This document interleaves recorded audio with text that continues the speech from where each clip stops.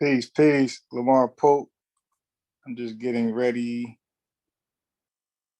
Just getting everything ready. Give me a second, my brother. Gotta make sure I got the right channel. Okay, I got the right channel now.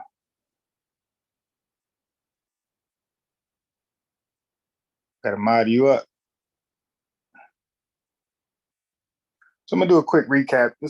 I don't plan to be here too long. Just a quick recap of everything going on.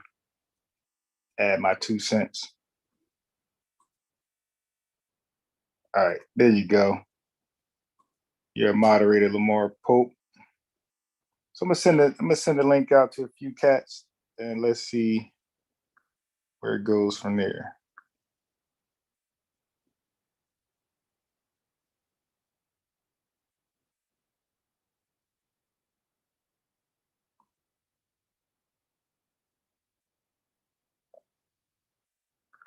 So I'm gonna give my 2 cents on everything. What's going on? It's a lot of chaos. Big. Let me just.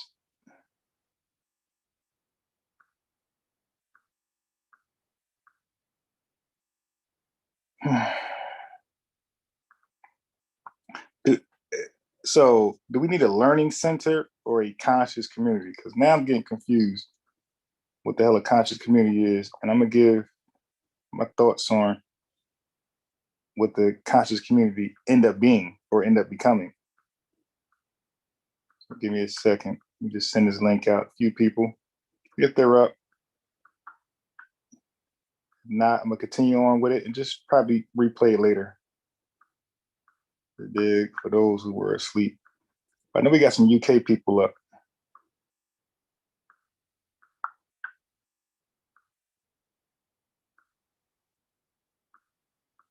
I know we got some UK people up.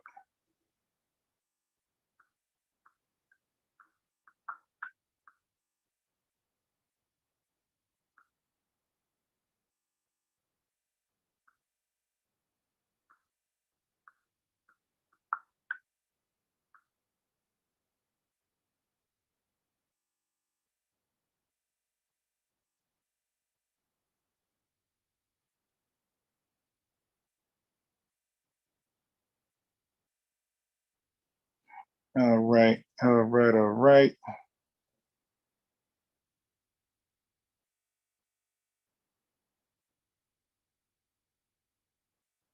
Yeah, I think that's about it.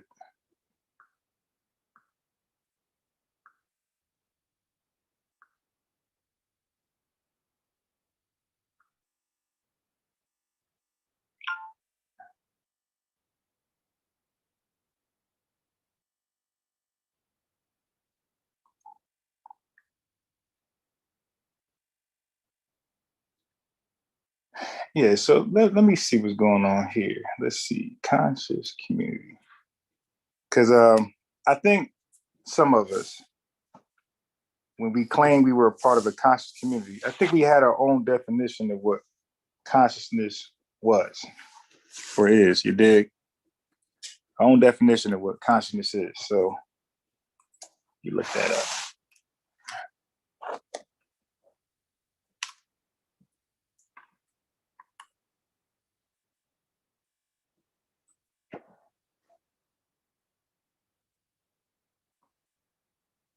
Okay, so the state of being awake and aware of one's surroundings. All right, again, I think when some of us heard consciousness or conscious community, I think some of us had the wrong definition. I think we thought that meant that we already know what's going on and we're adding to something. But clearly here, conscious community is exactly what it was. It's a bunch of people who were asleep, who were unaware, and now somebody whisper in their ear and they got a few gems, a few jewels, and they're becoming aware of the situation. So I liken to that to a felon, you dig? Or somebody with a criminal past or troubled past, all right, or just not taking life serious. On the couch all day, and then you get that rude awakening, like, wow, my life is going by quick. I'm 32, 42, 29, and I ain't got much going on. And you watch a show or you talk to a certain individual and they put that bug in your ear. And now for the first time, you're conscious of your life. Does that mean you're smart now? No. It just means that you are now aware of your surroundings, of your life, what you haven't done thus far. So I think some of us, even myself, might have likened consciousness to being educated or being smart, intelligent. It's really not. It's you find out something for the first time, and that might head you to a different direction. A pivotal point in your life where you're like, oh, whoa, whoa, whoa, what's going on here? Okay, so with that being said, the conscious community is exactly what it was supposed to be: a bunch of felons finally, or a bunch of have-nots finally pivoting and realizing that their life didn't make any sense. They have no achievements. They have not fulfilled any goals, and they're like, all right, okay, now start to head to that direction. So you can say the conscious community largely was a bunch of recovering losers. You dig? Or recovering people, or people who are recovering from losing their whole life, their entire life, or not meeting their goals, like I said before. So they're recovering and they're on the road to accomplishing these goals. You heard people, without saying names, you heard people talk about how they live in one direction, which from their own mouths was the wrong way, right? And then they changed their life. They changed their name, and the whole Michael to Raheem thing. That name changed, and now or let's say, Detroit Red to Malcolm X. Like, so you change that name, and now, so that's what the conscious community actually is. It's a Detroit Red to Malcolm X, but Malcolm X is the finished product. It's the path to the Malcolm X. You dig? And you got to first become a finished product before you are now out of the stage of consciousness. Because consciousness just means that you're aware of your actions now. Like, wow, okay, maybe selling drugs, or not maybe, but selling drugs clearly wasn't the way. Gang banging or sleeping with these many people wasn't the way, or job to job to job, unemployment, this wasn't the way. And now I see what life is all about: investments and 401ks and retirement plans and things like that, savings, building your credit.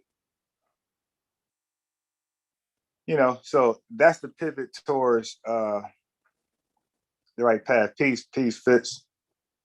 So I'm gonna throw a link in there. If I can find it. I ain't been on this thing so long.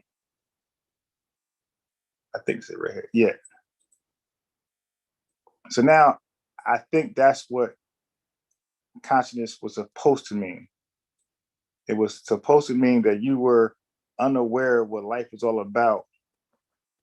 Now you became aware, and now you're on that journey to fulfill life, or achieve some goals. But you got to understand, at that point, at that turning point, you have not done anything yet. You just aware of your actions, but you have not done anything significant in your life yet. You haven't made a real change. You're on the path, but you still could fall. So I see the conscious community is it has a bunch of those characters in there. People who are aware of their past actions and they're trying to make a change, and they're going towards that change, but obstacles are befalling them, and they're falling for the same BS before they became aware. Right? The BS is the distractions. So you have a lot of arguing in this recovering phase. A lot of arguing, a lot of fighting, and a lot of hate. So they're relapsing. So on their walk to recovering, they're relapsing. They're going back into their ways. Because when you're a wild girl, wild boy, and you're trying to tone it down, you're trying to ignore these factors that can trigger you. You're trying to, put it past you. But in this particular community, like you could look at it as a detention center. Like it's nothing but it's a community filled with distractions. So many obstacles. You're trying to, and each person in there has their own bag, has their own bag of problems. Each person you meet in the community, in the college community, got their own bag of problems, and they're on their personal road to recovery, right? So you run into them with your demons, right? They run into you with their demons, and you have a fallout or a disagreement, and both of you go into your bag because you're both recovering. So it's not like it's not like you bump into a regular person who ain't become awoke all of a sudden. They always was aware of their actions, and y'all had a disagreement. They know how far to take it, and they say, all right, yeah, whatever, I'm out. But when you're recovering, there's no limit to where you would take it. Don't forget, you are headed to a new life. That means your old life, there was no limit. You'll go all the way. So that's still in your bag. And then when you peep, old girl, old boy is willing to do what it takes to go all the way too, then you go. So now you're back. Now you're both of you relapsing, and that's pretty much what the conscious community is. It's a bunch of people who are just now getting what life is about. Possibly they have no real education, high school dropouts. I mean, you got people who admit it. They're supposed to be the scholars, and they admit. You got Shaka admit high school dropout or didn't finish high school. You got Polite who admit didn't finish high school, and I can't think of anybody else. But if I really was to try to remember, there's other people. I think YP never finished school, so high school. So you have, and I bet you if we just go down the list, we'll come across, multiple people who are supposed to be the leaders or, the people who are the most vocal. You'll see that they have no basic education. No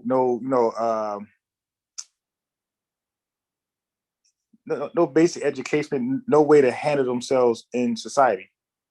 So anything goes, right? So this is what we've been dealing with. This is the people who are guiding us. And then when you have people with some type of real education, God forbid a PhD. So when they join this awokeness, when they look at what's already guiding us, they feel superior. So they talk like they're King Kong, and they the Prince of Pan Africanness and all this type of stuff. And he's looking like, well, your resume can't compare to mine, or it can also be a sister. So they're already pulling rank from the door. Like, nah, you got no formal education. I got it. And guys, listen to me. So now the problem with them is that they got the education, but now they go unchallenged. They go unchallenged, right? So that's where we're at now. All right. So I want to look up something else for you. Okay, so I'm up early this morning. I really can't find time during the day because I like living my best life. You dig?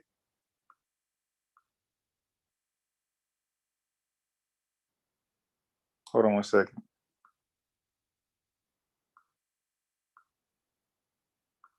I like living my best life. You dig?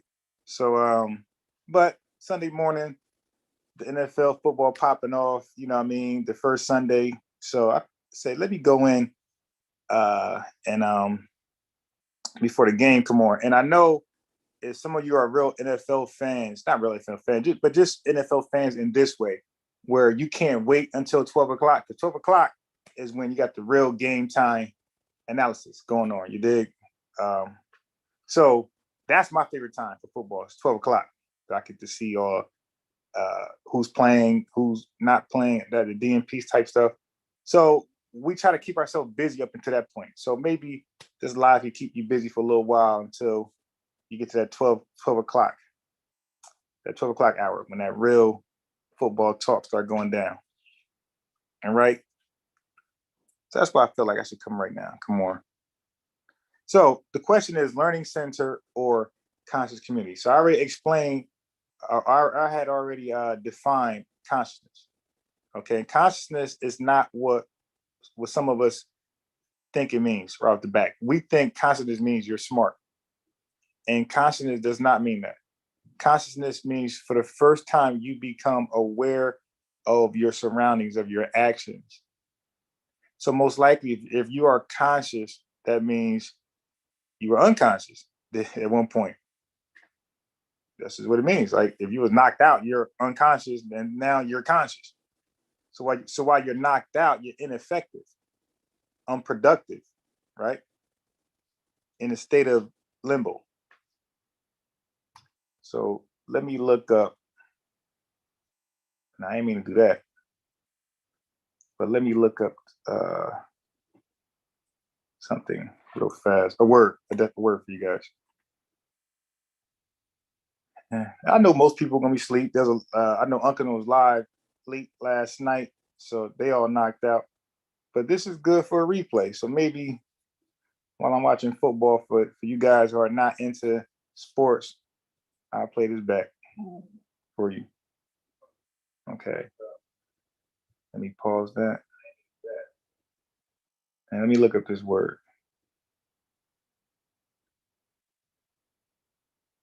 Yeah, Haskell, funny as that. Peace, Haskell, 504, B Money. You dig?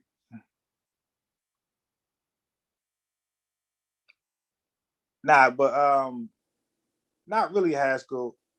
Trying to get there, on the right path to get there. I just need you guys to get vaccinated, so these states can open up. You dig? Even if you believe vaccinations don't work, natural immunity is the better way. Okay, fine. Just take it just for because it's political. If you think it's just political, take it just for that. So states open up, so you can go back to living your best life and doing what you want to do without restrictions. Because right now, they got federal laws passing that a lot of your jobs you can be out of work. You dig? So unless you truly believe you're gonna die or the vaccine is gonna be that harmful to you more than the virus, if you don't believe that, then go ahead and get vaccinated, and maybe do it for the state of the country or your family, whatever, so they can get back working. It's more of a take one for your family, take one for your friends, and for your country. So Fitz said yesterday I had people from the community that should know better telling me that white people are a different species. Yeah, that's what I'm trying to say. But this is where I'm talking about when I say learning center or conscious community. A learning center, we would know better, right? Because we have real information circulating. But a conscious community, anything goes. Any information goes. It goes unchecked. It goes unvetted, um, unscrutinized. You dig? So unchallenged. So that's what happens in a conscious community. But a learning center, nah. Like there's more responsibility. So I'm trying to look up this word for you guys because I got some notes here. So I'm gonna talk about polite. I'm gonna talk about what's going on in the HOK. I'm gonna talk about Caraca Bay. We're gonna bring up young Pharaoh. Dig. It's real sad what's going on. All right. So my commentary ain't gonna be what you think it's gonna be. Well, you should know that. Like I'm not somebody who out here clout chasing, calling out names. Like everybody knew who I had differences with, and guess what? It's over. I never dragged their name and keep trying to be famous off their name and their name and video. I really felt a certain way about it in an individual. Um, we both have channels, so they went live, they spoke about it. I went live, I spoke about it. They might have went live 2-3 times, me too, and then it was over. They went back to their life and their daily shows, and I went back to my life, my daily show, and it was pretty much over. So that's how you really handle stuff. You don't just keep dragging and dragging. I hate you. Like it was none of that stuff ever going on. Like I could have a difference in opinion about your information or even your business. Doesn't mean I hate you.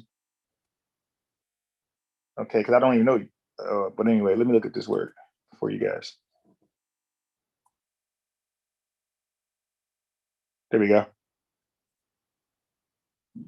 All right.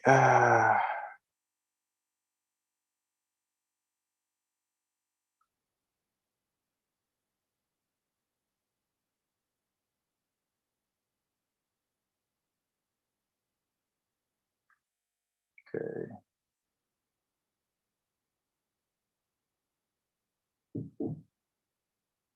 Okay, so I want to pull up this right here.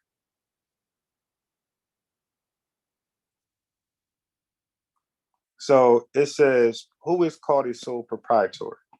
A sole proprietorship, also referred to as a sole trader or proprietorship, is an unincorporated business that has just one owner who pays personal income tax on profits earned from the business. Okay, so proprietorship is the easiest type of business to establish or take apart due to lack of government regulation. Okay, so my point bringing that up is that when you have a YouTube channel, you have content on there. Like by default, you have a sole proprietorship, meaning that you are the face of it. Okay, so if you look bad, your business looks bad. You dig? Your channel looks bad. So you are everything. You are the face of your product. And I think that's the problem with just forget about the community. That's the problem with people in on these channels or on these social platforms. So I think that's the problem with people with these platforms, period. Like they don't look at themselves as the business. Like when Jay-Z said, not a businessman, I'm a businessman. When you have a YouTube channel, you have content, you are the business. So when you get into a fussing match, these goofy things, like you got to ask yourself, because sometimes it might work for you. You got to ask yourself, does this help my channel grow or does it kill it? And the answer is really easy. Just look at your views, right, Haskell? Look at your views before that argument or that chaotic scenery, and then look at it afterwards. If you don't see your views improving, it doesn't work. It doesn't work for you. So you might got to try something else, but to keep doing it, as I see in the community, the arguing, the fussing, and I see it keep happening over and over and over. And people channels are getting worse, less views, and nobody still knows about you and things like that. But I'm seeing other people using that and winning to their advantage. I had no idea Hassan Campbell channel was that live. Like, because I refuse to, I don't have a problem with the dude, but I just refuse to watch him because I know him from signing to TV. His new subscribers don't. They know him from just, him, the image he got right now. But I know him from signing to TV, so I know how he came about. So, it was never my cup of tea. Heard the story, and that was it. But when I went back in recently, when my boys who don't know anything about the community are mentioning Hassan Campbell, like, how you know him? You know what I mean? So I go see the dude views, like, God damn, that dude like a star on YouTube. So I'm like, wow. But you see, it works for him. So I'm a type of person like, you got to adapt. You got to see, look at this guy. He was below you in views, and look where his channel is at. Like everybody that has a YouTube channel has to want to be famous, right? To be known. Nobody wants to get tops on YouTube just to be a nobody. So the blueprint and so that's Hassan Campbell, right? That's one person, and we can go down the list, which I'm going to do in a second. Well, look at YP, right? YP was part of the community. He came after everybody else. People already had channels. He was a nobody, right? He was on Sarnetta, got some exposure, did his own thing, became bigger than Sarnetta, and bigger than most people on YouTube, and just went a little crazy. But my point is, he did something that worked, and he stuck with it. So I couldn't, like, when you become successful at something, I can't even hate on you anymore. I don't care I don't care if your information is trash, because you found a way to be a winner, even with trash information. So that says a lot. You got Polite came through. Same thing, same channel. Did his own thing and became big, right? Twitter, IG. That's 3 people, and you guys probably know Rich, brother Rich, and the other guy that Red Pill don't be on his channel. Forgot his name, but that's another guy. I couldn't believe the views I seen on this channel. Like, god dang, views crazy, crazy OD. But that has to be the goal. The goal has to be, if you have a YouTube channel with content, like the goal has to be thousands, 100,000 of views. You know, and you got to try different things. You can't stick with the same thing if it's not working. Got to try different things. So, did you want to say anything into that, Haskell, before I get on this Polite stuff?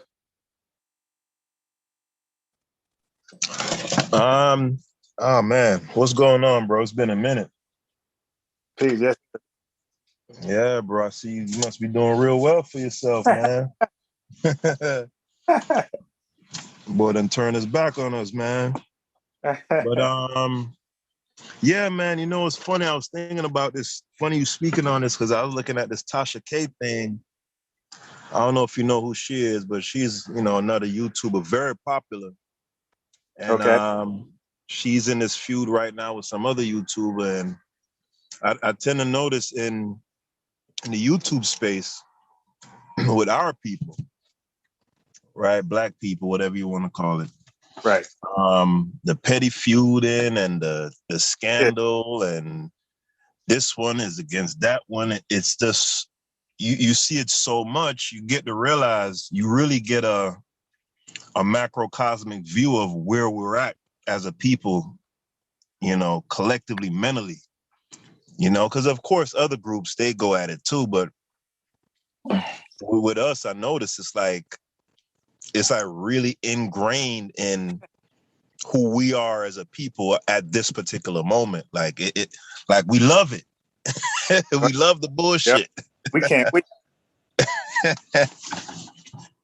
Bro, I ain't even gonna lie to you. I see it in myself. You know, of course, once like you said, when you spoke up earlier, you said like, you know, gotten some consciousness about where you are in life and what you need to do.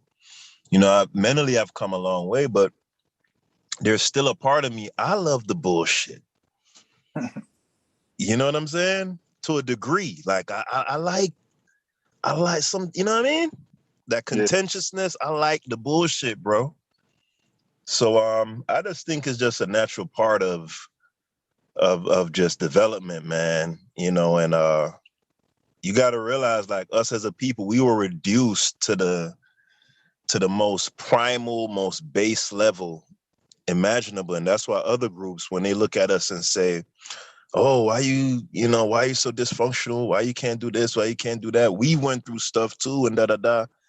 Right. Nah, you didn't go through what we went through. Like, you had another group who not only conquered us, right? Because groups get conquered, you know, throughout the annals of history.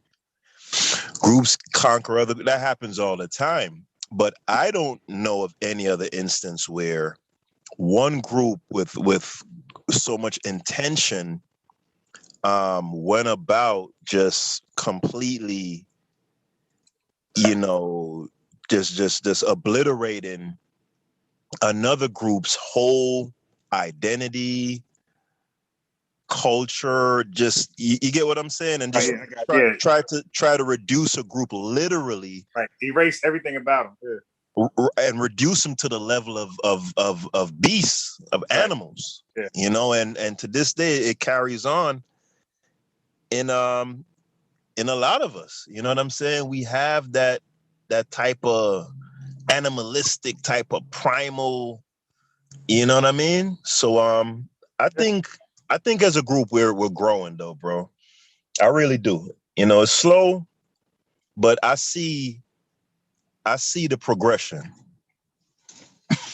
Yeah. Now, so me, ex architect, were talking about this last night. We were talking about like everything you just said.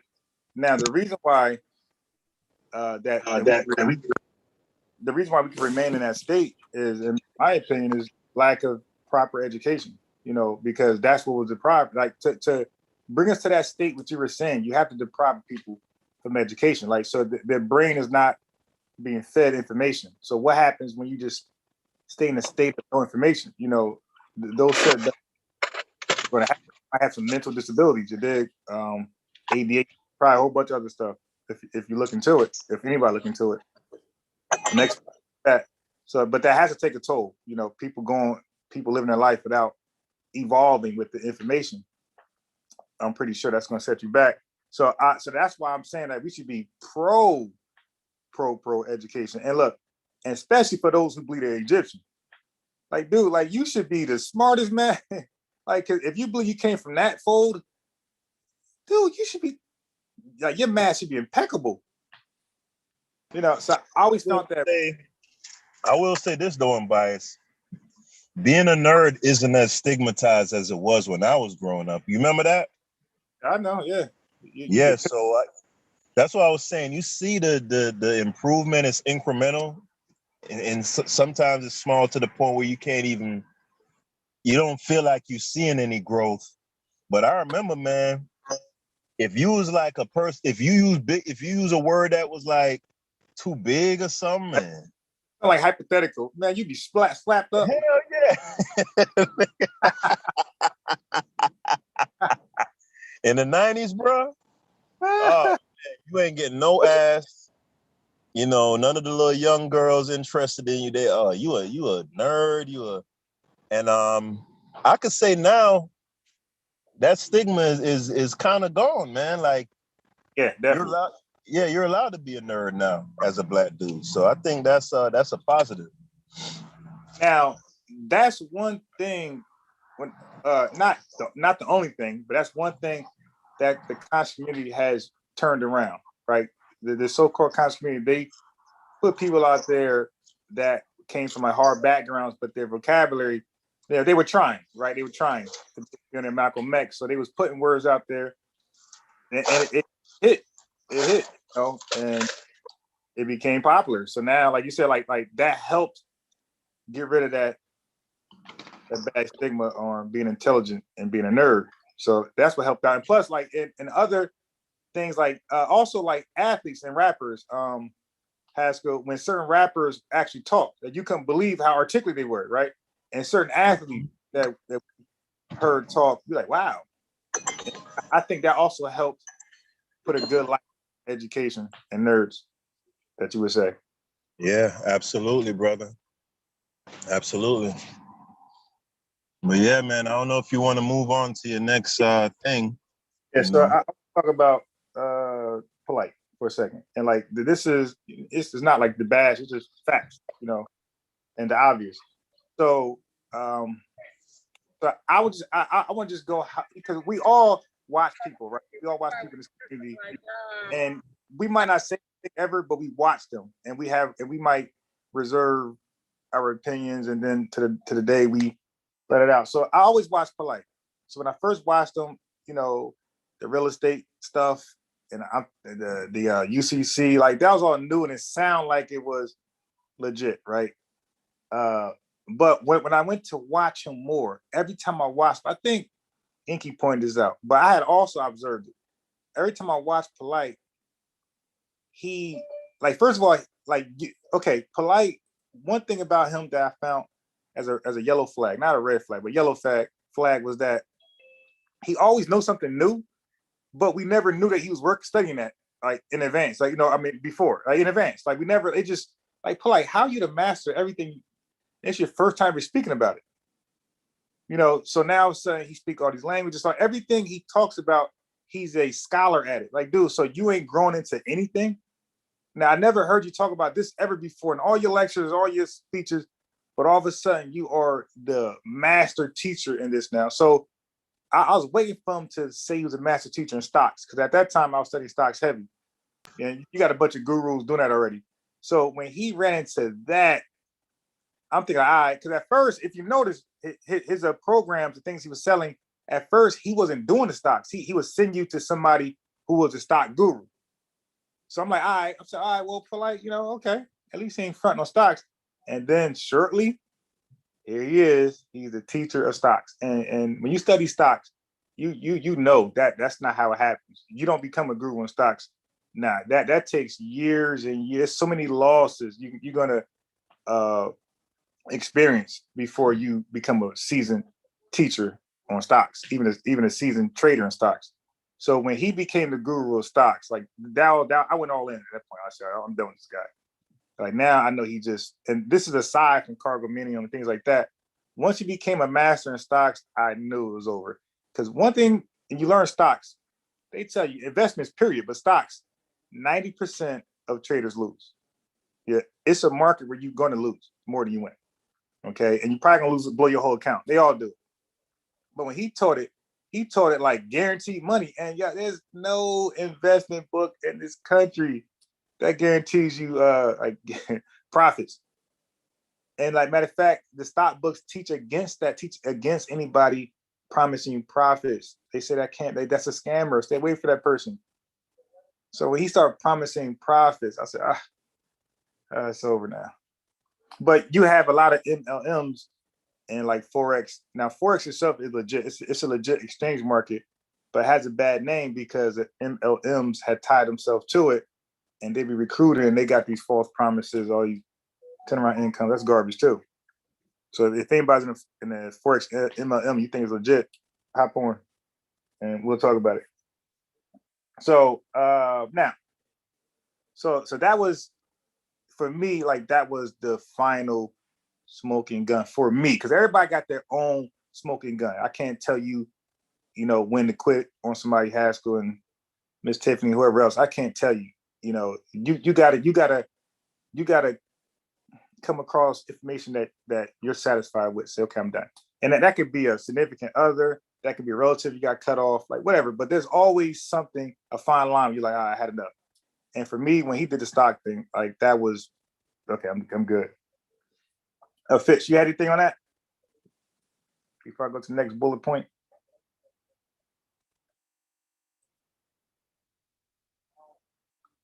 No.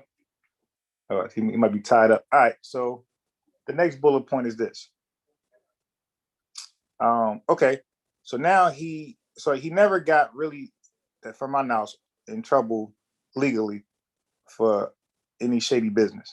Okay, but he got in trouble recently for a sex crime, and I'm hearing everybody. I'm hearing people's opinions and their daggers they're throwing at him, whatever. And for me, like I don't have a problem with people saying, "Well, let's just wait. Let's just wait with the evidence. Let's wait for a conviction." I have no problem with that because there's a form of hypocrisy there. Because Deshaun Watson got charged with all these goddamn women, right? And he got thrown under the bus.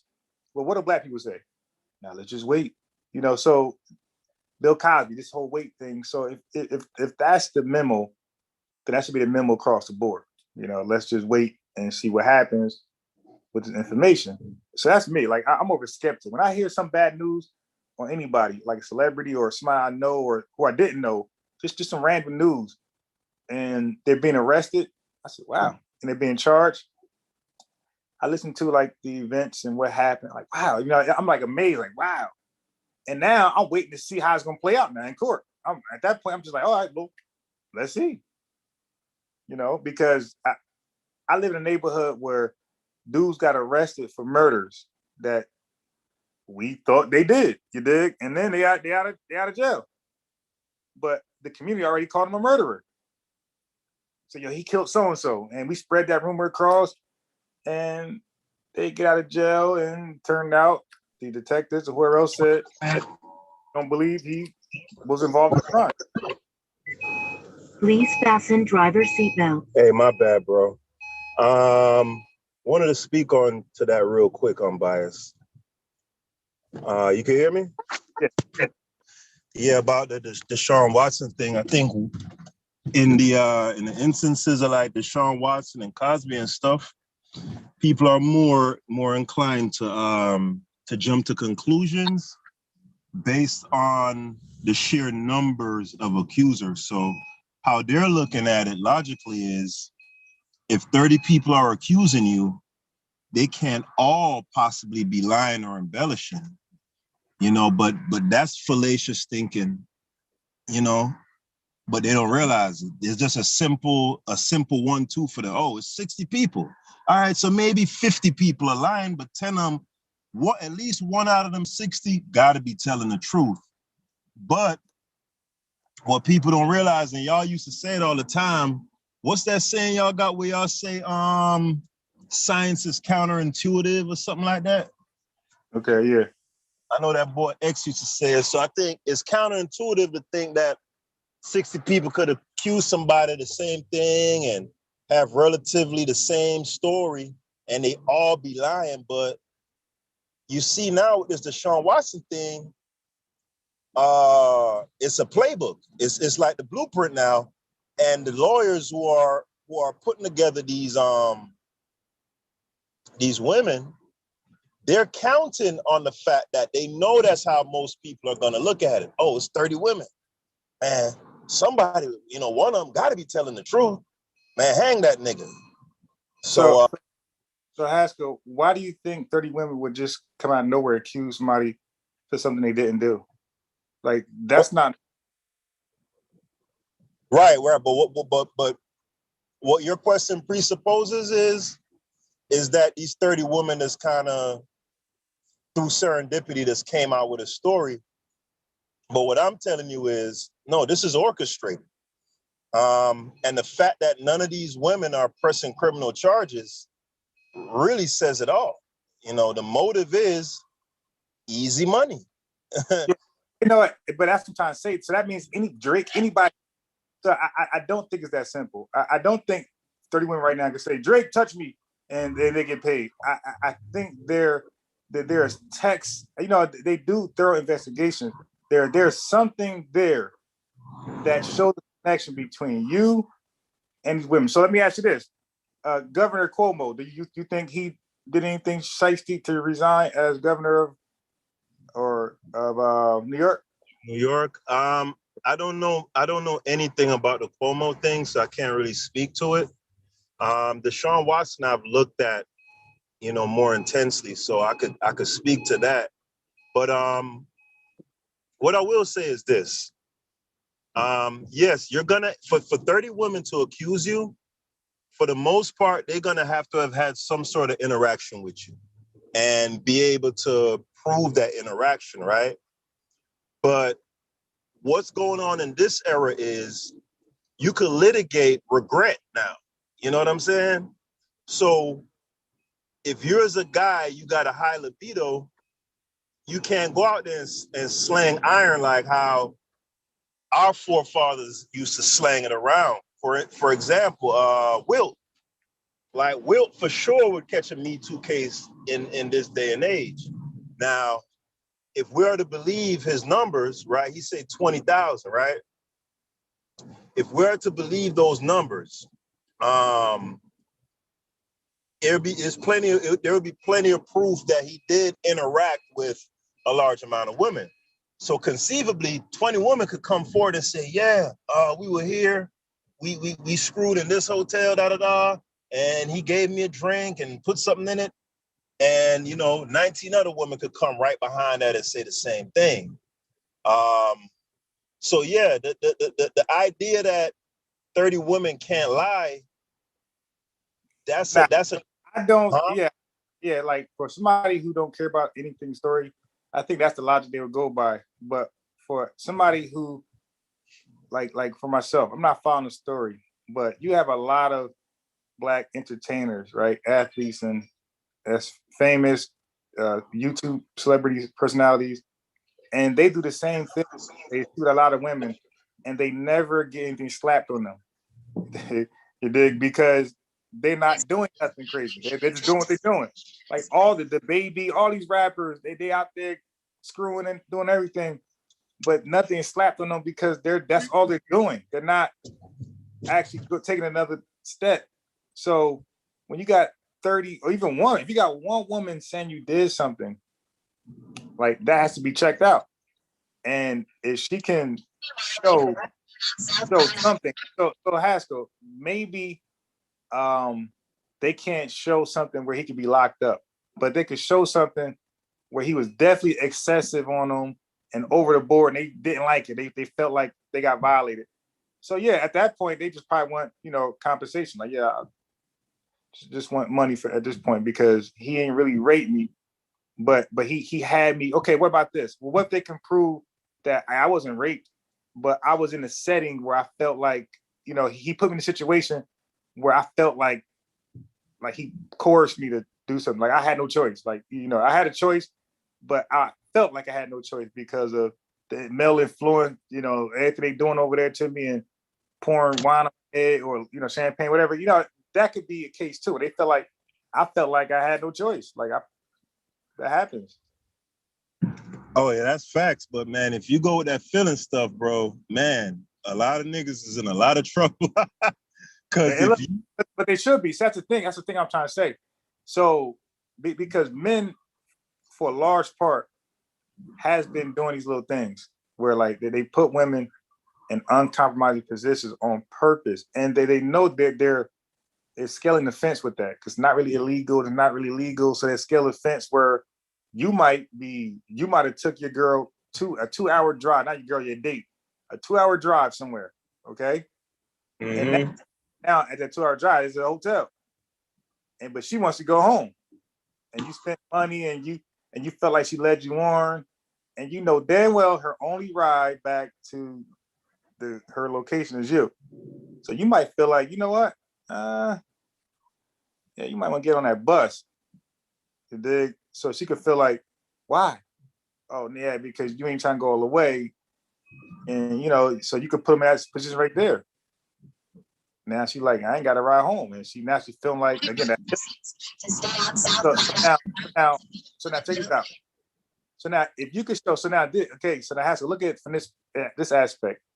Now he probably won't go to jail, but it's not gonna look good in his image if she can show text of him telling her, let me go all the way. You gotta find your own way home 2 hours from here. Now he probably won't go to jail. That's gonna look nasty in the public, bro. So she could be like, all right, well, I'm gonna sell this for $200K. Right. Yeah, and for me personally, I just find that to be, a slippery slope because now you're legislating dudes being scumbags. You get what I'm saying? Like, I don't think that's a matter that's for the legal system. A dude being a scumbag. Yeah. But you ain't got to pay out. You can say, all right, I'm a scumbag. Let it be known. Put the text out there. Yeah, but when you're on a level like Deshaun Watson, we both know that's not how that works. Oh yeah, your career's over. Right. The text get out. Yeah, so all right.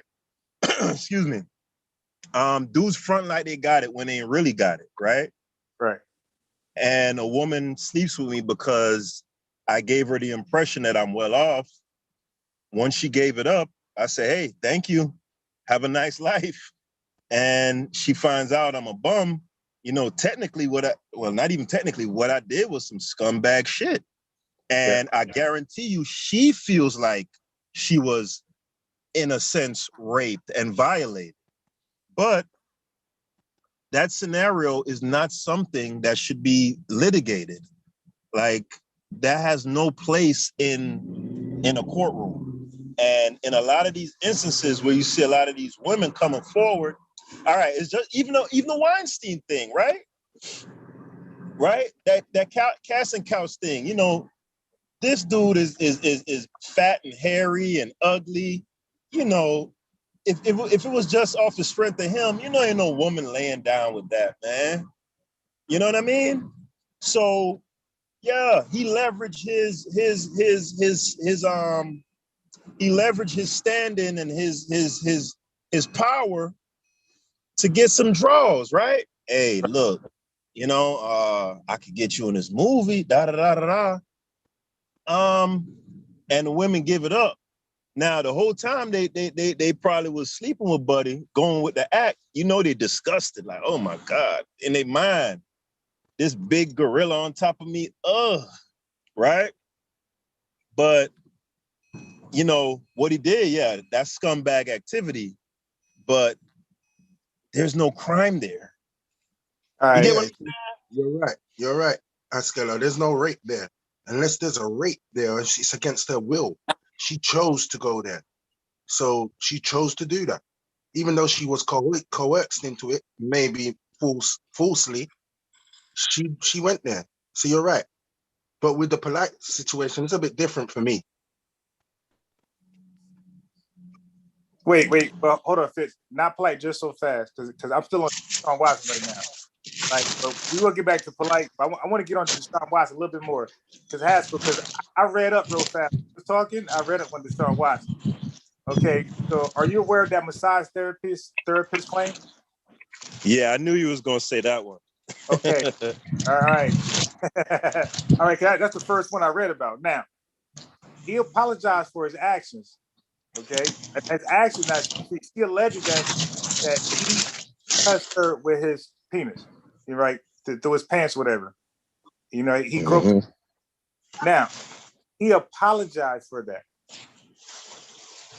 That's sexual something.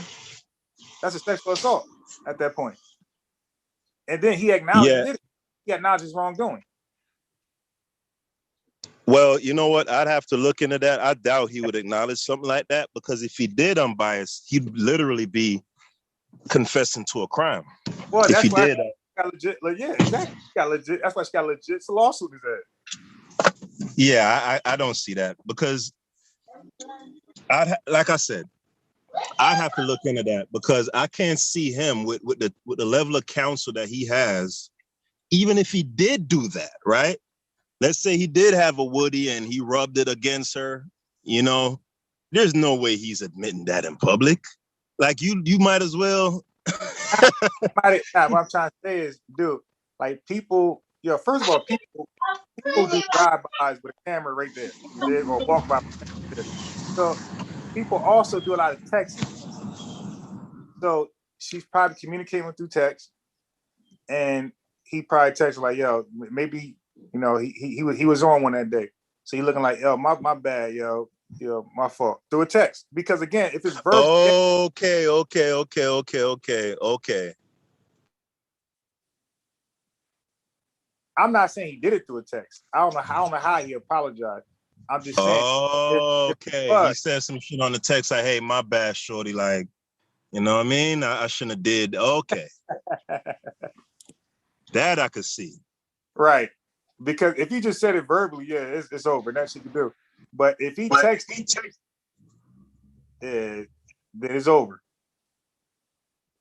Right. But see, that's why, you know, these guys, man, you got to move like real tactical, bro, because, you know, sometimes did they sleep together, by the way? I can't remember if the massage therapist, or it was just, they were in the massage room and he rubbed up against her and that was it? Well, that day, but I'm reading that he would get naked in there. Okay, and, so she used. So I'm reading that he would just be crazy. He'll get in there and be naked, and he didn't even pay her for all the money for the session. So all right, so hold on now. So if she's saying he would come up in there and get naked, and it's multiple sessions, right? So she's giving the impression that this is something that she felt uncomfortable with, but it happened multiple times. Like, this nigga will come in your shit, get naked, then he come back again, get naked again, come back again, each time you're uncomfortable. Am I getting that right? Yeah. Yeah, okay. Get the fuck out of here. Okay. All right, now watch this. If a nigga come in my, hold on, I'm sorry, I'm by. If somebody get naked or whatever in front of me, and goddamn it, I don't appreciate that. That's gonna be the last time. I'm not massaging you no more. Yeah, but you know what? If it was you and I doing that, yeah, I'm pretty sure it should end the session. But when you got a star athlete in there for all that money he got, you got to feed your family, and you trying to be successful, and you trying to also you trying to build your brand. Like, look at my client. I got this on Watson. It's a little different. Man, you blue pilled in the month. I ain't know you was blue pill like that. I own a business. I look at the business perspective. Like, yeah, when you have a name like that, you want to use that to grow your business. Okay, so okay. I mean, I guess so. So even if this guy is sexually harassing you, you know, you're gonna endure it because you see a bigger bag Of down course, the line if you can hang in here. But hold up. We do this, bruh. We do the same thing on 9 to 5. When our boss or coworker is low key doing racial jokes, we don't quit right away. We wait until the dagger. We'll record him until he finally says it, nigger, and then got him. So we endorse stuff too to get to the bag, to get a little compensation from the job and things like that. We do the same thing. That was very clever what you did right there. I gotta think about that. It don't feel like those are the same things, but it sounds like it's the same thing though. I gotta ruminate on that one. That was real good right there though. That's what we all do, because once you're being, it has to, if it's a certain cop who's like low key profiling you, but it's not yet clear, you dig, you're going to be recording that dude when he pull you over, ask you questions for like to build your case for harassment, right? So now I got these 10 episodes. I'm 10 out of 10. 10 times I got pulled over. 10 times he did this to me, unnecessary, blah, blah, blah. Now your case is strong. And the feds do it with who they watch. They build a strong case over repeated actions. Okay. All right. So, I mean, yeah. I'm biased. Yeah. I'm biased. Yeah. I don't actually know the case, but what are you saying? You're saying this is a massage parlor, yeah? And he goes there and he gets naked and he was rubbing up against her. Is that what you're telling me? Yeah. It's a bit ambiguous because it's a massage parlor. So what kind of parlor is it? Yeah, I guess so, because she's a massage therapist. I mean, it's not that much to read, so I can read it in its full. It's not short, but it's not crazy. So do you got to read it? Yeah, go ahead, read it. All right. Let me make the font a little bigger. I don't have an episode where I'm saying. Right, give me a second. Font bigger. Okay, I got it. All right. So I'm gonna pause too, so I won't bore you with too much reading. I'm gonna pause after every claim. So on March 16, 2021, a massage therapist from Houston, Texas, filed a civil lawsuit delivered by attorney Tony Busby. Matter of fact, let me share my screen. So the attorney Tony Busby against Watson, claiming that he touched her with the tip of his erect penis while asking her for sex during a visit to her home for treatment in March 2020. Watson vehemently denied Busby's claim, stating that I have never treated any woman with anything other than the utmost respect. According to the suit, the massage therapist immediately ended their session and began crying after the incident. According to the lawsuit, a couple of weeks later, 2 additional NFL players contacted the massage therapist and said that Watson had recommended her for massages. The suit also claimed that Watson later reached out to the massage therapist and apologized to her for his actions. Okay, so if they got that in writing or audio, he's done. They said the next day, another massage therapist. Oh, so another one. It ain't the same one. My bad. The next day, another massage therapist represented by Busby claimed that Watson had met her at the Houstonian Hotel in August 2020 and completely undressed and refused to cover up. So I thought it was the same one. It's the second one. She then alleged that Watson directed her to massage his anus. Buck breaking. His anus and his penis, and made a movement that caused her to touch his penis. Okay, now if this is true, to do the sick. If it's not, then whatever. The massage therapy. Go ahead. So it's more sexual harassment. He didn't actually commit a crime in that sense of rape or anything like that. Yeah, right. It's not that. It's not that. That's what me and Haskell said earlier. Like, I don't think he did enough to go to jail, but I think he did enough to get a lawsuit on his ass.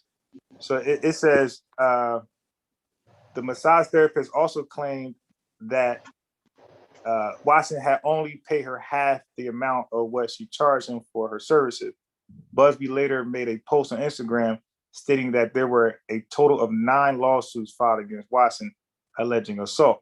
So it says on March 18, 2021, a third civil lawsuit was filed against Watson, alleging that Watson forced a massage therapist, to perform oral sex on him in an office building in December 2020. So now we're going to rape. Okay, it says the suit claims that Watson forcibly made the massage therapist perform oral sex on his penis, and she blacked out a few minutes later. The therapist claims that after Watson left, she was shaken and defecated on herself. The same day, the NFL announced that they would conduct their investigation into the sexual assault allegations made against Watson. So what do you guys got for that one before I read on? Well, if he forced her, I don't know, was it physically forced her? Because I can't see how, if she's in a parlor, she's gonna be forced to do something when she could shout, she could say something, she could scream, there's a lot of things she can do. I'm not sticking up for him, but it's ambiguous. Did he give her any drugs? Did he kind of? Man, that whole line though, bottom line, that whole line, bro. How the hell somebody forced you to give some head? How that work? Yeah, I'm saying, look, I wouldn't know. Look, some women, like, you don't know women past. But what I mean by that is that you don't know if they had trauma or they got in an abusive relationship and he triggered something. You don't know that. So he's intimidated. His size, he's 6'6", what, 260, 240. And if he's angry, yo, what? You know, hey man, you better go ahead and do that. Stop playing with me. Yo, suck this stick now, ho. Okay. You know why it's hard? I'm biased because he's a football star, yeah. Yes, He's a football star. Okay, so there's a lot of, it's very hard to deduct because that what me and Askel are saying. How could someone force you to give head? No matter how big he is, he's a star as well. All she has to do is shout and say something. But again, like every woman is not the same. Yeah, I get it. I understand it. But some of us do. Look, dudes came on a plane, right, 9/11 with razors. Now we will all say, man, I would have done this, I would have done that. Apparently nobody done that. Apparently nobody on that damn flight got up to fight these dudes off and they just all died. So you never know what women would do when they're caught off guard. Now, if he came in on a rah-rah, then maybe she would have screamed. But if he's acting like a professional and then he catches her off guard, just could get negative and start getting crazy. Yes, bro. If you come in there regular and you start getting crazy, yes, she probably feel like, oh, this dude gonna kill me. Like, yo, why? Yo, put your clothes on. And he got that crazy face on it. That crazy face, you know, that I don't give an F face. Yeah, you never know how somebody responds to that. It might be thinking she's gonna die. It could be true. As you could be right, but the problem is with his lawyers. I'm just doing it from a legal standpoint. They're gonna say, was there any physical force? Was there any drugs given? So why did she choose to do that?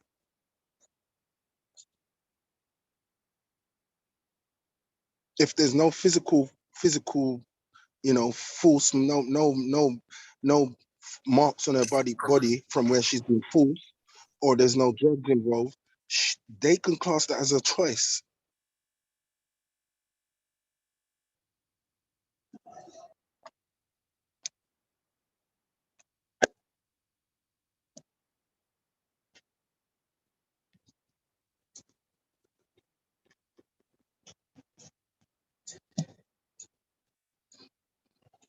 Are you still there?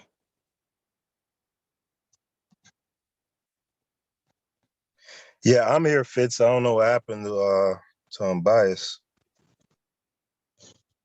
Do you see what I'm saying, Askel? It could be that in a court of law, that was seen as a I'm not sticking up for him, and he could mostly have done it.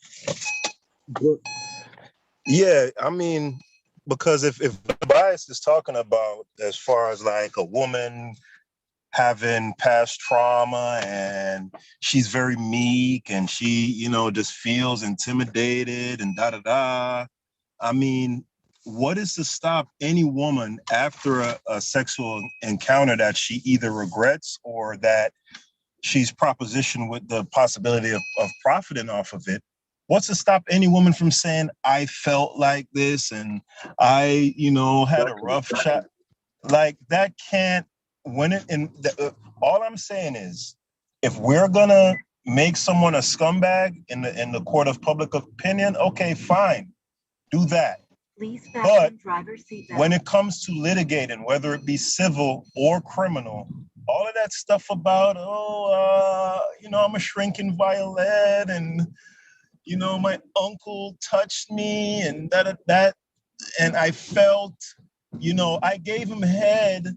He didn't technically force me, but, he had the same look on his face that my uncle had when I was 5, How do you litigate that? You can't. Like, that has no place. You can't. You can't. Like, nah. To be honest, to be frank with you, if I'm speaking purely from a point of just jurisprudence, like law, I don't care about your feelings. I don't care that you got raped at 6. I don't care that, a guy is tall and imposing and you're like, no, like, get out of here.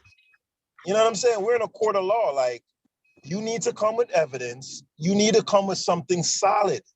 All this feelings and no, get out of here with that. Yeah, it's harsh. It's harsh, but it's the court of law. If you ain't got no evidence and you're going off of, assumption, So because that's what the jury will be going off, assumptions. So let me ask you this. So are you saying, when you saying, when she said she was forced to give oral sex, are you guys saying that's like a he said, she said moment? Absolutely. In court, it would be a court. In court, it would be, unless you've got some kind of evidence to say he forced her to do it. Okay. Here's the thing, unbiased. Here's the other thing. In that article you're reading, did she give an explanation as to how he mechanically forced her? Like, I'm sure if I click on the citation, I'll probably get there. But so can I finish reading some more evidence then? Yeah, sure. All right.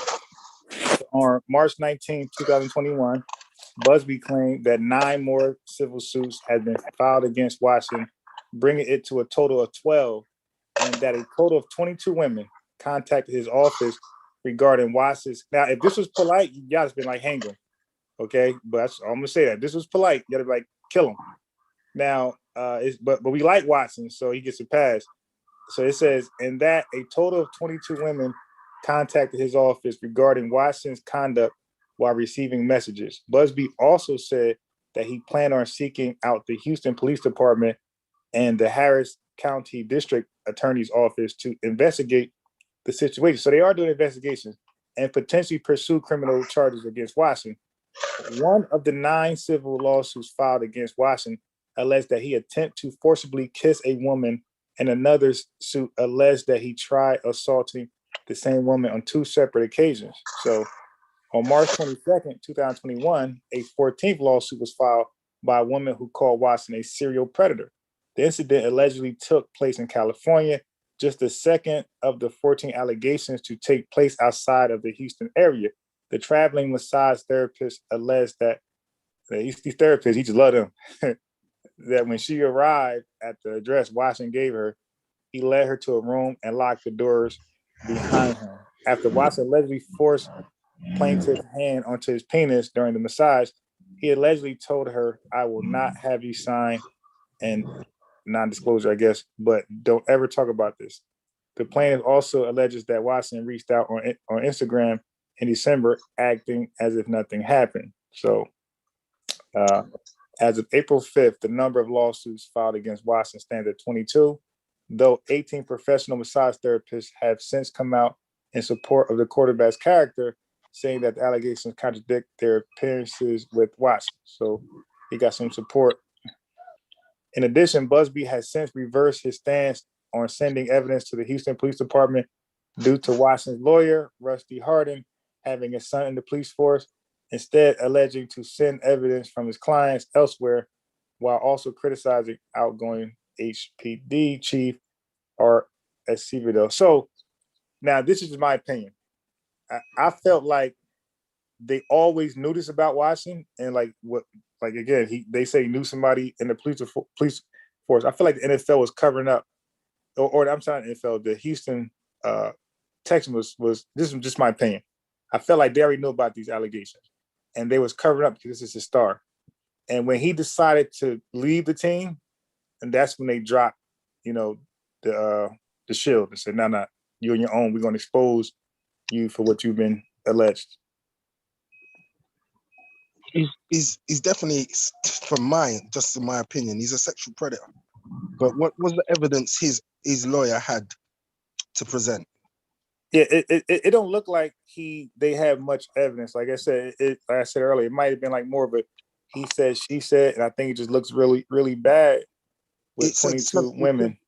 It said something there about his lawyer said that they have evidence to present as well, which could be text messages, could be lots of things from the women in general. I'm just going from a lawyer's point of view, from a legal point of view. I'm biased, not from my own opinion. I'm biased, like, as you say, I'm biased. So right. So they probably they likely, what that lawyer is likely alluding to is there's likely text messages between him and those women that will give rise to the interactions being consensual. But being that he's a man, you can't put that out. You can't play the public opinion game as a man and being in the position of being the accused. Because if he puts out a text that shows, oh yeah, she asked me to come by, and she like, when you coming by, Big Daddy, and that, oh, you victim blaming. So you saying that she wanted it. You're saying that so they can't play the game like that. You know what I mean?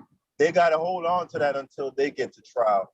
So everything that you read there on bias, it still boils back to what I was saying earlier, especially with the fact that these women, the other massage therapists who are making allegations similar to the one who initially brought suit, it's conceivable that these women could literally have just seen this woman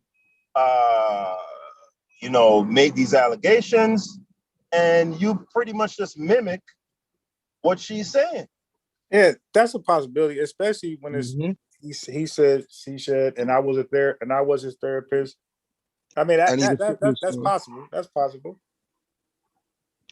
But in my opinion, I believe that's what's going on, because is there such a prevalent thing in today's society? Like, man, I don't want nobody to give me the misogynist tag, but these women out here, they play the game cold, bro. They play the game cold, bro. I'm telling you, bro. They ruthless, man. And because I'm telling you, bro, and because they're women and they're soft, and oh my God, I got touched, and oh my God, I felt, and none of that. People just don't look at them like that, man. But these women, bro, the modern woman is a savage, bro. I'm telling you, bro.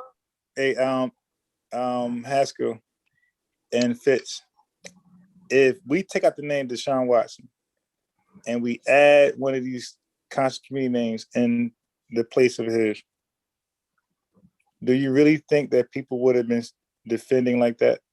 Or would they say, go after his head? The problem is there, though. I'm biased. We're invested in this community, and we have our favorites, and we're biased towards certain people, especially with their information that they're bringing. So we wouldn't be a good judge on that. I don't know who this guy is, full stop. I don't know who he is. So I'm biased. Do you get what I mean? Which black celebrity that was accused of sexual assaults that the black community has ever said, yeah, he's guilty? R. Kelly. R. Kelly, you can't really Well, argue with R. no, Kelly, you can can't. you? Well, you can't say that because we was buying his music afterwards. We were supporting him, so I don't believe that. Because if we believe he was guilty, I don't think we would. Well, we're just as guilty supporting him, putting one in his pocket, to giving him more power and more tools and more influence to go ahead and keep repeating that. So if that's the truth, then we are the people who supported him. I ain't buying nothing from him. But anybody supported him, we're Do you, are in do you that know, ring. do you know what the problem is there again, those unbiased? Yeah. He's a black man. So we're always going to say that the system is trying to take, at some point, there's going to be a majority that say that the system's trying to take down another black man, a celebrity. So it's hard for us to be unbiased, but the videos, tapes, and we know he did it. Yeah, but he still got overwhelming support after that. Because of his color.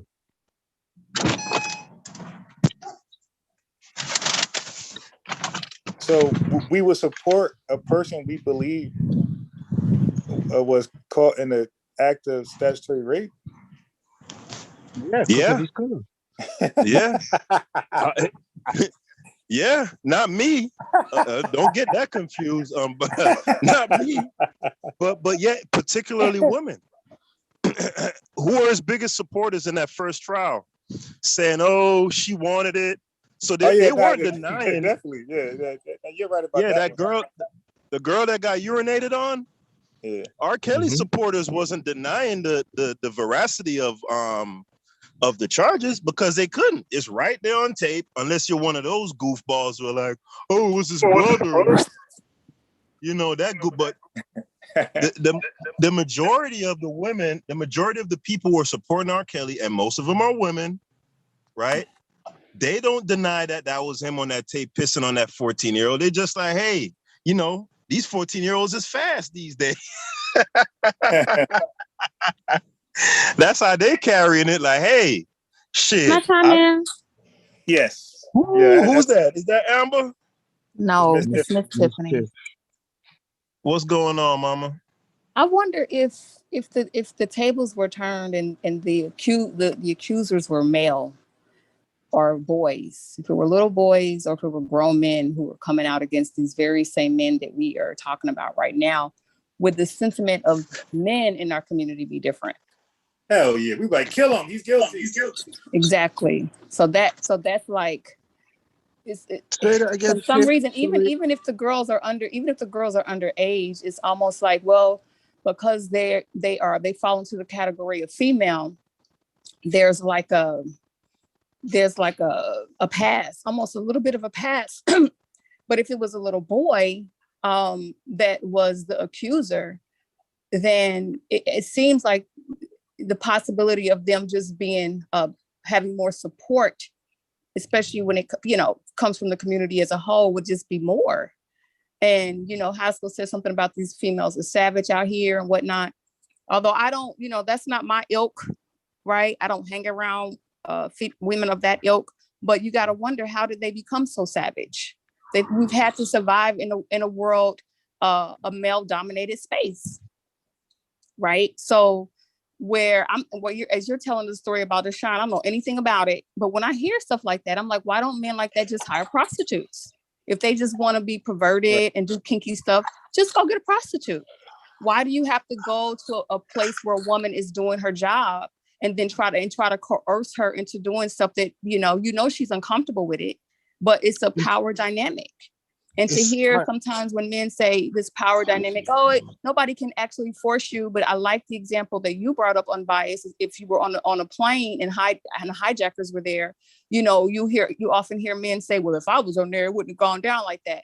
But let's actually see that happen in real time, and then see if you're in the same situation where a male is overpowering you, how would you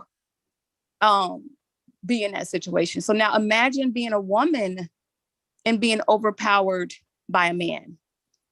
Sometimes I don't know. It's like sometimes y'all don't really possess the empathy that's needed to see things from the perspective of a female or a woman.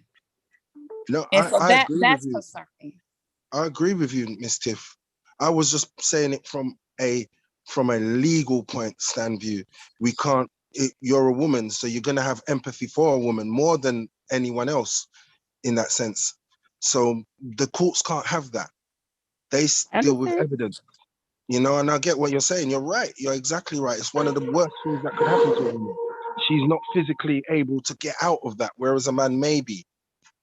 You know, it's horrible. But from a legal standpoint, that doesn't that footballer doesn't sound like there's much evidence against him in a physical Criminally, charge. right? Yes, I understand. criminally. I mean, I get that. I completely get that. I can accept that. But it sounds like he's a perverted and what you say, a predator.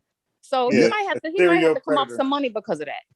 Yeah, Yeah, Maybe he'll go start hiring prostitutes to get his kink off on and stop Dude, going to people's place of is crazy. business that are trying to make a living and intimidating them. Maybe he will learn something. Miss Tiff, you said something, and I think I've been watching because I'm an outsider. I'm in England. I'm in London, obviously, and it seems like it's in that celebrity world up there. What the Americans have made, that kind of behavior is prevalent in there. They do that a lot. It's like it's a turn on for them to do things like that, to be more, to be dominant. You know, they're loved all their life as a footballer. They're getting fans loving them, so they feel they are higher than everybody else and can do anything. And it's actually a turn on for them. Right. And that's what I get from it. It's deep in your culture over there, very deep. Over there, we get straightforward rape or sexual harassment. You know, over there, But that's like that. It's like that in just because you guys were talking about Weinstein earlier. It's the same. It's the same scenario. He used his power to intimidate many women. Well, not many, but a group of women within the entertainment industry. Women who were traumatized. However, we want to feel about how it went down in real time. And then these women felt that their careers were going to be blackballed because of it. If they either didn't comply with Weinstein or they did and they sought to get retribution. Power dynamics are real. And that's one of the reasons why Cuomo has faced what he faced, because there were other people saying that he was a bully. Before the allegations came out about him regarding the women, there were male staff members who there's a lot of noise. I don't know, somebody probably should mute. There were male staff members saying that he was just a straight bully. And it wasn't until they got the female accusers that were accusing him of sexual harassment that kind of took it over the top. So yeah, it's this attitude of being a bully. I have power, I have money, I can do what I want, and and then people just cross boundaries. I'm finished. Yeah, no, you're right. You're exactly right, Miss Tiff. Okay. Yeah. So we know that these type of harassments go on in the Black community, and then when we hear about them, we act like we're surprised. Like, we know personally so many young men who can't control their hormones. That's everywhere. It's all they talk about. But then we act like, and we do a good job suppressing our issues. We act like, because we're so on a defense, like we don't want, I'm gonna say they, like the conscious community, like they don't want white folks to have any leverage, like, or any truth that's anything troubling us. They don't want them to know about it. So let's just hide it, act like it doesn't exist. We can just point, and they can't point back or push back. So we suppress a lot of our issues, man. And I always talk about that. We don't want to talk about anything that could potentially make us look bad. But we know is like horrible for our communities and our, communities. Right. And with R. Kelly, I'm not following the case. That I'm just not interested in following it like that, But I think, y'all correct me if I'm wrong, there's some things coming out in the news that there were also some young men that he was being predatory with. That's actually now coming out. Yeah. Well, that was already revealed by, some bloggers. Who shall remain nameless until y'all get to talking about that topic, if y'all do, by a blogger several years ago. She already announced that, yeah, even though there were a lot of women that were accusers, he also had a propensity, I guess that's the right term, to, basically he's bisexual. So those things were already identified years ago by certain people, but now it's coming out. So again, I'm wondering how people take that to know that he was also being predatory with young men. I don't know if they were boys. They may have just been young men wanting to get into the industry, and he put them in compromising situations. I just Right. think that the predatory behavior is the problem, and just because the accuser may be a female or a young woman, it should not be looked at as, it shouldn't be given a pass. Predatory is predatory, whether it's male or female. Yeah, but you see, to go back to the whole men leveraging their power, that's what Fitz was saying earlier. It gets to be so nebulous, it gets to be to where it's hard to really pin down and say this behavior is definitely criminal, right? So for example, I have Predatory a friend, or criminal, Haskell? So we can be clear, we're talking about the same thing. Predatory. Okay. right. I have a friend who went on Wild 'N Out, Nick Cannon's show, right? And she related to me feeling that she had to sleep with him, right? Because she had gotten to notice that all the girls who were sleeping with him, they were being shown favor. And I believe her 100%. You know what I'm saying? I have no doubt that she's telling me the truth. Now, she chose to sleep with him, right? And women's function in those spaces, right? Even acting, which is a skill, which is an actual skill, right? Even in that space, what women most trade on is their beauty, their looks. They're monetizing their beauty, right? So it's a type of environment that is already just in and of its nature very sexually charged and very kind of sexually transactional, right? So now I'm sure Nick did show favor to those women who were sleeping with him. I'm sure that, because I'm a guy, right? I know how dudes are, I will imply that, hey, if you tighten me up, I ain't gonna say it. I might, when I say I'm not saying that I've done these things. I'm, speaking hypothetically here. I may not come out and explicitly say, hey, if you suck me off, I'm gonna give you this movie part, or I'm gonna give you your own segment on the show, or whatever the case may be.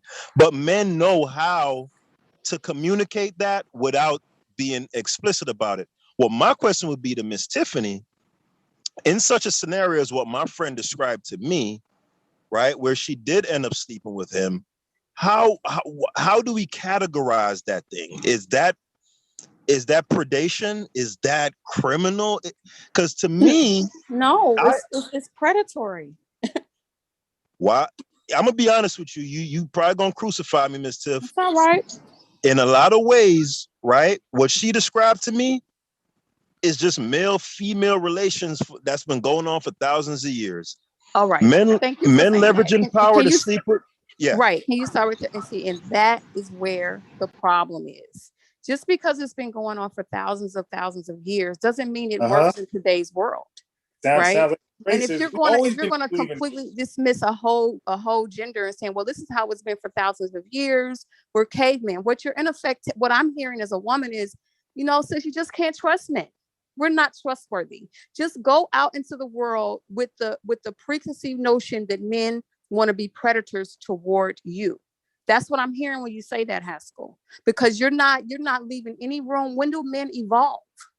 When are men in a space where they have to evolve so that I can live in a world with them and feel safe without feeling like they're going to be predatory against me simply because they're a man and I'm a woman. So, but if that's what you're saying, if you're saying that women live in a world where men are going to be predatory against you by default, women, that's just the world we live in. Well, hey, no wonder you got women who are savage enough to say, well, if men can't help themselves and be predatory, if I can come up on a couple million, I'm gonna do it.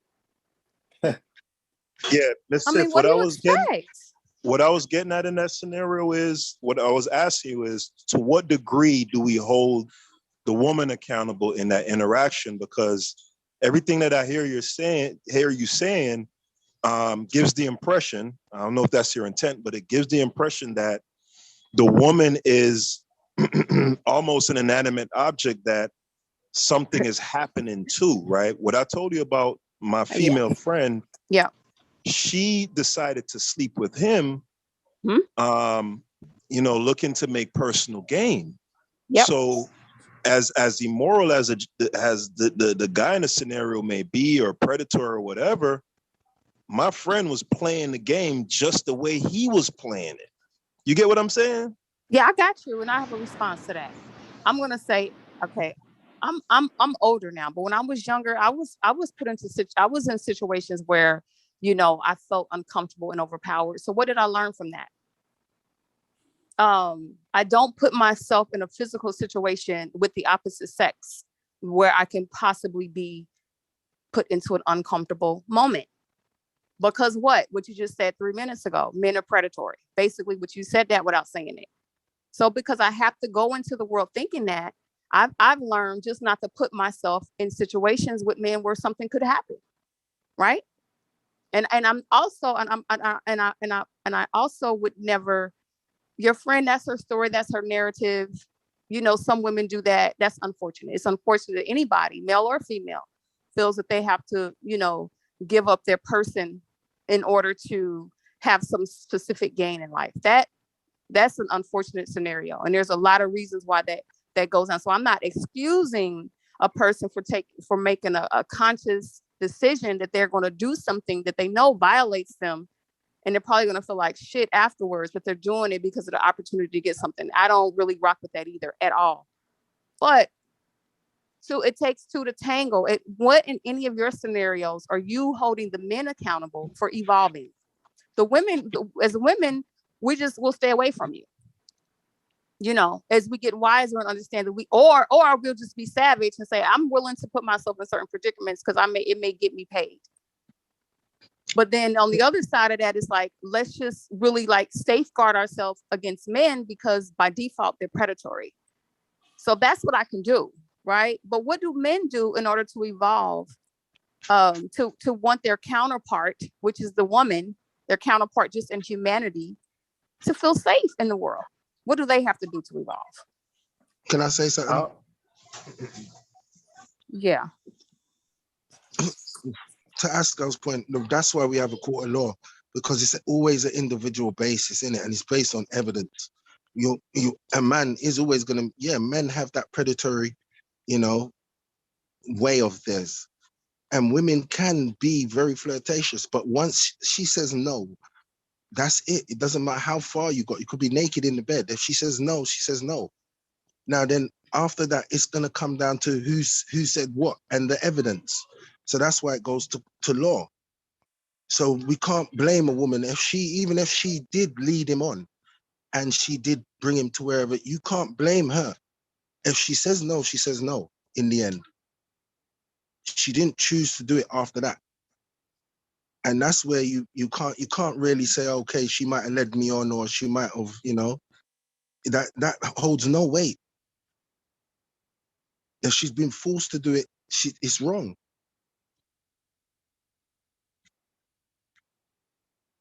I find the language of men being like innately predatory. I find that troublesome because, as men, it is in our nature to hunt. It is in our nature to want to control all aspects of our environment. What I find a lot with hunting involves predators, right? And prey. Hold on. Yeah, absolutely. And in some aspects, you could a man asking a woman for a date or noticing her from across the room and asking the homeboy, hey, what's up with the you could technically characterize that as predation, right? There is some sort of like a hunt thing going on to it. But you and I both know that word is a loaded word. When you use it, there's in our vernacular, it has a certain connotation. You're aware of that, Ms. Tiff. And that's why I say I find that to be problematic, because what's how you just said, like, oh, there is a predation to, that's not how you are bringing it across. The way you initially brought it across, and a lot of people who engender these feminist talking points, is that it is a problem. It is like an innate defect that men have, like the way It how is a men are not. defect. If I'm sorry to cut you off, but it is a defect if women in 2021, you're talking. We always talk about evolution, and humans are supposed to be evolving. You're saying what men were doing for thousands of years. They haven't evolved from that. You mean to tell me in 2021, I as a woman have to go out and these? I got this from what you were saying, Haskell. I'm not a feminist, by the way. Whether it's a Yeah, feminist but talking you, point or not, I'm not a self-proclaimed feminist. But when you say stuff like, well, that's how men are, men who've been this way for thousands of years, what do you think I am hearing as a woman? All I'm asking to do in that moment is to hear from the perspective of a woman who is typically physically weaker than the men in her society.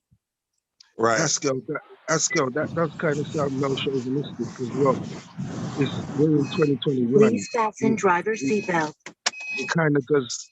It's kind of, that's primitive thinking. Well, we Well, don't. we don't. As Miss Tiff just said, we evolved out of that. We realize no one's better than no one, and no one should be treated better than anyone else, or have privileges, or have any of them kind of things. We're on an even plane. It shocks me to hear that women are being paid less in America. That's American male chauvinistic right there. Yeah, Fitz, that whole gender gap, that's a canard, bro. It's You can you know say what? that, but when you look around the world, except for some places where it's male dominated, in Europe, that's not a thing anymore, Haskell. That's kind of a Yeah. primitive way of thinking. Let me say this real quick, Fitz. Yes, I subscribe to the idea of, beings, because evolution at its simplest just means change over time, right? Mm-hmm. So yes, you're always looking to improve. You're always looking to refine yourself, whether as an individual or as a species or a civilization or whatever. So I get that part, right? I get it. However, there are certain things that are hard and fast and that are static, right? And I'll use the reasoning that Ms. Tiff is putting out and apply to women, right? I could say, well, why can't women evolve to just like and appreciate and sleep with men who are, make them laugh, or who are good guys? Why do they care about a man being taller than them or making more money or da-da-da? Like, that shouldn't matter. But the reality is, it's hardwired into a woman. It's in her software, right, to be drawn to power. They want a guy that's taller than them. They don't want a dude that's 5'6". But that's a phenotype kind of. That's not equality. No, We're talking about no. equality But generally. what I'm That's saying, just a personal like. but I'm talking about innate traits, right?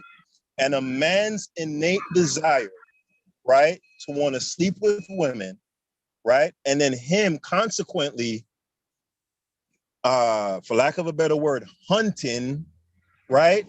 That's never going to change. And it is how the human race perpetuates itself. If you were to leave it, Haskell, it has changed. We're that. All right, I'll give you one little thing. Yeah, I'll go way, way back. I'll go thousands of years when men needed to be the dominant species within our race. Yeah, they needed to do the hunting and the gathering. We are 2,000, 4,000 years past that now. Women don't need to have that dominant role like that. We see women being dominant on their own. In much respects, doing better than men. So it's not about that no more. We've evolved out of that kind of way of thinking. If a woman likes a man who's tall and strong, that's her preference. Then you're going to have another woman who likes a nice short man, because there's a lot of short men that have women. It's just an individual preference. But we're talking about equality along the whole social scene of humanity. Now you're making it look like because men were dominant before, they should still always be dominant. No, it's a partnership. If you're really in 2021, people see it as a partnership. So that it's not one above, but you can also have your own ways. There's women who are religious who may want that as well. So yeah, let them have that. But we're saying as a social norm, women should be treated the same as men. They're no better, no men are no better than women. And it's the same way, women are no better than men. Yeah, but Fitz, even today, men are dominant, right? It just so happens that maybe on average we aren't, but the 1% or the 0.01% of the men who set the tone for society and who are the thought leaders, and it's men, and it's always gonna be men, right? So you can say, you know, a woman can be dominant and da da da. Fitz, if procreation were left to the devices of women, if if it were their responsibility to approach men and, you know, take us on dates and spend money and, you know, be the one who is the proactive in that situation, mankind would literally go to extinction. I'm telling you that right now. You know what? I get it. Let's go, because that's a cultural aspect of things. In certain cultures, that's not the same. But in America, I get it because I see it. It's so male dominated. It's unbelievable. It's you're built up. You're the most religious state. Now, if you come to England, we're not religious like you in that sense. We're not. I'm not just saying religion in itself. I mean religious in your thought process. You've got the Americans actually have an European, especially a British 17th century idea of how things should go. We've passed that. We've gone past that now. You see how many rainbow flags are being flying over here and all kind of transgenders and stuff. We've gone all past that. Whereas in America, you still got that male chauvinistic dominant way of thinking. It's a religious way of thinking. You know what happens to societies that, you know, take on this egalitarian nonsense? They eventually get overrun by patriarchal societies. You know, that's what happens. They look over and say, oh, these niggas over there telling each other that they women is equal to them and they part. You know, oh, yeah, these niggas, oh, they pie. Let's run up in their shit. That's what happens. You're right, Eskel. You're right. You right. Got to look at history. Hold on. Mm-hmm. So this whole idea that men being dominant is just something that's cultural and it's not biological, and you know that I'm not saying it's no. I never said it's not biological. I'm not saying it in that sense. Hold on. You know, everything on this planet is hierarchy. God, I struggle with that word. It's a hierarchy, right? And for civilization to come into being, hierarchies are necessary, right? You have men who are at a higher station than other men, right? And still, you have men who are at a higher station than those men, and so on and so forth, right? Hierarchy is necessary for order. It's necessary for progress, right? That egalitarian stuff, all that causes is endless debate and no progress. Nobody acts because I feel that da-da-da-da-da-da. I feel that da-da-da-da-da. And you know, but you know why, Eskel, that will not work in this. You never get anywhere, right? The people who run this society right now as we speak, Fitz, are men. Are men. Men are gonna always dominate. That's a cultural thing. I get what you're saying, but you can't say that's objective to everyone everywhere. No, that's dominant in America. I get you. You're right. It is. But that's just how your history is built up, how the history of America is built up. You're late in a sense. In 2021, and I keep saying it, we got to deal with now. Yeah, you don't need to have a dominant sense of a male physical dominance in this, or even a male set way. We deal with science. We deal with objective. What's objective? Women can do everything a man can do. Maybe not physically. I get what you're saying in that sense. Biologically, it's different. Yes, but when we're talking about the society we're dealing with now, that's a primitive way of thinking. We've got so much technology, even just technology has moved us forward, where women can compete on the same level as a man in any job, unless it's not physically in that sense. And even physically, women are doing the same jobs. So when you say what dominant, what do you mean by dominant? Because a man's mind is not better than a woman's brain and a man's brain are no different. They have different forms of biological ways of seeing of life. Yeah, because a woman gives birth. A woman is going to be more caring, more sensitive in a sense. No, I definitely agree with that. I mean, excuse me, I definitely disagree with that. This idea that men are only superior physically, that's not true. Because hold on. I'll let you speak. You got it. Let Tiffany say something. Hold on. Let me expound. Right. If you look at competitions that don't involve physical advantage, like let's say race car driving, for example, right? The women who enter that space and try to compete, they they literally can't compete, right? Like Danica Patrick and they're all driving the same car, right? There's no physical advantage, right? Yes, hold on, brother. You got to be a little bit more emotionally disciplined, right? Because I allowed you to go. Just let me get it off, right? When you look at something like the invention of the gun, for example, right? The gun is what eventually, well, the Gatling gun specifically is what gave the European his leg up and, has led to his dominance on the world stage up until this moment, right? The thing that would make a man, because it wasn't man, it was men that developed the gun, right? That thing, that mentality, that desire for power and dominance, not just over women, this period, right? That's a man thing. Like, I don't care how much evolution you want to talk about or egalitarianism you want to talk about. Women aren't going to sit there and create stealth aircraft and atomic bombs and a gun and all of that. That's not physical advantage, right? When you look at STEM, dominated by men. And no, it's not all cultural, because they have countries where it's completely egalitarian, particularly in the Scandinavian nations.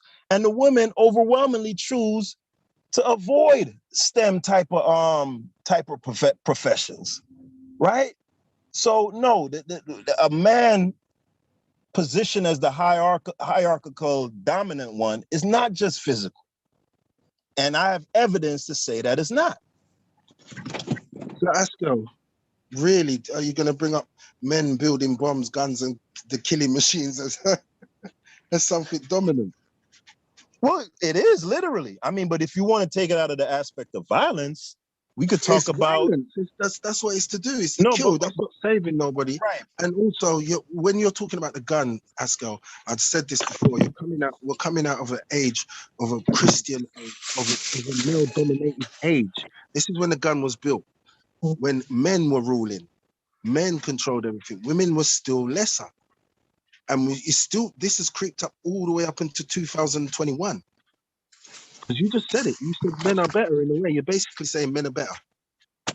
Yes, that is what I'm saying. Also, I would like to I'm going to chime in back in. There's a pattern. We all know that Haskell feels that based on the things, the examples he just gave, he's not giving any real credence to what women have to offer. So whatever women innately have to offer is again by default less than what men have to offer innately. Where I'm coming from the standpoint that what we both offer is equally important, right? They may be different, but they're equally important. Neither one should be on a hierarchy over the other. So while you want to say men dominate in certain fields, that's cool. But what is it that women dominate in that men don't? And aren't those things also not needed to have a functioning society and civilization? But that's Haskell. Haskell he just feels that, men are just better. Period. Well, yeah, that's a fact. I do absolutely. It's not a fact. It's how you feel. Right. But okay. I guess you could say what I value, right? Because the things that men are better at are the things that literally make it so that civilization is possible. Now, I will say this. No, I mean that literally. Except for giving birth, except for actually giving birth to civilization, right? Yeah, but you can have people, right? You can have people existing and there be no civilization, right? Because hunter-gatherers were giving birth, they didn't have a civilization. So, no, but the things that men are better at, right, literally cause civilization to be in existence. So as such, I value those things way more than giving birth. Now, giving birth is necessary because there is no game without people. But, I don't know if anybody told you this or not, Tiffany, but you do know men are involved in that process also. I don't know if you're aware of that. But, of course, but you can't. But you can't actually carry the children. But we're living in a world today, and this is going to be a little bit controversial, not maybe for this crowd, but we're living in a world today with this same attitude of patriarchy slips over into like the trans lifestyle or whatever, where this same attitude of patriarchy slips its way into that, where individuals who are born male want to start carrying babies. It's like everything about woman and feminine is just constantly being in battle with this mindset that you have, and from my perspective as a woman, even persons who are biologically born men but decide that they want to be somewhere in between and now want to present as a man carrying a child. It's ridiculous to me. So it's just a constant, just not appreciation for what women bring to society and culture and letting us have that. It's like we always constantly gotta prove our worthiness and our importance to the world. Somebody said in the chat, I don't know if this is true, but the person said 99% of builders are men. Of course we need that. Then the next comment is 99% of nurses are women. You mean to, and then you'll probably say, well, who created the system of hospitals and medical? It was men. You'll probably say that, Haskell. But if more nurses are women, I mean, why aren't men dominating as being nurses? Why? Because they're dominating as being doctors? Every doctor has to have nurses on his team. Yeah. They're, I love women, and nursing is it is a very feminine job. Like, women are supposed to be in the ancillary role, in the assistant role. Like, that is where a woman's strength is. Being a flight. Hold on, guys. I'm serious. I know, and I'm saying those things are equally as important as what you're talking about men, but you don't think they're equal. Right. But sometimes I hear people like kind of sniveling and, because I'm sure when people hear me speak, they're like, this nigga got to be trolling. No, I'm not. Right. A nurse or a flight attendant or a dental assistant, these are ancillary roles. And by definition, ancillary is not as important as the primary, right? It could be essential, right? Don't get it messed up. Like what you do can be essential, but you're not the primary, right? And I don't know for the life of me why the modern woman isn't okay with the Scottie Pippen role. Like, what's wrong with being Scottie Pippen? You're Scottie Pippen. Haskell. You know what I'm saying? Hold on, Fitz. I'm gonna wrap it up. You know, you're a perennial all-star. You finished fourth in MVP 1 year. You recognize as like one of the best defenders that ever, but you ain't Michael. And it's okay. Like, why are we like in these little skirmishes and squabbles and you're number two? Why can't women be okay with being number two? Haskell, some women are okay with being No, number hold on. two. I want Tiffany to answer. Like, what's wrong with being number two? Women as a group are not women too. I would never agree with that. And I will consistently say, sure, you can have a Michael Jordan who was a star of his team. I remember watching that whole, what did they do? It was a whole six-peat. My stepdad is from Chicago. So I remember watching all of that and saw how magnificent he was. But he had to have his team in order to make that happen. He couldn't do it by himself. So no, his team had to be on a certain level as well. And no, they weren't number two as a whole. I mean, okay, on that team scenario, you could say that, but had that team not been good, then that six-peat would not have happened. So no, I don't think by default women are second to men. No, I don't. I think that women and men bring different things and qualities to the table, right? And I also think that could morph depending on the situation. You talked about women wanting tall men. Well, not all men are tall. Not in every culture of men are tall. Some men are just naturally short, right? So those women aren't looking for tall men. They're looking for the men within that they have to choose from. So we don't have to do that whole blanket thing. Men are all women are looking for 6 feet tall men. A lot of men don't get to be 6 feet tall. And so, no, I think that what we have to offer is equally as important, because what if we had the world devoid of women? Because the way you sound, you don't really need women. You just need a world full of men doing what men do, and it'll be good, because whatever women offer. I'm definitely not with that. Okay, then apparently what Tiffany, we have to offer is it's equally as important. It's just different. But Tiffany, did you miss the part where I said that what women provide is essential?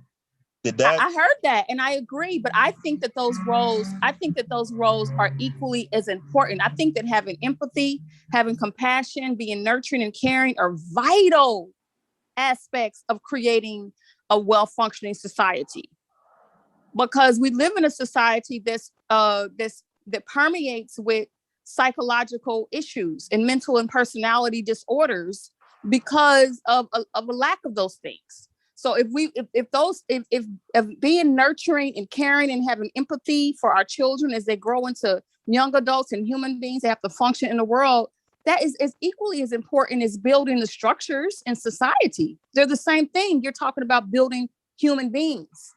So the whole aspect of what it takes into building the functional caring individuals who have compassion and empathy for humanity is just as important as building the buildings that we have to go to work in, building the factories, building the roads. It's just as important, Haskell.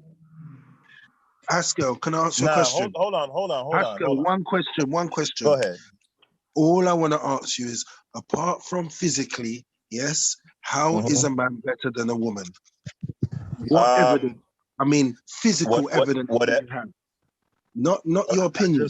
I just gave you like literally everything virtually, because there are women, of course, who. Hold on, I'm answering the question, Fitz. Mm-hmm. Virtually everything, every progression that's ever been made, far as when we're talking about civilization, virtually all of it is men. Now, there are women who made contributions, absolutely, but by and large, overwhelmingly, it's men. When you talk about farming, irrigation, the creation of language, the creation of mathematics, the creation of jurisprudence, medicine, literally. No. Hold on. Don't put medicine or mathematics in that. No, that was not the creation of men. That's a collaboration. That's the collaboration of all humans, women, men, all No. kinds of No. people. A What you're collaboration. saying is, A no, let me finish. collaboration. Oh, go ahead. Let me finish. What you're giving me, I'm talking on a proper scientific level now. What makes a man better than a woman, other than physically? Because you're giving me physical attributes, and you're giving me times in history where men were dominant. Now No, we're but not. Fitz. Now in the Mm. 2021s where we can do these studies and find out if this is right, we find out that they're no better than you, only physically. So I want to know, what tangible evidence do you have other than physically is a woman less than a man? Yeah, but Fitz, you're asking for tangible evidence, and then, oh, you're saying physically, as in a man being biologically okay. Well, when I bring up these things about jurisprudence and medicine and language and architecture, engineering, all of those things speak to mental acuity, not being physically dominant. Fitz, would you agree with that? No, I'm not saying that's not wrong, but you're doing No. it. I just You're want to make taking it. sure. Hold on. You're I right, didn't but want you to. let me give you some No. context to that. Fitz. Let me give I you didn't. context so you Go can ahead. answer my question better. All I'm saying to you, yes, these things stem out of when men were made in a culture. You call it the Stone Age, Iron Age, these age. We're in the Space Mhm. Age now. This is when these things culminated out of when men were dominant. Now we're in 2021 where we know, yeah, we've done the studies. It's a different climate. It's a different culture. Yeah, Yeah, women are doing Fitz. exactly the same as men. So now I'm trying to say Fitz. to you, other than Okay. physically, All how right, Fitz. So mentally do you you want say me? that women are You better? want me? Men are better. You want me to come to 2021? Okay. Yes. Fine. Hold on. Fine. Right. All the principle, right, in 2021. Not talking about in antiquity. In 2021. I'm just gonna name these names. They're not the only ones, but obviously, they're the more prominent people, right? In Americana, you talk about the Bezoses and the what's the one who wants to the Tesla guy, right? Mm-hmm. The people who are on the very forefront, on the very cutting edge of pushing society forward, right? In terms of technologically, etc. It's men in 2021, and not only is it men, it's overwhelmingly men. But If that's you get, Would you hold also on, agree that it's I'm not done. overwhelmingly white men? Hold on. I knew that's he's why. not getting my question. Hold You're on, not getting my guys. question, Asco. You're not getting my Hold question. on. I am That's answering not the the question. question. Let me say what the You question is. asked me, I just what is told the you that's tangible based. evidence? Hold on, Fitz. Let me Yes. finish up, bro. Let me finish up. You asked me, what do I have tangibly that I can point at that is evidence of men being superior to women outside of biological physicality, right? And you're giving me an institution that was dominated by men for thousands of years. I'm talking about. But Fitz, We're talking about going toe to toe now with the same brain power. You're not getting what I'm saying, Asco. I get what you're saying, but you're not getting hold what I'm on. saying. But Fitz, you asked me to go away from antiquitous stuff, and I brought it to 2021. Yeah, but you're and not listening. Are you listening to what I'm saying? 1 minute, I'll give you the floor totally. I'm not saying that these men are not dominant now, but it's based off a tradition of men being dominant in them fields. Now women have to catch up. Do you get what I'm trying to say? So they haven't caught up. They haven't caught up yet. No, because it's been dominated by men. If you've been living in a male Neither has black chauvinistic men caught world, up. how can it? Do you not get it, Asco? So If you're so living why in a did? male-dominated world, how can you catch? And you've been suppressed for how long Right. until now? And now you get to do all the things men do. You're catching up. When Yeah. you look at but wait, Fitz, Asco, I'll give you one example. When you look at you said science 1 minute, right Fitz. now, You said 1 many of minute. the leading scientists are women as well. They're not. You're going off point. Right, Just because Amber. Tesla's the main figurehead of Tesla, but his scientists are men and women. Full stop. Yeah, but but Fitz, it's overwhelmingly men. Now let's stop playing this game. All right, I gave you your And I minute, just right? told you why, though. I just told you why. The though. why doesn't matter. I don't care about the why. I'm talking about what is. That whole why stuff, and I feel that's for women. I don't care about that. I care about actuality, right? What exists right now. That's just like me as a black man. If I were, the reason why I can't do this is because, I'm oppressed and slavery and blah, blah, blah. Nobody don't want to hear that shit. We don't care, right? So you asked me, what is the evidence for men being dominant outside of the physical plane? And I gave it to you. Now you're bringing it into why. That's a whole different discussion. No, I asked you for a scientific. Hold on. You said I could have the floor. Reason why. You said I could have the floor. You said I could have the floor. Let you have the floor. Sorry. Right? The discussion about why is a completely separate discussion. You asked me a question and I competently gave you the answer, and you know the answer is correct, Fitz. I'm right. Now correct. hold on. You know what you've done? You've played a smart card there. You haven't given me my answer, because my answer was saying what brain power, nothing. No, you're just giving me examples of figureheads, men that are dominating now, which I just said to you, in America especially, it's a male dominated still up to now. It's still male dominated. Now, if we went to a place where there is no male domination, Fitz, I wanted to say something real quick. The brain power of women and men are no different. Just real That's quick, what I'm trying to say to you. Real quick, right? If the only reason why women don't have these tangible evidences of their mental acuity to show like men have because they've been oppressed historically, if that's the case, right?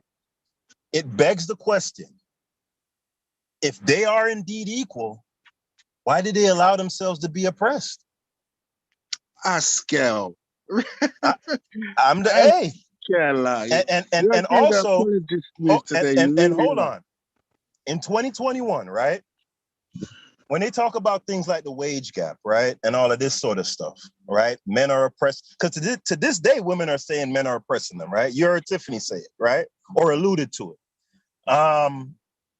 What is to stop women today from being Mark Zuckerberg, from being Elon Musk, from being what's the boy name? Bezos, right?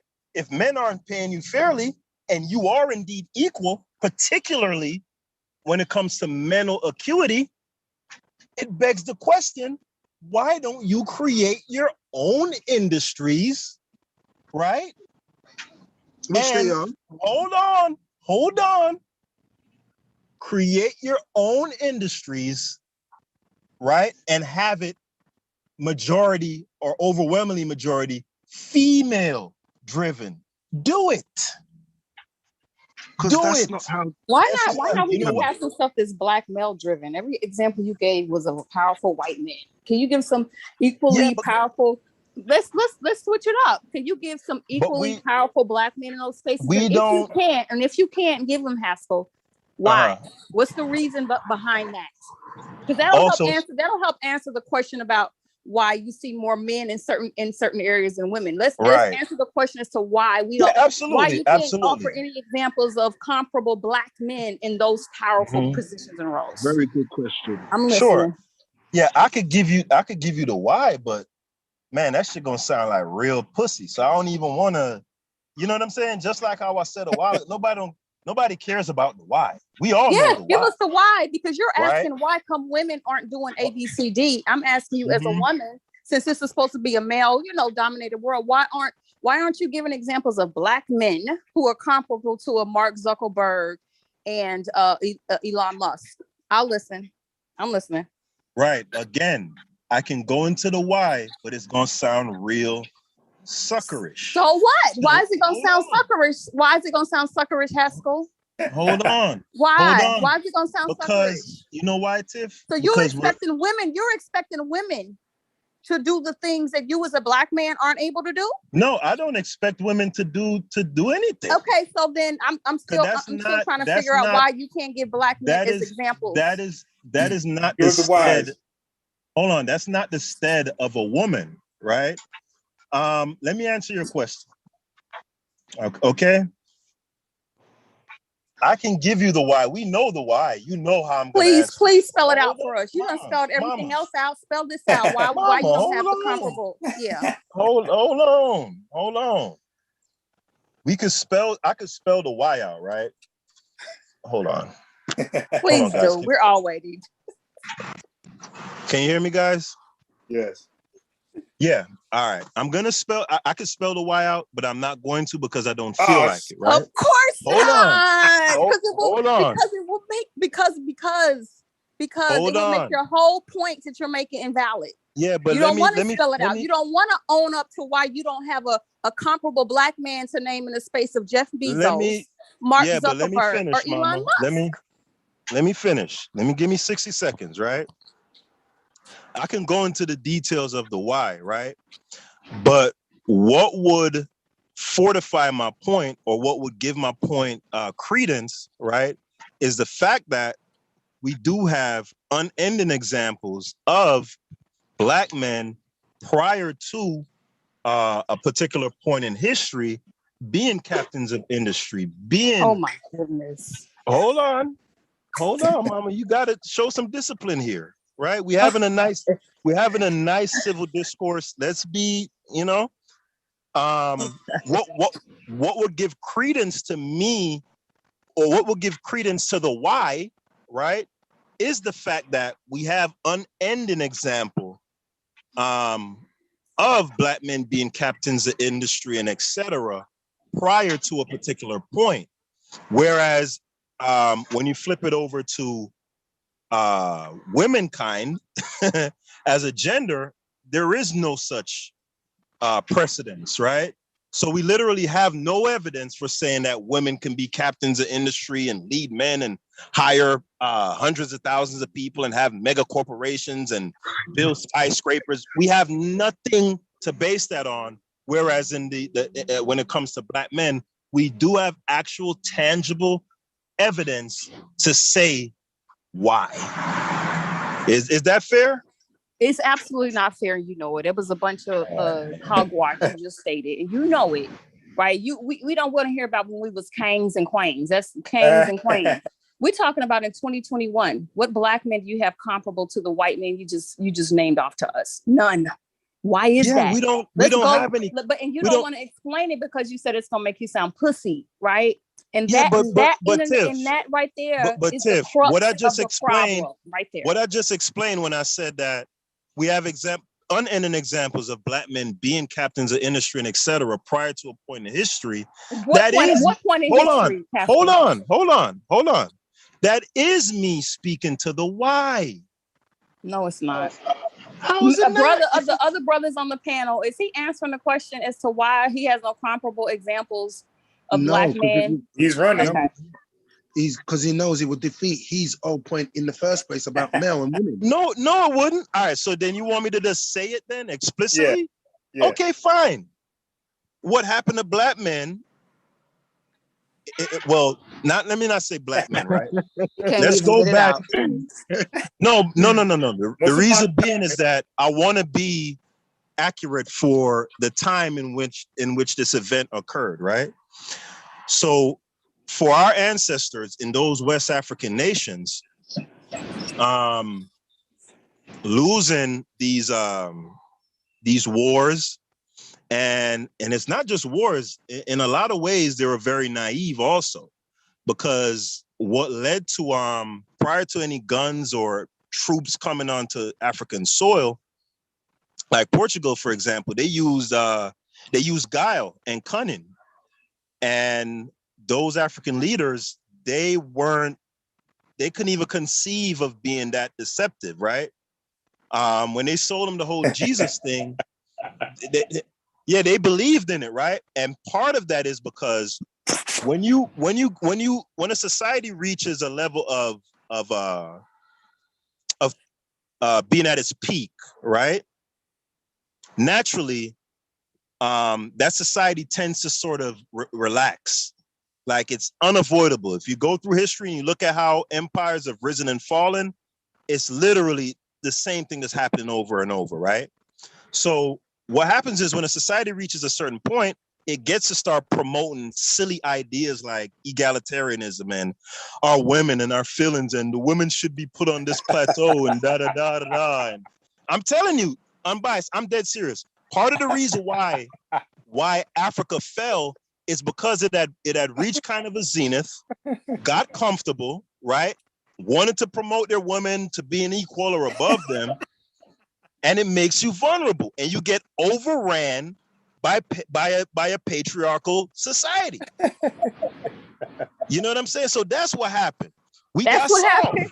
That's crazy. You were insane, brother. Hold up. So Tiffany, I'm giving you the why. When you ready to get married, when you find that perfect wife, please give us all an invitation. We all hold on, Tiffany. Hold on, Tiffany, because I'm holding black men accountable. We got pussy.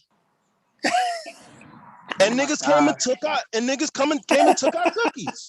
So what's happened all this time then? So let's say all what you said was 100% and all that. So what's happened in 2021? Y'all ain't figured out how to turn it around yet? To not be pussy. You dominant men. You much better men than your counterpart women. You ain't figured out yet how to turn that around. What do you mean yet? You do realize, like, in history, like 400 years ain't nothing. You realize that, right?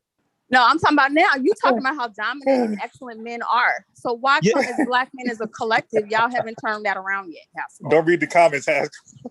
Yeah, we still in process, baby. Oh, you still in process? Oh, okay. We in process, baby. Don't read the comments, Haskell. Process. So you talking about your potential? We're working on potential. Nah, right you gotta trust the process. Yeah. Okay. Jesus gonna come back too. Yeah. Okay. I don't buy. Wait. At Haskell, what part of that was the slave trade? Yeah, I thought there was some selling going on. Yeah, absolutely. I mean, I alluded to that, unbiased. Come on now. Like, you know the reason why I didn't want to speak to that? Because so many men always bring that up, and it just sounds so just weak. You know what I'm saying? I don't even like the words coming out of my mouth. Oh, we got enslaved, and that's why we at. You got enslaved, and you haven't figured out how to turn it around. But you're so dominant, so superior to your female counterpart. But you haven't figured out in 500 years how to move the dial a little more than it has been moved, Haskell. Nah, we still begging for Black Lives Matter. Well, it's being turned around, Tiff. I mean, we're in not process. By our power. Nah, first of all, unbiased. I'm not buying what Haskell's saying. So I'm being extra on purpose. As far as what, Tiff? Obviously, there's other caveats and other nuances to why it is what it is. So when he says things like why come women aren't getting themselves out of oppression if we feel like we've been so oppressed by men, well then only thing I can say is put yourself in that same situation and ask yourself why are you giving only examples of these powerful white men and you don't have any black men comparable? Yeah, if you can give the actual nuances of that, then you would understand it from the female perspective, but you can't do that. But Tiff, you're not playing the game fair, right? When you asked me the question about women, I'm sure the question wasn't only relegated to black women, was it? No, but I'm not the one sitting up here giving all these examples of how men are powerful. And only men I'm talking about are white men. Right. Only men you name are white. Hold on. So the gentleman who asked me the question, right? He asked me to point to tangible evidence of men being intellectually superior, right? And I pointed to the men that come to my mind readily. I wasn't playing the race game. So, yeah, but there's the point is there are no black men that you held in that space. Hold on. Yeah. Keep this in mind also, right? When I speak about women not building these industries, I'm talking about every woman of every ethnic group on the planet, right? So for you to kind of constrain the discussion to just black men, that's a non-starter.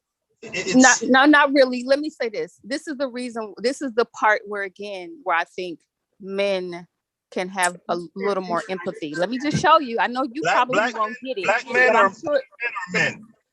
The point. Hold on. Let me make the point I'm making, because sometimes it's hard to understand what it means to be marginalized like 3 or 4 times over. So you're marginalized because you're black. not because you're male. You're Right. you're a part of a marginalized group because you are Black. That's Right. it. I, as a woman, have a double whammy. I'm Black and I'm a woman. So it's that other tier of marginalization that women have to deal with. And so I know this is not a conversation about race, but to help you to understand why women as a group, where you ask, well, why come women aren't getting themselves out of oppression? Well, I kind of think that was the part of the suffrage movement and what feminism had been aiming to do, but that's another discussion. Yeah, Let's keep it. Hold on, though. I don't want to get off. I don't want to get us off the point. So I give the example. Go ahead. I'm sorry. I'm giving the example of trying to get you to see it from a different perspective, because you're saying like, well, why come women don't do A, B, C, D?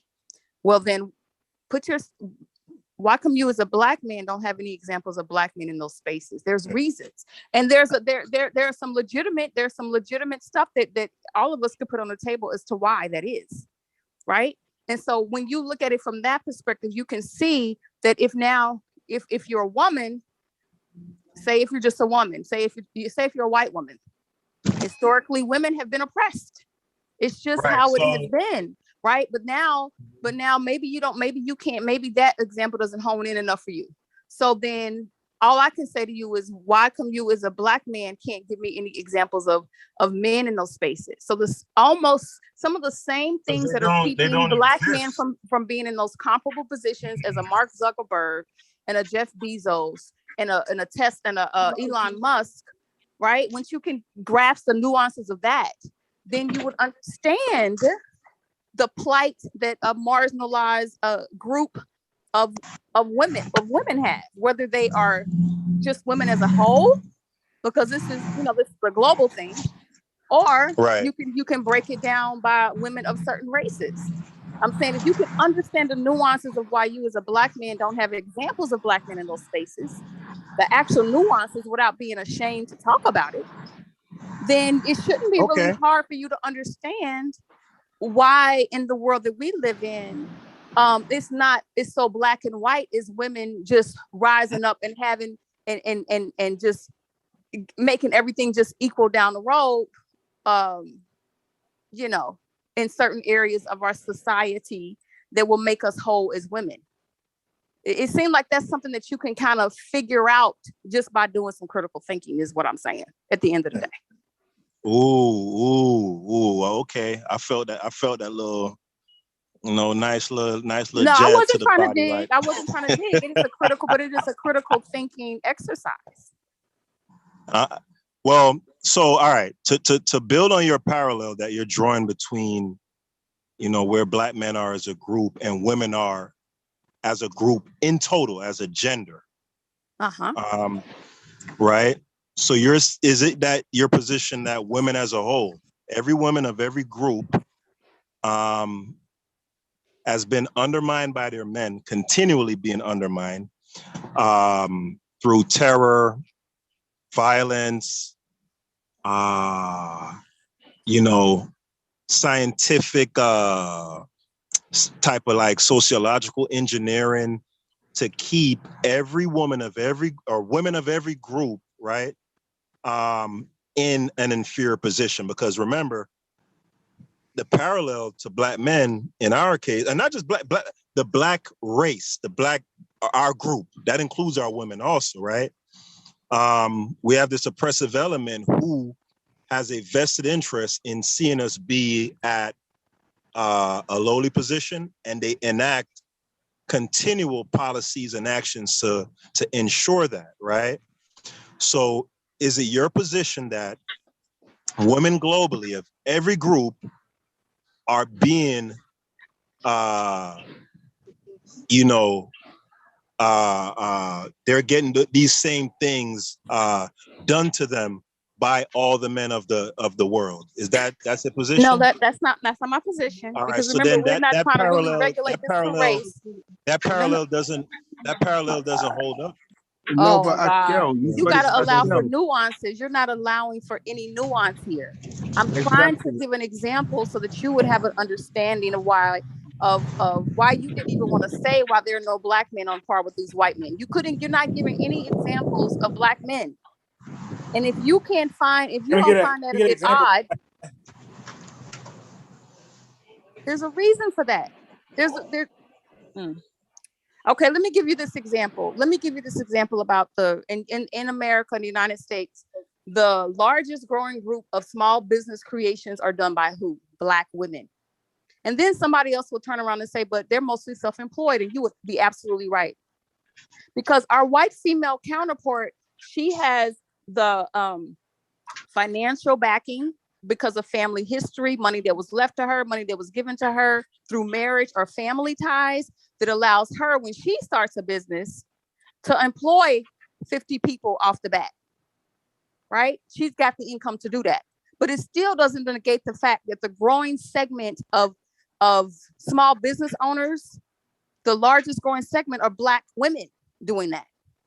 Right. So in that sense, you could say, well, but they can't afford to hire staff. But so what? We're pioneers. We are actually pioneers, because in 100 years from now, after we've created and built these legacies of starting all of these businesses, not all of them will survive, but a great majority of them will outlast our time here on this planet. But we still did it. But see, there's the inequality is that I didn't have $500,000 to invest in my business the way Susie did. Right. Susie had that. She can build an infrastructure that I, as a Black woman, aren't able to build. But that's not stopping me from building. Those are facts. Askell, what you're bringing up is social and cultural nuances. You're not talking about evidence that a man is better than a woman, other than physically. It's just, I don't think you get the scientific, where I'm coming from this in a scientific sense. There is no evidence that a woman is lesser than a man, only physically. You got to show me some evidence. Forget the evidence you're giving me is subjective. It's very subjective. It's not objective. Do you get what I mean by subjective and objective? It's subjective to certain criteria. So hold on, Fitz, for my clarity, right? Mm-hmm. Gravity is what? 9 seconds for every, I can't remember. 9 seconds for every 2 feet or whatever, right? It's a set rate of fall, right? Mm-hmm. And that's an objective thing, at least in our physical reality here, right? So that would be an example of something that is completely objective, not subject to culture or humanity or whatever the case may be, right? So you're asking me for something along those lines that, proves that men are superior. Well, I'm going to answer the question this way. There's no way for me to give something like that. Exactly. Hold on, brother. Right, because all of the things that speaks to mental acuity, right, or intellectual prowess would be things that are after effects. There is no way for me to. I mean, what are you looking for? Someone to scan the brain and say, well, the male brain calculates things. that no. Your question is, it's nonsensical, brother. What you're looking for is it is, Askell. You can't answer that question. You're just giving me, as I said, you're giving me subjective. All right, so you give me an example then of what would qualify as objective evidence of a particular being or an organism or a particular man being more intelligent than another man. Then. Give me an example. So I have a template. Hold on. Give me an example that is completely objective so that I have a template as to how you want me to answer your question. Now, as I was saying, it's subjective. There is no evidence that a man is better than another man. So it's down to, if we're going from a scientific sense, men are, what we would say makes someone have an advantage over other humans is your environment.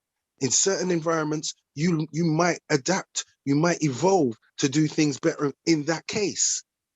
But on an overall general status, no one's better than no one. Because if you go to their environment, they're going to be better than you in that environment. It's your environment. Do you get what I mean, Askel? So, for when example, if women were started off without all the male chauvinistic religious, I'm not just saying religion, religiously pushed by men, yes, after we became social and cultural, if women didn't have all of that and started off, you could not say that you're better than a woman only physically. And that's just due to evolutionary processes. This is why women are not as physically as us, because they have to do other things like raise children, build a family, be more empathy, have more empathy. Whereas men had to be hunter-gatherers, go out and find food and be aggressive. That has gone now, Askel. We're in 2021. We can go to the market and buy our food. Yeah, so We by don't that have to be aggressive. We don't have to be out there. But it's in our traits. It's in our DNA. That's just a DNA trait to survive. It was a survival trait. It's hard to disbar that now. But when we're talking about brain capacity, there is no brain. Your brain is not better than a woman's brain. That's silly to say that. Yeah, I mean, my point about men being more mentally acute, it doesn't. It wouldn't go to the brain. It's not even necessarily a physical thing necessarily, right? So that wasn't my argument. But by your reasoning, then no one is better than anyone at math. No one is better than anyone at engineering. Everyone is equal. You're gonna get people that are gonna be exceptional in certain areas. Yeah. There's really nothing. Hold on. There's nothing. That doesn't mean they're better. How does that make them better than anyone else? They're in that subject, in that area. That don't make them better. What you have to tell me what better is. What does better mean? Define better. Right. So by your token, right? If Basquiat draws a fucking masterpiece and I draw a goddamn stick man, and people say Basquiat is better than you, Haskell, at drawing, at art. He's better than you. So I could just sit there, well, that's subjective. All right. It is subjective. It's subjective. You know what? You know what? Yeah. You know what? If that's your argument, brother, I concede. You've won. Let's move on to something else. You got that one, brother. Okay. I'm not arguing. I'm just trying to show you that I'm just telling you that your objective. I'm telling you the argument view. Right. I'm telling you that argument that you're making, there is no way to counter that. Like it's a nonsensical feely argument. It's not nonsensical. It's because you have no evidence, Askel. It's your individual subjective view. You just sat here and said that I'm equal to Basquiat because it's subjective. Let's start from the beginning. Dude, it's bro, subjective. Bro. I've seen people do scribbles. I can listen to a woman make these kind of arguments because that's just how women are. They're just innately goofy like that. But I can't. It's hard for me. It's hard for me to tolerate this from a male. Like because you're not comprehending, Askel. I'm trying to show you that life. You making silly arguments, bro. You just sat there and said my stick man is equal, or someone saying Basquiat painting is better than my stick man. It's goofy, bro. I don't even want to talk about this. It's goofy, bro. I don't want to talk about this, bro. I'm not saying that. You missed the point what I said before that some people are more adept in their field. So you're gonna have an artist better. And listen, more adept means better. But that's just another word for saying better. No, wait there, Askel. Does that make him better? Saying someone is more. So Askel, let me finish. I'm trying to say he might be better in that subject. He's subjectively better in that subject. But we're talking about overall. There's going to be people that are better in their fields. I just said that to you. They're going to be people that are practicing that field. They're going to be better in that field. And then you're going to get people who are just geniuses in that field. That doesn't mean they're overall better than anyone innately, else. innately, No, right? it doesn't. Innately, like Innately. But right. that So, doesn't for make them example, better than anybody else, Pascal. That's subjective. That's no, how you see things. I just wanted you to cop to the concept of someone being better than another person at something. No, that's not. You can't say someone's in our field, in that culture, Dude, in you that just subject. said, You can you say just they're said, better than that. brother, Yes. you just said someone can be more adept at a particular discipline or field than another. Okay. Well, Right. let me give you an example then. If Let you me give ever you an realize, example, hold on. Pascal. Let me If give you you an don't know example, this, Pascal. if you don't know this, the words more adept Okay, is literally Askel, synonymous. Askel, Hold on. Askel, Those Askel, words which are is better? Which is synonymous better, with Askel? being Listen, better. Yo, I'll give you an example in your own terms. Which is better? Yes, yes, a Picasso or a Da Vinci. Now, these are two different genres of art. It's subjective. Which is better? Right. They're But those both guys, masters. hold on. Let me answer your question. You asked me a question, right? Mm-hmm. Right. That would be a lot harder to answer because those two gentlemen happen to be on the same level, right? What I'm talking So about it come is, down to your subjective hold right, on, bro, Askel. That's what I'm trying to say. It's subjective, hold Askel. on, bro, hold Listen to on, what I'm bro. saying. Fitz, hold on, bro. Let me finish, bro. My point was gonna be, right? If you're judging a painting, of course it's subjective, right? But Exactly. hold on, dog. Hold on, So bro. who's to say God your damn, stick man is dog. not better than that? You just give me Bruh, an example about Stickman and a Bogosky or whatever it is. bruh. Who's to say someone might look like your Stickman better than his? Because it's See, here you subjective go. to their like. All right, now you back to the It's goofy not shit, bro. All objective right, fact. bro. I'm That's what I'm done, trying to bro. say I'm to done, you. bro. I'm done, bro. I was gonna make the point that even in subjective, in fields that are subjective, right? The difference in quality between two subjects can be so disparate that there is just no argument. It's self-evident, right? And that would be my argument when it comes to men and women looking at achievement. Like, it's so disparate. It's not even nothing to talk about. An achievement, Askel, is objective to everybody. Like everybody can see it. Like someone designed a car. It goes around the world because everyone can use a car. Because a picture is subjective to your cultural background, how you see things, how your ethnicity might see things. So you might say that's a masterpiece, where someone might say that's a piece of scribble. Do you understand? A Picasso is basically scribbling something. Yeah. But then you're going to look at a Da Vinci where it's more like he's painted an actual model. Now that's completely different. It's subjective to your cultural background. Like we might see some African art. Like people actually do see Stickman and say that is art because it came from way thousands back when people were just not bringing that objective fact to say men are better than women. You're giving your subjective view, which could be based on cultural, your ethnicity, your social background. It's not objective. It's not something objective like that.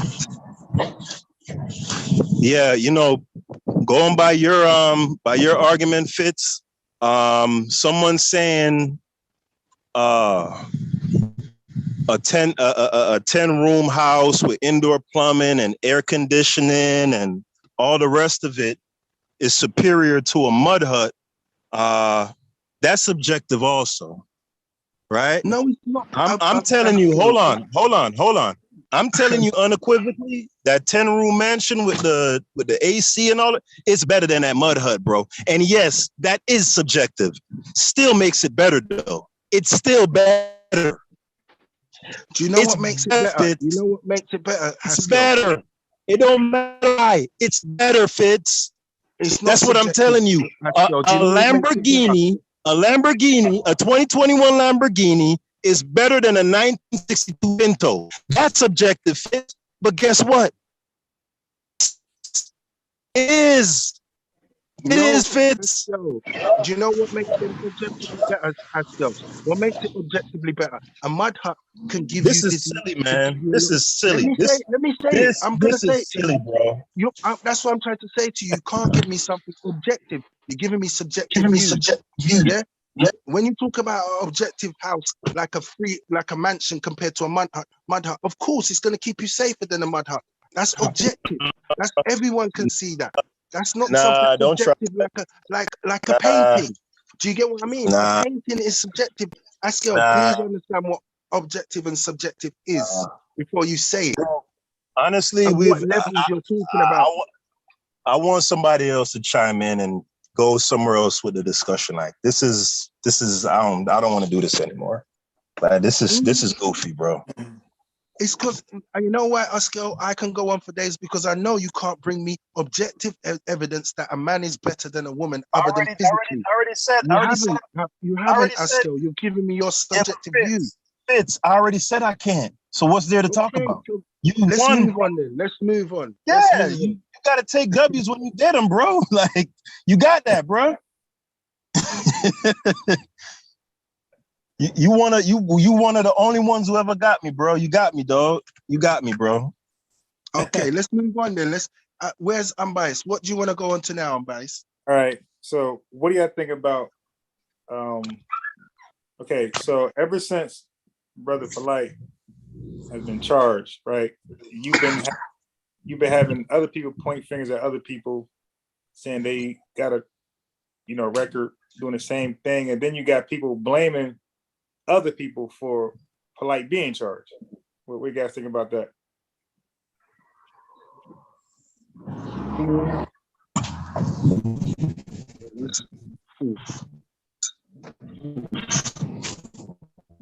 I think I don't even want to stick up for Polite, but some of the I can't say what he's done and what he's not done, but some of the way people have been demonizing him, I think it's more for their gain, not because of what the girl's gone through, the little 14-year-old girl. If this is true, it's more about for what they can project out there to make themselves look bigger, and and a lot of his codees have kind of just left him in the lurch, which they should do.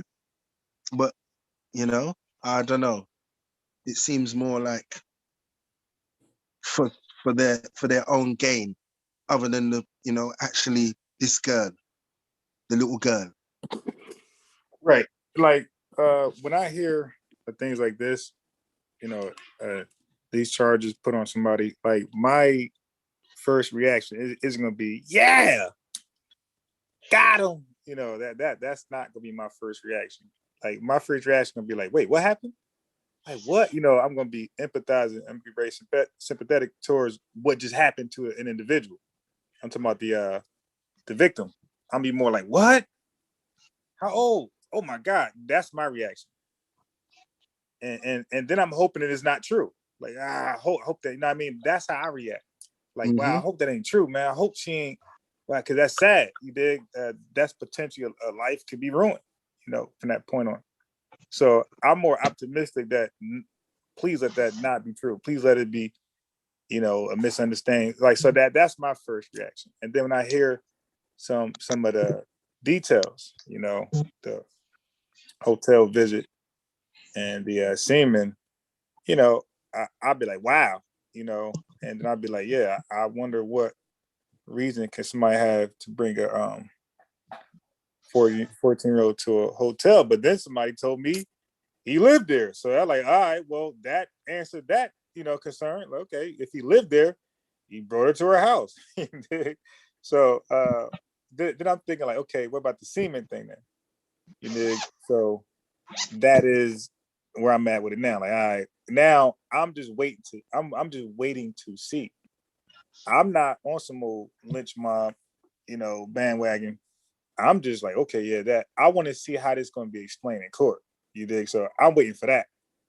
And then when the details submerge from court, then I will be part of the lynch mob. You know what I mean? If it all makes sense and dude is convicted. But if things go the other way, then what? Then like we're no different than the people who we condemn, which pretty much we were talking about all day today when Miss Tiffany and Haskell was talking about like the oppression. Like, okay, each oppression is a case study for the next.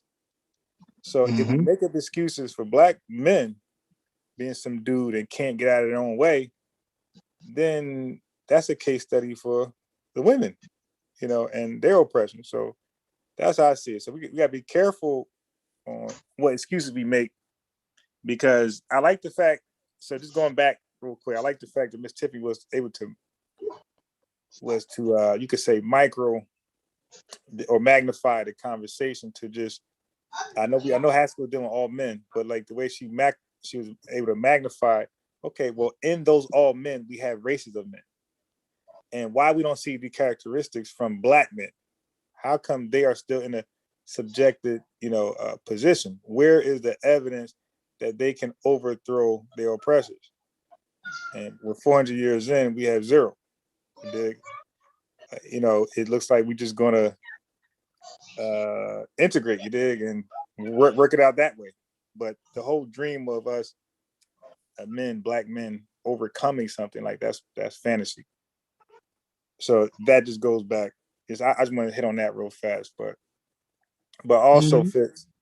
Also, so that's my position on the polite thing. But also you have from then you have brothers pointing fingers at each other. And now they're blaming each other for like these type of crimes and things like that. And then people are being blamed for the reason why polite's even. It's weird. Like people are being blamed because polite allegedly did something. Like, how you blame? And I don't get it. Yeah, I was totally confused. Like, I'm trying to follow this logic, and I'm just getting lost. Like, wait, so how does he get blamed for what this man did? Because like we're all Black, right? So we live in the trenches. We got friends who committed murders. You can't blame me for that. We got friends who committed robberies, all type of crimes. I don't, unless I help or aided the bait is full, you can't attach me to that. Like, I don't know what like right now, you guys don't know what I'm into. I don't know what you're into, but you guys seem cool to me. So we could do a podcast and be invited, maybe even get money together on a podcast or some type of, you got Miss Tiffany with the T, maybe something can work out with that. But she don't know my background. And this is why real companies, when the CEO go down or manager go down, that company is not reflected on that. Like, they like, no, that was an individual act, lock his ass up, and this company moves on. In most cases. You know what I don't like as well, what you just kind of touched on, is that other people being blamed for what polite has done. And also they've kind of that's if he's done it. We have to say allegedly. Right. And also it's like they've convicted him already because they're saying, well, he was with Dr. York, so he has to be one.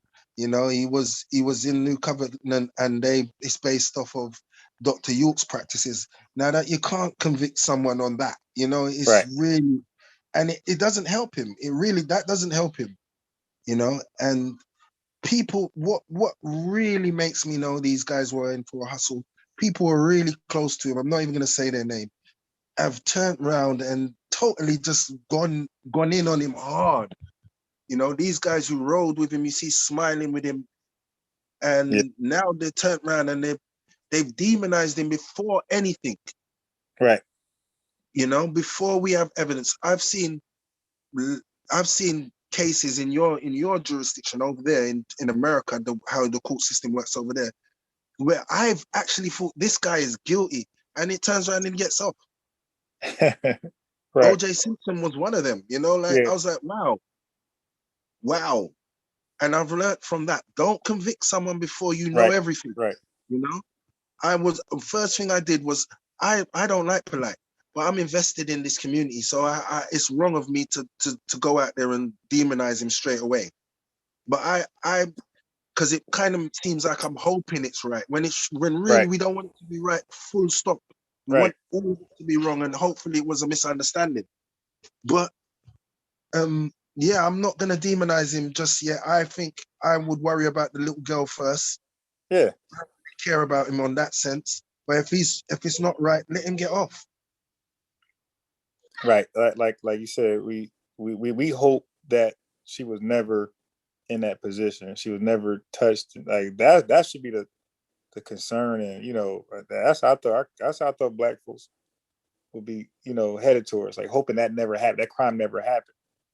Not hoping it did. So it's just so one person you don't like can be locked up. That's where we at though. Like we and that's why I said go back to Deshaun Watson. We like him, so he can't have done it. It's impossible. But we don't like somebody. Drake gets a lot of flack. Kanye gets a lot of flack. So if they get charged with what Deshaun Watson got charged, they're guilty. Black folks gonna turn their back on them. They don't like them. It's bad amongst this community, In a way, I would, as I said, I'm not a polite fan because I know what he's done. I convict him of other things, definitely, of what he's done. And I kind of want him to get justice, but not in this way. If it's wrong, it's wrong, But if it's right, he should get everything what comes to him. Yeah. Right. And for me, because I'm very observant, I'm very skeptical. I like to sit back and like this whole thing with all these controversial cases, Zimmerman, all these things, Bill Cosby, R. Kelly. I like to sit back and listen to people gossip, but I reserve my opinion and I listen to the facts first. And then when I believe I got all the facts, or as much as possible I could find, then you'll hear me speak and say, yeah, man, I think this and I think that, and I'll be able to defend myself a little bit. But it definitely caught everybody by surprise because most of us believe that he was truly scamming, and I want him I believe he really was scamming. So if he scammed to a degree where he could get jail time, that's what I wanted for him. I want him to get caught in what he actually is known to be doing. Yes. So this caught me off guard big time. Like, wait, what? You got arrested for what? Like, wow. Do you know what? Let me just say, I'll be real with you, Unbiased. From seeing other videos, of his codees outing him before this, in my own opinion, and just studying polite since this happened, he looks worried, and I can't convict him on that. I cannot. But he looks worried, and from listening, I don't want to say his name on your platform. From listening to the other incident from before, when no court cases, nothing like this was ever chucked up. But when him and his Cody had a problem before, his Cody outs him then. Right. Do you get what I'm saying? Yeah. Look, he did himself a big disservice to the Cody that you're speaking about. He looked really bad. Somebody made a video mix on that dude. Oh my God. That was not, oh my God. That video, it did him dirty. His own words against him. Oh my God, that looked bad. I'm like, whoa. But that's why I spoke on two things earlier. I spoke on sole proprietorship. When you have a YouTube channel or some content, social media, and everybody really is, I'm absolutely speaking, everybody really expects to gain some type of fame or notoriety, some money when you have some content on these platforms. So like you are your business. So the arguing you do, the trouble you get into, the going back and forth, you got to determine, does that work for you or it doesn't? So I was giving examples earlier. I didn't know Hassan Campbell channel grew that damn large, right? So that worked for him. It worked for him. That controversy stuff. Now this dude got famous rappers, you dig, talking about him, and Kwame Brown talking about him. So like he pretty much made it. But other people with YouTube content and other things like that, it's like, dude, you gotta know this doesn't work for you. Like, and the views show it. So when you try to go that same blueprint, the LL Cool J, FUBU, if that ain't working for you, drop that. In business, they tell you cut your losses quick. So if that ain't working for you, drop that and try something else. Like we get stuck in the mud. Like, this gotta work for me, and it never does. but Hassan, so there's a blueprint out there that some people just don't want to acknowledge. So Young Pharaoh came through the same channel, right? Same tunnel, and grew bigger. Then you got Polite. He gained mass success from like IG and Twitter, things like that. But you got people who show you the blueprint, how to get large, what to do, and other people just don't follow it. Mm-hmm. It comes at a price as well, though. Unbiased. Say that again. I think it comes at a price as well, because you look at them two. You just said Hassan Campbell and who was the other one? Young Pharaoh. Young Pharaoh. Look at their mental state right now.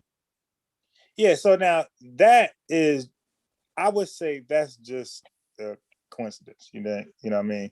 Because you got other people out there that just as big. That's like, Tariq Nasheed, in my opinion, is a pseudo, an alarmist. He's a true example or definition of an alarmist. Like, the government is doing everything. Like, black folks, everything is black. Everybody, the Celts are black. Everybody black, according to Tariq Nasheed. Everybody black. There's no white folk. There's no original white person. They're all black, according to him. But look at, he's not in no crazy scandals, and his channel is flourishing. So I just say, and Hassan Campbell ain't really in. I don't know what trouble he's in. But Young Pharaoh, look, from Young Pharaoh, what he's going through right now, he reminds me of a friend, a younger cousin, who was a college graduate, right? Great looking, great career, smoking. Somebody gave him something, and he sounds just like Young Pharaoh sounds just like him, bro. He came over my crib talking that conspiracy theory. So when I heard Young Pharaoh, I'm like, oh, that's my man. So I'm thinking same thing happened with him. I'm thinking Young Pharaoh was slipped something, and he just bugging off that whatever that is. I think so as well. I think his mental health has been induced by them mushrooms and all the other things he's been taking. It's definitely, you can see it in him. Hassan Campbell, you know what? Why I say the consequences is because you got all your jewelry and you can go online and make a bit of pee, but you can't go out, leave your house without checking your back and This is the problem with him. Just because of the nature of what his content is, he's always causing beef. It's always some kind of, unless it's set up. But that was always him, just on a low level, right? He was always the type. I think he'd been in prison for some type of violent crime. So this was always him. So what he did was he made the best him work. So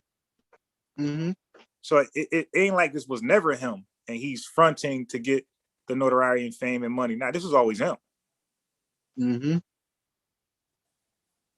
Yeah, I get it. I think he's more of an embarrassment. He's got kids. It's just my son would get on me straight away and say, "Nah, Dad, what are you doing?" It's just really an embarrassment to and that's it.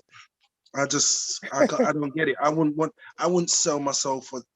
I'm not a big fan of his content, and some of my friends surprised me when they, like I said, before I even knew he was big at all. I thought he just like everybody else, 100 views.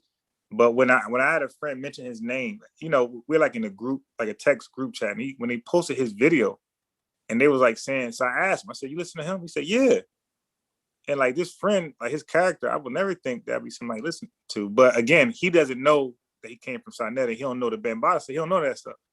So, but that's why I know he was big. Like, wow, my boy don't know nothing about that, but he's posting a Hassan link as though like this is his source for something. Then I clicked that link, and he had like 900,000 million gazillion views. Like, wow. Have you heard some of the things he said? Bro, I try to watch his stuff. I think only about a couple of videos I actually like. Probably like 3 or 4. I give everybody a chance. But then like the other videos I just wouldn't watch because he's just a bad news reporter. He just reports the bad news. And I just can't deal with with that type of news. You know what I mean? Like, I'm a good news person. I don't like to hear drama and somebody's doing this and beefing. So that just makes me depressed. I just can't. I listened to him and I heard him say, and this is a man who's been assaulted by Bada allegedly. Yeah. He Yeah. said that he wanted to push heavy dick into someone else's child. It came out of his own word, out of his Yeah, I own think I mouth. heard that. Yeah. You know, and I said, Yeah. and people were still getting 1,600 in the chat room. You know, I'm like, wow. I think the psychology of many people over there are not. They're really, you know, So it's in a Fitz, bad, state, man. that's why I read the definition. That's why the title is called Learning Center or Conscious Community. Like, which one do we really need? And I define conscious, and conscious is not what most people attribute it to be. Like, people think in conscious community, they think of smart people, community, or intelligent. It doesn't mean that. It means that you have awoken from your state and you realize what's really going on now. Like, if you get knocked out, you're unconscious. When you wake up, you're conscious, but you're not in an advantageous position. You're just getting off the floor. You're confused. You're bewildered. So that's what conscious is. So I made an example earlier. I said, so when I look at this community, I look at these conscious folks are people whose lives were just stagnant, not going well at all. And for the first time, reality checked them. And now they're conscious to their state of being. Their livelihoods are like, wow, this ain't going right for me. Maybe I do need to do this or get a job or finish school. And they're on a path to do that. But along that path, they're running into other people just waking up, and they are roadblocks to themselves. So they're beefing with other recovering losers, basically. And now they're fighting and it's stagnant once again. So that's how I look at the community. I look at it as people who couldn't get right, and now they finally accept that they couldn't get right, and they're trying to change their lives, but they're relapsing back to their old ways on the path of reaching some different light or some of their goals. You're right. You said it yesterday, and I can't remember what chat room it was in. And you're right. You're so right. You can tell by these, especially the religious ones who are in the conscious community, who say they're conscious now. As soon as you say a word, and these are words, mind you, no word can really hurt no one. They're ready to defend it with fighting or violence, or my nigga, this. And I'm thinking these are meant to be conscious people. These are the people that are meant to be the more, susceptible to people, and trying to make people get right, not wanting to that's fight. That's what we think, but they're recovering themselves. So that's the problem with us. Like, we believe that they were in a state of being to help somebody out, but no, they need help. So when you have professionals and experts who come into our community, like, let's say like Dr. Umar Johnson. So when they or Dr. West Muhammad, when they come with their professionalism, like with their education, they see the community for what it is, a bunch of losers. They're like, so now that's why they pull rank.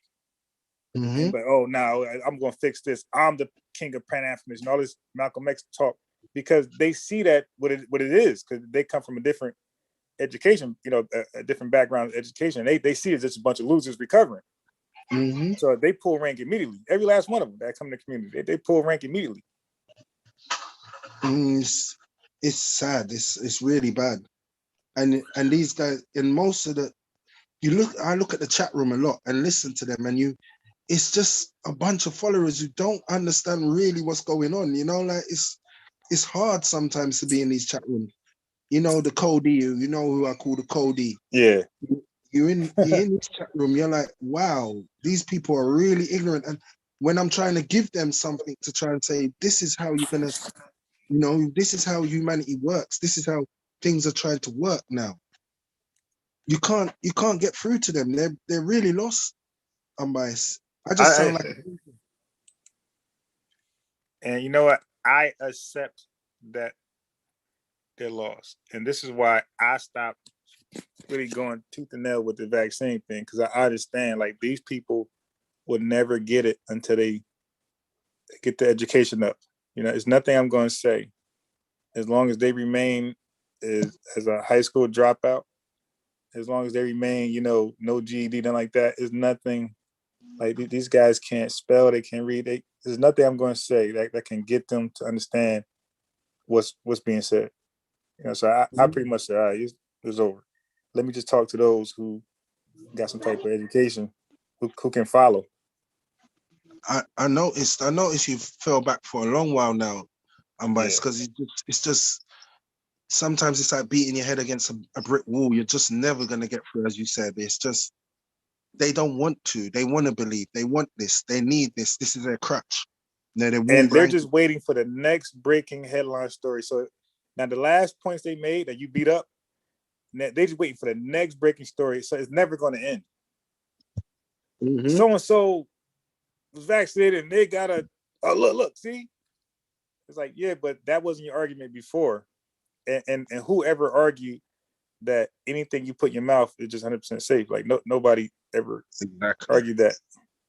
Everything. So if let's say if these are herbalists, let's say if give me something, sea moss.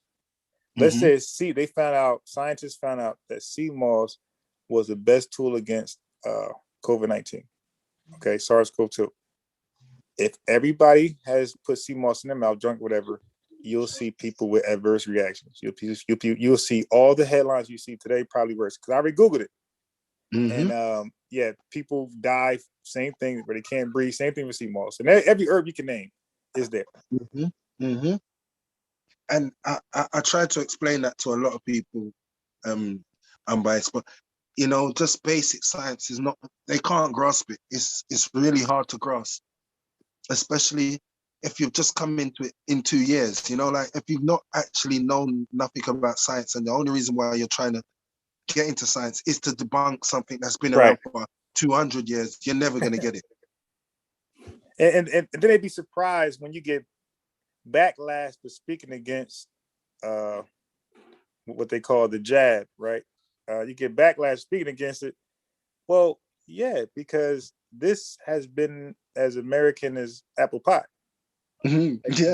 this is not going anywhere. This is what saved America from a whole bunch of diseases and afflictions. Like this is it. Mhm. Like America is behind this. This ain't going anywhere. Nope.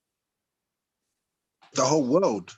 Right, It's mostly right. But few I was African thinking more of America countries. because this is what they speak to. But they ignore. Mhm. That's the thing. They ignore that the whole world, like all these other governments, I'd rather live in China, but they got vaccinations over there. I'd rather live over here. They got vaccinations. I had one fool talk about Europe. Like, dude, they got vaccinations. What's wrong with you? Mhm. And Mhm. they're a little more strict.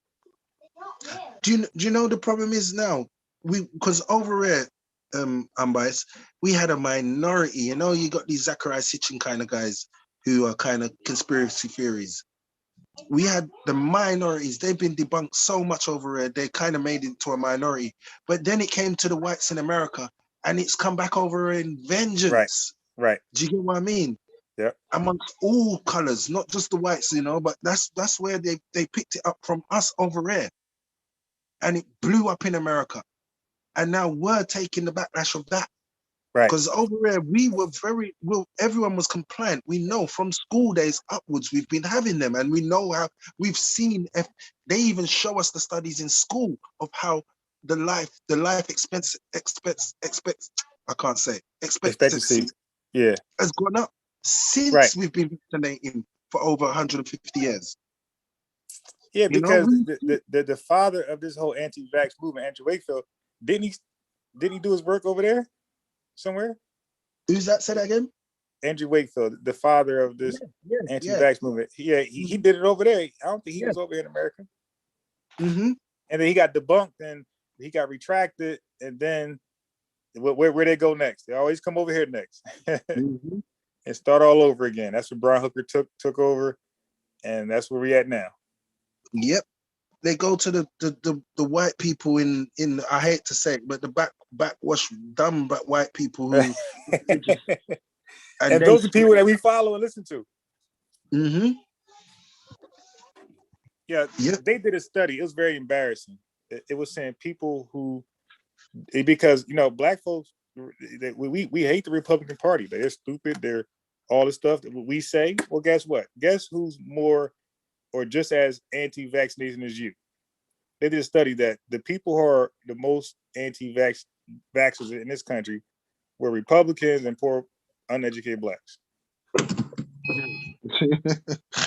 But they hate them so much, but they're so close to how they believe. They're pro super religious, they're anti-government, all these things. And you look at the conscious community, this is why the Nation of Islam and the Hebrews, this is why they're anti-democrat and they're so pro-Republican, because they're really more alike than they think. Yep. So what's y'all boys' opinions on them vaccine mandates, man? Y'all feel it's government overreach, or it's something that needs to be done? Well, I listen to like people who are like super pro-vaccine, and they don't like the mandates. So it's not like because you're pro-vaccine that you appreciate the mandates or welcome it. But me personally, I like it. Mandates are necessary. Yeah, I like it. So you agree with the mandates then? Mm-hmm. Yeah, and look, I want to use it in the wrong context that most Negroes use it as. I hope they force it. I hope they force it for real, not that pseudo talk. Hope they really force you. You sure you want that, unbiased? Yeah, I'm vaccinated. I'm good. Yeah. I think you're being a little short-sighted here, brother. I want it to happen. I think you're being a little short-sighted here. Nah, I mean, but you asked my opinion, so I'm just telling you my opinion. Yeah, because I'm for it. Think about it like this, right? If the precedent is set that a government could just come in, come stick you with a needle by force, like what you're advocating for, that type of power, once you give a government that power, is not going to stop there at this one thing that you happen to agree with. Do you know what happened before? Do you know that? Yeah, I heard Ong speak on that yesterday. That was some new info to me. Wait, do you know the details to it? No, I don't. Okay, so everybody, it fits. When I talk about vaccines, like what Negroes do to me, especially on social media, what they do to me is they always bluff me and they pull up a book, hoping I don't have it and hoping I ain't read it. And then when they pull the book up, now their book is a screenshot. So when I go send a picture of my hand holding the book, I'm like, this book, what about it? And then it get crickets. Okay, so the black man's Bible is a medical apartheid. Okay, but they don't read it though. They run to it to justify certain actions or certain beliefs, but they don't read it.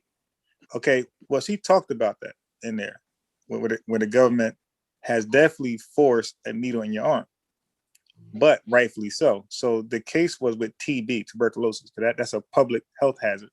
So you had people, homeless people, who wouldn't follow up on their treatment, and that thing spreads like, hold on. Okay, so and that thing is hard to contain. So yeah, so those people who wouldn't follow up on their TB medication, they were forced. They were forcefully taken off the streets, and they had a needle put in their arm to prevent them from spreading tuberculosis. Hold on. They were injected with a therapeutic, not a vaccine? Well, when you're dealing with antibiotics, because we're talking about tuberculosis, so that's a bacterial problem. So it's always therapeutic. Yeah, but what I'm saying is, I know they had tried to develop a tuberculosis vaccine for general use, but they were unsuccessful, and the disease eventually went away without the development of a. Yeah. So let me say this. Hold on. Let me ask this question. Yeah. So the thing that they were sticking those black people with, it wasn't a vaccine, right? You say black people. It wasn't black folks. See, that's the thing about the book. That again, you got to read the book. The book isn't about solely on black. So it wasn't, because I heard Unc talk about some black folks. I think he said in New York somewhere. I didn't hear that, but it might be close to it, right? But what I'm trying to say is this: medical apartheid is not solely based on black poor experience at the hospital.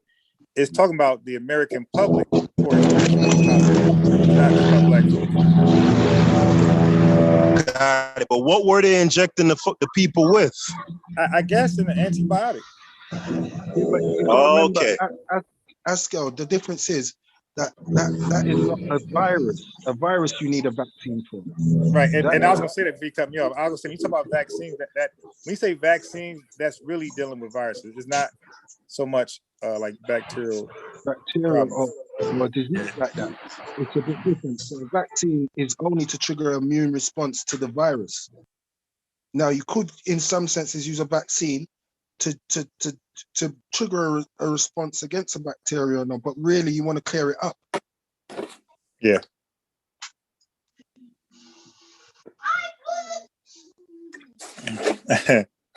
Amber's funny. She said, his name Edward Jenner. Again, the greatness of a white man to come up with vaccinations and antibiotics, all this stuff that we're taking advantage from. Even forget the stuff that you don't accept. The things you do accept that's in this country, she's saying, are great inventions from white folks, white men. Especially when it comes to medicine and any form of science. Mm-hmm. Oh yeah, but I was just pointing out that there was a case where the government actually Thank you. and give them antibiotics. So that's, and look, and they ain't do nothing crazy since then. So that's why I'm not worried about, just to answer your concern. That's why I'm not worried about what you're saying about the government doing anything. I mean, it's always a possibility. You dig? And How do you what's your opinion on Congress and their staff being exempt from it? What do you think about that? Okay, well, there's a lot. I do know that I think Sean did great work. That that a lot of those people are affiliated with the anti-vaxxer movement. Okay, so that. No, but no, I'm saying Congress is exempt. That's not a. Yeah, right. So I don't know anything about that. I haven't Googled that. But, yeah, it's a fact. You could Google it right now. Congress is exempt. What I'm trying to say is, of course, okay. Yesterday, again, talking to ex-architect, you can have facts, but you don't have the story. I mean, I'm not saying you, but there's still not a story. You need a story attached to facts. And with science, they call that a hypothesis or a theory, right? So you need to tell a story behind facts. Facts, just having facts doesn't tell me anything. So just telling me what they're exempt from, that's not telling me enough. I need to know why, like the whole details. No, I wasn't. I'm biased. I wasn't telling you anything, brother. I was asking you, what is your position on Congress still having a choice? Yeah, like I don't know much about that. I don't know. But that's an easy Google search, bro. Come on, man. You could confirm that with it in seconds. Like I know, but I'm telling you again, Haskell, you missed what I said earlier, bro. If I just Google searched it, it would just be a fact. I want the story behind the fact. Oh, meaning as to why Congress is exempt. Yeah. So there could possibly be some rationalization in your mind as to why these people have this elite status. And us plebeians have to. I would just love, like, for me to be held down and stuck like animals, right? Okay. I don't know one person who was held down still like an animal from COVID-19. No. I'm biased. You are advocating that. Yeah, no, but you asked me. Okay, Haskell, you mix. You got to stay with the line of questioning. You're asking me my personal opinion. Like for example, some people personal opinion, they want polite dead. You dig? That's their personal opinion. My personal opinion when it comes to vaccinations, yes, I will give a pass if the government can go grab people and vaccinate. I would like that. Okay, and what I'm saying is, what is your position, right? Let's say that policy was enacted. What would be your position if, when they're running around and forcibly inoculating people, if there was a group that is exempt from that? The legislature. So now, I got you. So now the exemption can be based on your condition. So when you get vaccinated, Haskell, there's a card that there's a paper that asks you, are you dealing with these complications? So it's not for everybody, for one. And like I'm being extreme, but it's not for everybody. It asks you, do you have this? Do you have that? If you can check one box, that it's not for you. So those people in Congress, they are old. So maybe they fit what's on the criteria in that box where they can't be vaccinated. All 500 what is it, 535? I can't remember. Okay, but then see, so when I go to speak on it, I don't, bruh, it could have been 3 people. I have no idea. Cause I never read the story, but you're still trying to hold me to a story or a news article that I'm saying I did not come across. No. All right, I guess fair enough. I made a statement of fact that they are exempt. I don't know what. I don't. Do you know why? Yeah, because they're members of the exemption is based on. Wait, the exemption is based on the station that they hold. It isn't based individually on if this one has some pre-existing. No, it's based on them being members of their staff is also exempt too. So you could try to rationalize it any way you want. I'm not, dude. You're asking me. Right. All right, here we go again. Hey, Fitz, you see this? He's asking me my personal opinion. Then when I give him a non-scientific, non-factual personal opinion, he's holding me to you. Are you trying to rationalize? Dude, you asked me a question out of left wing. I have no idea what's going on with Congress. I can't give you anything other than guesswork. Okay. Then you're trying to hold me to the knife. All right, you're gonna rope a dope. It's all you're gonna rope a dope. It's all good. No, but let me ask you this. You hit me with a rope a dope. Okay, now the rope a dope when she asked you about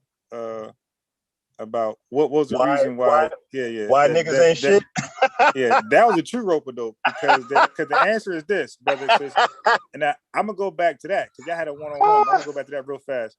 Yo, black people just lost the war, bro. Ain't no damn women. They made equal. White folks came with the ships. They came with the guns. They outmanned them. And we gotta ask like they beat everybody. Right. So it had nothing to do with color and women. They couldn't beat them, just like nobody else could. Everywhere they went, they whooped ass. Right. Facts. And the African nations is no different. They went over there with superior knowledge, superior technology, and they beat their ass. They still beating ass right now. That's it. I don't know what point Shorty thought she was scoring right there, but hey. Nah, but you ain't say it like that. Like they just outmanned them. I actually did. Remember when I said, yo, I said that almost verbatim on Bias. You probably didn't hear when I said it. I said, we got an ass whoop. We got pussy, right? No. It got nothing to do with that. They were outsmarted. They were outgunned. Right, but that's part of it. Right.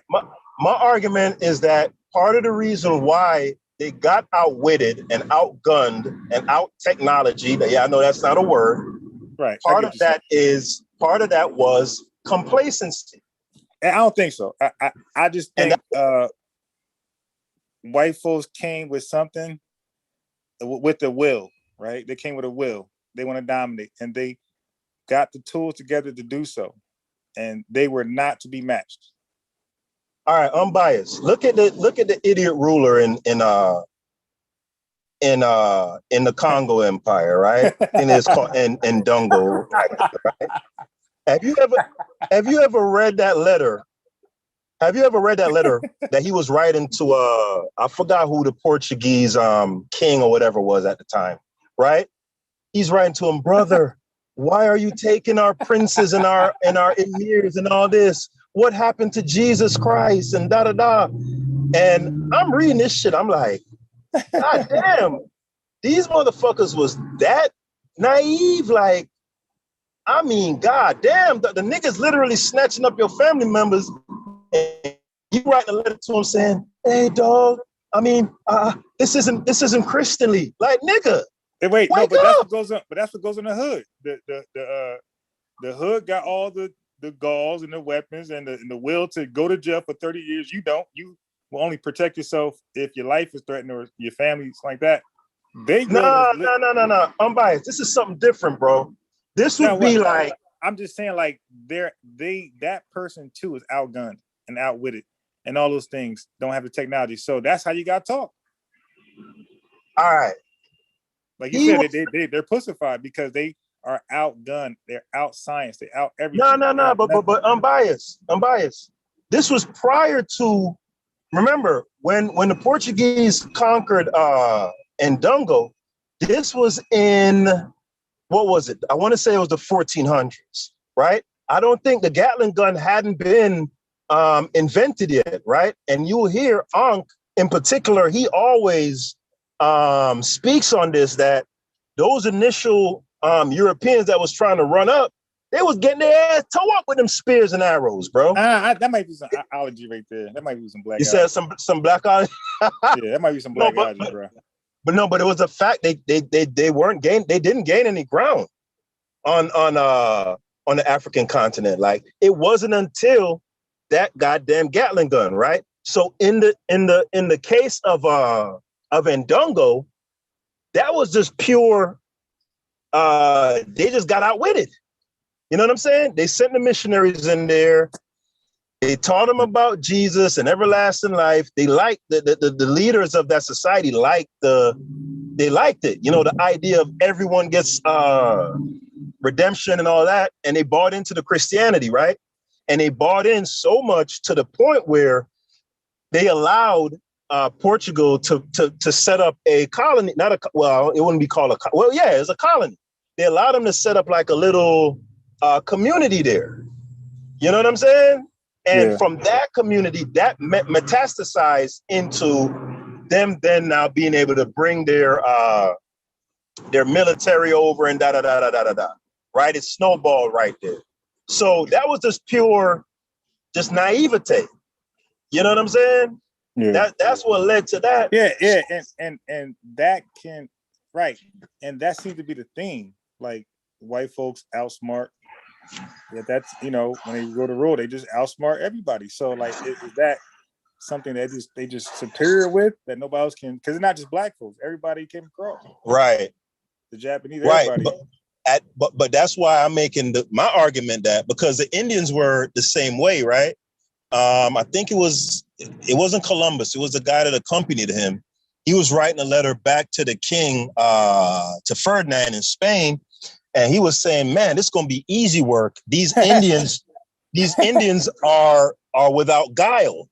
And you know what guile is? Guile is just, you know, game, like to get over on the nigga. Like, they had you said it best with, you was talking to Miss Tiffany. It's predator and prey. And some animals have that in them. You know, being camouflaged, the cheetahs and the lions being, that's part of your superiority. Right, but what I'm saying is a lot of those cultures in that time, they had no concept of deceit. Like, you get what I'm saying? See, but I don't look at deceit as a bad thing. I think that's no, it's not. No. Yeah. Hear what I'm saying, unbiased. In warfare, no, it's not. Like, it's the key to warfare. So are you trying to tell me no Native American ever shaded another Native American out of some spears or some cattle, some buffaloes? No, I'm talking I don't about that. No. Listen to what I'm saying, unbiased. I'm not saying they had zero propensity for deceit. What I'm saying was, as a pension of warfare, right? It wasn't something that all right. The guy writing back to Ferdinand, right? He was saying, like, yo, the minute we showed up, these motherfuckers was taking off the shit off their back, giving it to us. And you know what I'm saying? That don't mean that they're completely devoid of any type of, you get what I'm saying? But their overall culture is like, yo, we just want to love everybody. You get what I'm saying? I hear what you are saying. I don't know if there's any truth to that. Well, I can only go off the primary evidence that we have is the accounts of. Yeah, that sounds like allergy because they know how to fight with each other though. Those Americans know how to kill each other though. But you know, like a lot of those conflicts that they would have, it would have like spiritual type of strictures around it. You know what I'm saying? Like you can't kick a person when they down, or you know what I'm saying? On a church on Sundays, you can't run up on somebody. That's church day. You get what I'm saying? Right. And the European was the first to really come on the scene, and man, fuck all of that shit. Right. Because nigga babies. Right, because nigga fuck that. Babies, women, they seen that bitch. As weakness. Right. They seen that. They seen, okay, you guys can't win a war with each other because look at your goofy primitive rules. Like you'll never be successful. You'll keep winning and losing and winning. You'll gain no ground. Let me show you how it's done. Right. Over That's there, what I'm slap them up. saying, bro. The Yeah, the but European was really to the me, I think that's first. part of. Yeah, to me, I think that's because I subscribe to evolution. I think that's pretty much what humans just do. Like they just evolve and they adapt and they get better, and they figure out a way to do it better. Now that's facts. And that's what I'm saying, unbiased. The European was really the first on the scene to bring that level of just ruthlessness. Like, ain't no rules. I could make a treaty with you, break the treaty, make another one. I could make a treaty with you on Monday, break it on Tuesday, sign another one on Wednesday. Like, the European was the first to say, man, ain't no honor, ain't no rules, ain't no walk 10 paces and don't kick a man when he down, and ain't none of that. It's Nah, just but they had a 10 pace thing over here though. In yeah. 1900s. Yeah. I'm just saying. You know what I'm yeah, saying? I got you. Right. Now look. Hey, now to some degree, I would say that was probably a rule amongst themselves. But when they went to others, ain't no rules because we didn't agree to the rule that you agreed to. So, like you said, when they see the Native Americans agreeing to some style of fight, Europeans like, what that got to do with us? Right. Our rules that we fight amongst each other, these are our rules. So who rules, are superior now? They're like, all right, well, let's see who rules gonna guide the other person to a win. So Europeans came with their rules, Native Americans came with their rules, and they lost. And everybody's still losing today. So and that was to their argument. It's like, at what point, because everybody says that Europeans oppress the world, it's like, at what point are let me answer that. Go ahead. You can answer what I was saying. Yeah, because when you talk about European hegemony, right? When they first made their move on the world stage and start conquering, I know certain black women really get like a kick out of, isolating black men and saying, oh, why you ain't da da da. Man, them Europeans kicked everybody ass. Everybody. India, you know what I'm saying? The Japanese, when they dropped that bomb on it, they fucked everybody up. You know what I'm saying? So that's why sometimes, man, like I a lot of women will use that as a cudgel against black men. Like, to me, that ain't no thing. Like, men been conquering men since the beginning of time, back and forth. Like, yo, we got our ass kicked. Yeah. Okay. Yeah, we're still better than you though. Nah, I'm playing.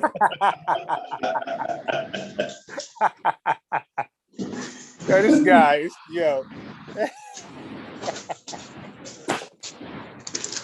broke something. Yeah, that is funny, bro. You are too much. So anyway, so back to so now I don't know why Congress has that issue. I will look into it. If you can put a link in there. You said easy Google search. Throw a link in there. Now, I was gonna say this. All right, we'll do. I'm gonna say this to you. What do you think their reason would be to that they don't want the vaccine? Why those members of Congress wouldn't want it? Yeah. Because somebody in the chat made a good point. They were saying that, the House is divided between Republicans and Democrats, and the Republicans, like, we all know, they're anti-science. They're anti-vaccine. They're anti that type of stuff. Right, but if you're gonna make a rule for your citizenry, then make a rule. Don't have a two-tiered system where because the rule, the mandates that he put down was any federal employee has to take this vaccine or they get fired. Okay. Apply that same rule to Congress. Don't have one rule. See, at that point, what you're really showing it that this is feudalism. Haskell, you might know more than me, but when they put a federal mandate, is that specific companies or that every country? I mean, every company in a state. Well, like, what's the guidelines on that? All right. Well, they have two. It's 2 tiers of mandates, right? So for federal employees, or those that contract with the government, they don't have an option. You Right. take the Yeah, I know vaccine that. or you're you're done. out of here. Yeah. You're done. And remember, I told you a year ago that this was the end game. Well, no, And it's- no. Stop the conspiracy stuff because No, but didn't I? But did I? no, Did I bruh, not? That's Haskell. We all knew that can happen, and we all know that it's supposed to happen. Now, Right.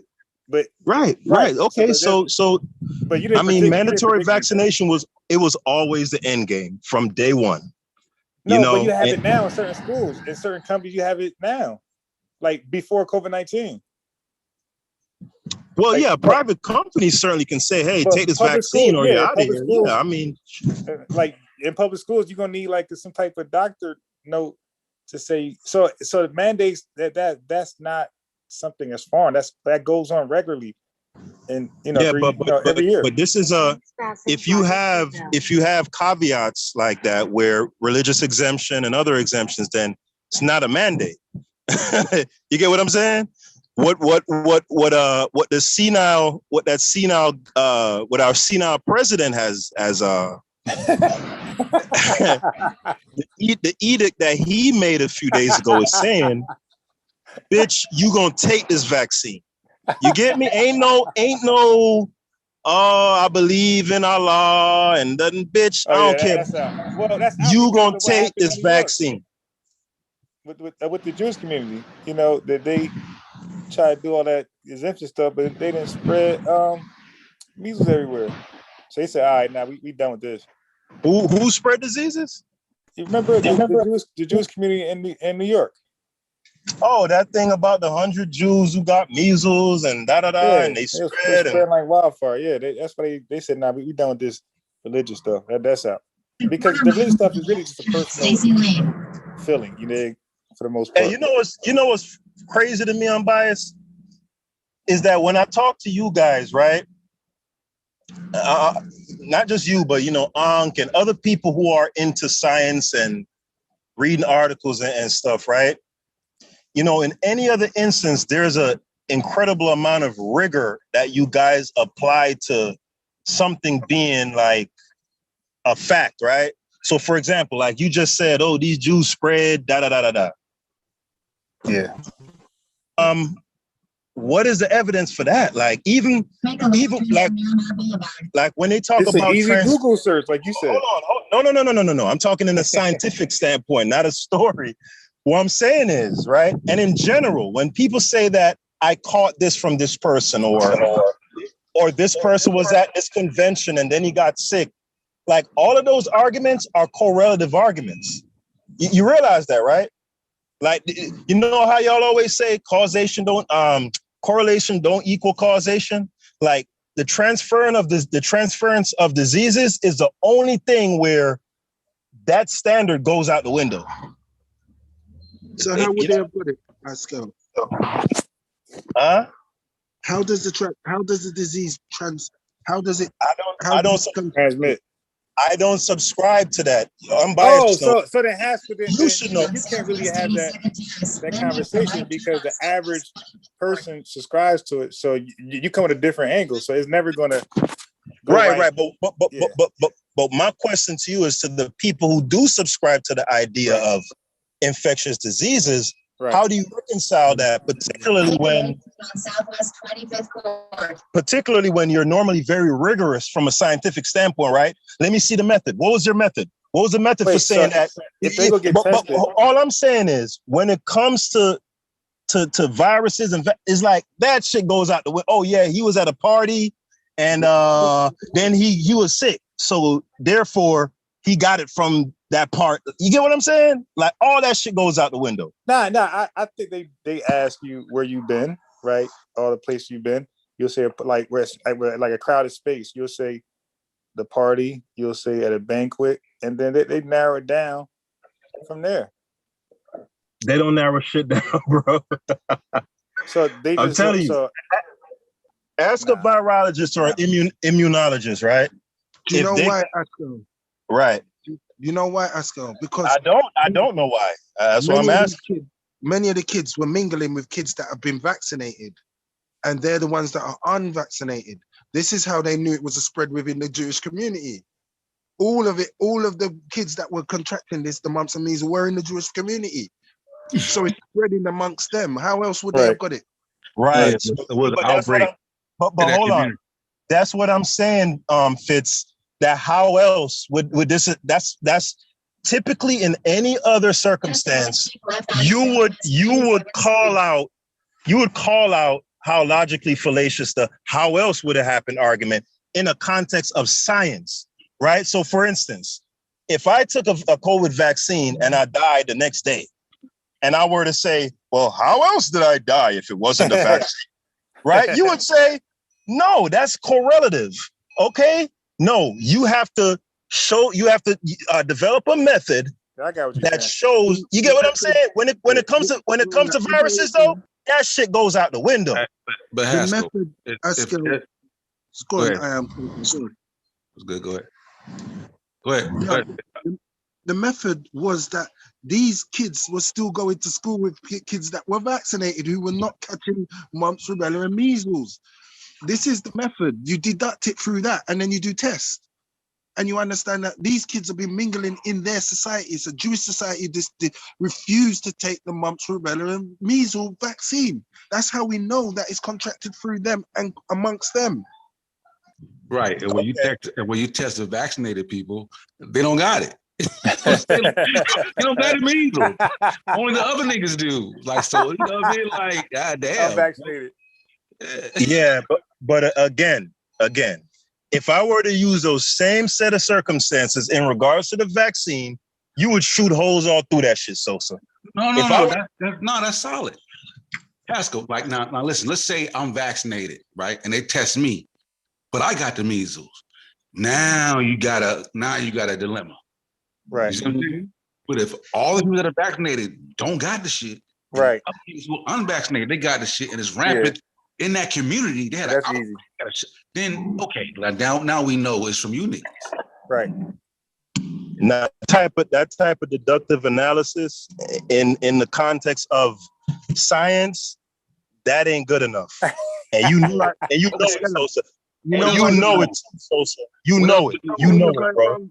You know where you're going wrong, Haskell, because you're comparing mumps, rubella, and measles to a virus like COVID, which is completely.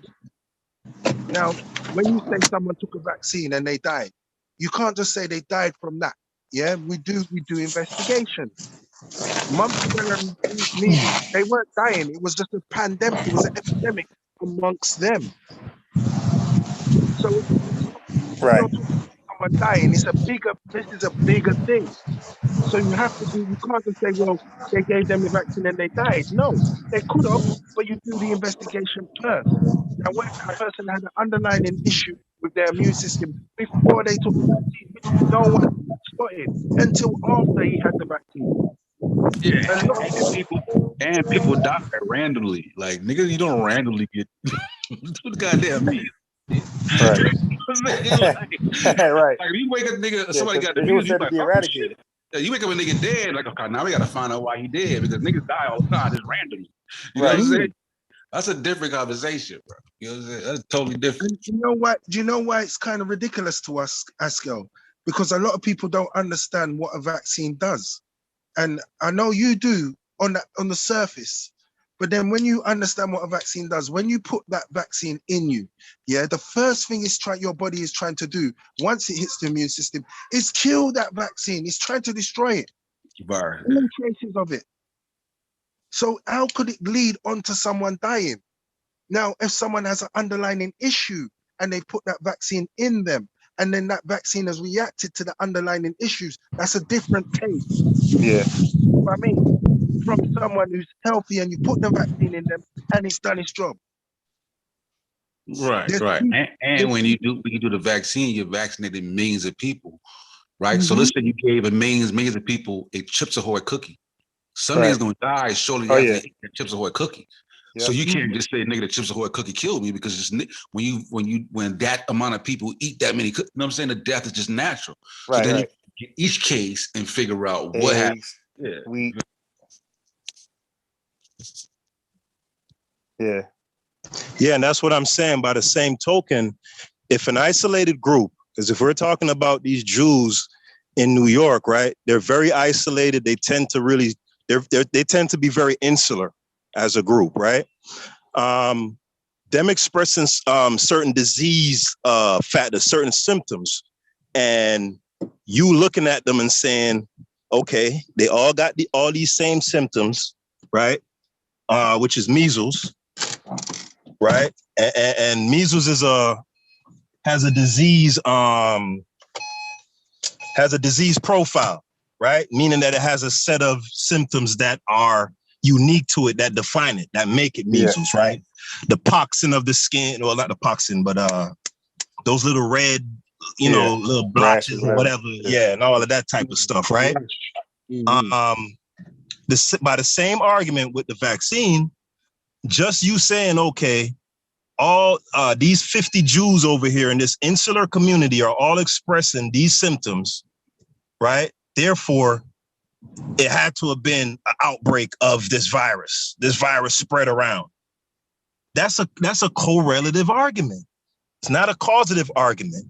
Yes, they're all showing us the same disease pathology, right? But what caused that disease pathology? See, and that's the thing with modern Western science. They conflate the virus with the expression of disease to the point where we do it now and don't even think about it. Well, you get what I'm saying? Weren't they traveling to their country and back, Haskell? If that was the case, I don't know. Could be. I don't know. That's. I remember when that story broke. I could, confirm it, but I recall that being like how they got it. They got it back in the homeland. Right. So how are we to not know, right, that it wasn't some other factor that they all have in common, right? That group, whether it be some dirty water they drank, or I'm just saying, for examples, guys. How do we? Let's go. Do you know why we could come to that conclusion really quick? Because they all refused the vaccine. Yeah, because if they drink dirty water, right? You talk about they still had the measles, right? No. I'm saying that's an example. I'm just saying. I was just trying to think of examples of what other factors could be outside of viral transmission. Yeah, you got that issue out in Africa, but a lot of them are vaccinated, so they don't contract the virus. But the ones who are not vaccinated, they contract the virus from the dirty water. Yeah, because I'm trying to confuse you. Are you saying that the reaction is not necessarily the virus? Yeah, I think that's what he's saying. Is that what you're saying? Like, right? Yeah, the symptoms. Yeah, so you're saying just because they're showing expressions of measles, you can't say that it's a measles. Is that what you're saying? Yeah. Right. Right. All right. So, for example, let me give you an example. Right. Let me give you an example. Hold on. Let's take polio. Right. Yeah. This is one of the favorite one. That's his favorite one. Yeah, because it's so flimsy, right? That's they one. Yeah, because it's easy. It's easy to pick apart. It's so flimsy. Yeah, he'd be like, let me think. He like proud. Give me a virus. He already know for the door. Polio. Right. Like take for example polio. Right, I go to it because it's probably the most used talking point of a pro-vaxxer. Okay. Oh, the vaccine. It took out polio. Right. We had this many cases, and this year the vaccine was introduced, and then voila. Polio was eradicated, right? But what they don't tell you is that in the same years that they introduced the polio vaccine, they also changed the case definition for polio, and they changed it fundamentally, meaning that the way they changed the definition, the numbers would go down. Because give an example of how they changed the definition to reduce. I mean, I could Google it real quick. I can't recall it off the top of my head. Hold on. Yeah, I'm trying to follow along. Y'all go ahead. I'm gonna get it together and I'm gonna drop the link in the back chat. Yeah, because that's what I just realized. Like you were dismissing measles. I thought you were just dismissing the fact that the outbreak, like you're dismissing measles. That's strange. As well, polio is different from a virus, an airborne virus, which is gonna be harder to control. And the only reason why polio took so long is because we was just understanding vaccine science. And look, it's been eradicated. Yeah, but yeah, Haskell goes against a lot of that stuff though. Germ theory, like he goes against all that stuff. There's a lot of different things in germ theory. A lot of people are mixing up now, as Sosa, as you know, they're mixing up different diseases and viruses. Viruses are different from diseases, and even a virus that you catch, which is not airborne. So there's different ways of combating them. This one is airborne and it's vicious. That's the viciousest one you can get, is airborne. Yeah. I'm much quicker. See, I'm just confused because it's like, okay, right now we have more than 200, getting close to 200 million vaccinated. Like, if it was an issue, I'm thinking like, why we ain't seen nothing yet? You know what I'm saying? Mm-hmm. Like, they just keep ignoring that part and just continuing on with the fight. Mm-hmm. I mean, so that's why shit kind of blows me a little bit. You know what blows me, Asko, is where they get these numbers from. I've heard 4,000 deaths, 45,000 deaths, 65,000 deaths. I just don't know. What's that? How they get the deaths for like COVID? How they say these amount of people died of COVID? Vaccination. Of COVID vaccines. Oh, there are official numbers out there like that? I wasn't aware of that.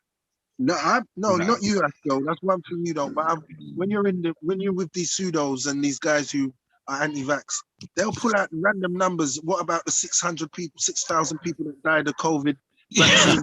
No, yeah. Because all that they could use is VAERS, and then and to be honest with you, they're going off of VAERS. Okay, yeah, but it ain't even that high. And then sometimes you gotta understand, like, a lot of those anti-vaxxers will make false claims, bro. Like there's big money in the vaccine court shit. Mm-hmm. With lawyers, like they got lawyers who specifically do vaccine cases, bro. Like they make a killing. Like that's just their job, right? And they know how to argue the vaccine shit because to a certain point they won't even dispute it. If it gets to a certain point, they'll just be like, you know what, we'll just pay. You know what I'm saying? If you can make it valid and make the argument right. You know what I mean? So, but but every time you talk to anti-vaxxer, right, they always know somebody who died from a vaccine. Right? But when you talk to the regular person in general, they don't really know anybody like that. They always got these, dramatic stories. You know what I'm saying? But the regular population don't have these stories like that. Right. So yeah, like I have a dude that's in my group, the phone chat thing. He got all these scenarios. He's a regular guy like us, but he's privileged to know all these people who suffered. Like I'm talking about, these are personal people he heard at his job or he knew. This ain't no online or the news. The news. He's trying to convince me he just know all these people, or they just come to him and tell him of their adverse reactions and the deaths. I'm like, dude, stop. I know, right?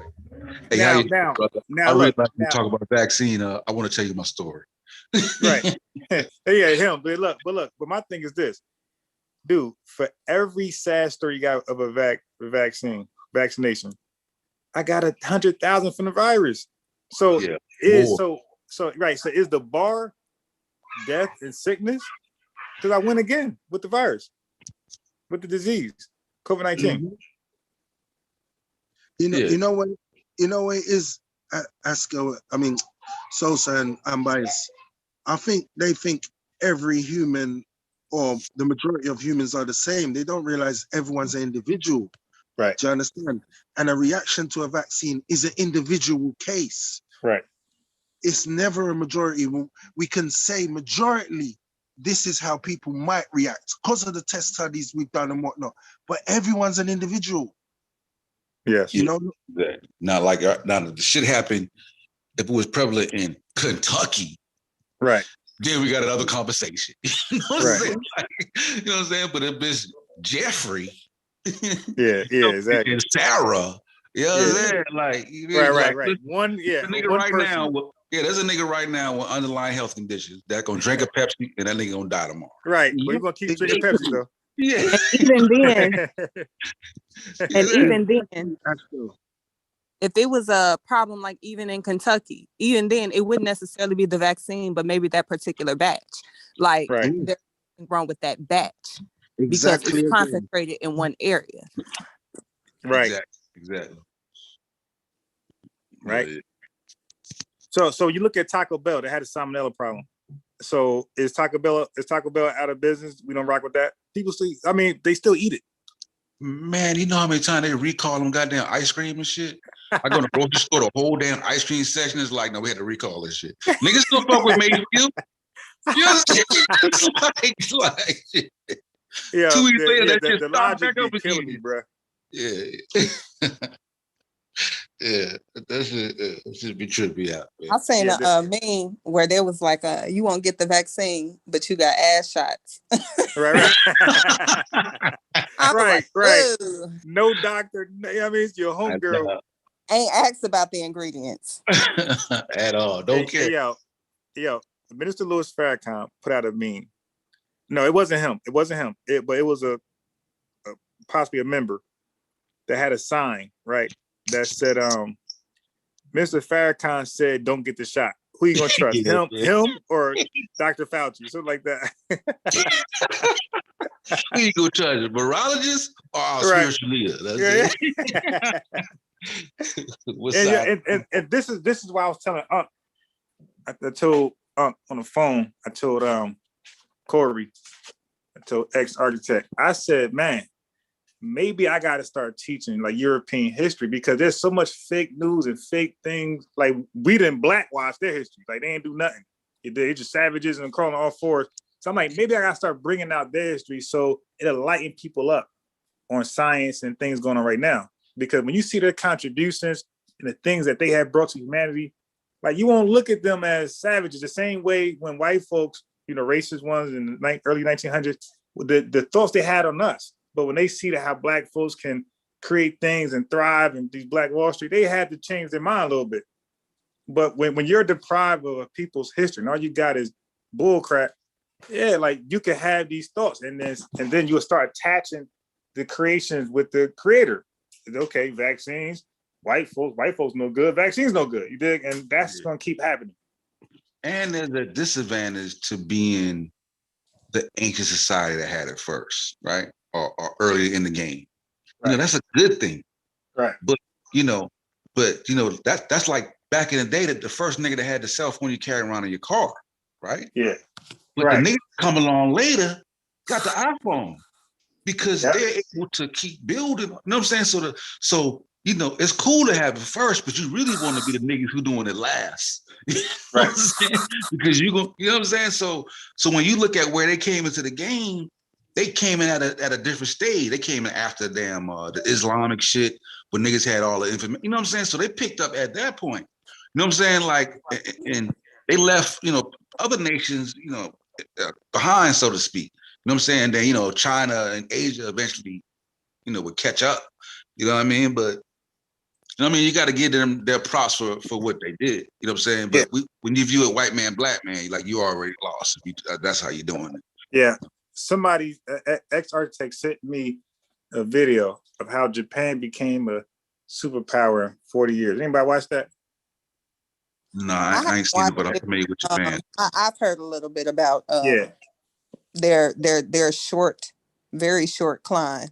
Yeah, it's amazing. So like we look at dumb stuff to pull us out of our condition when you have blueprints right there. Like it took them 40 years, and that's superpower because we see them in World War I and World War II on the side of the Germans, but we never really asked like, wait, how did they get good with the Germans?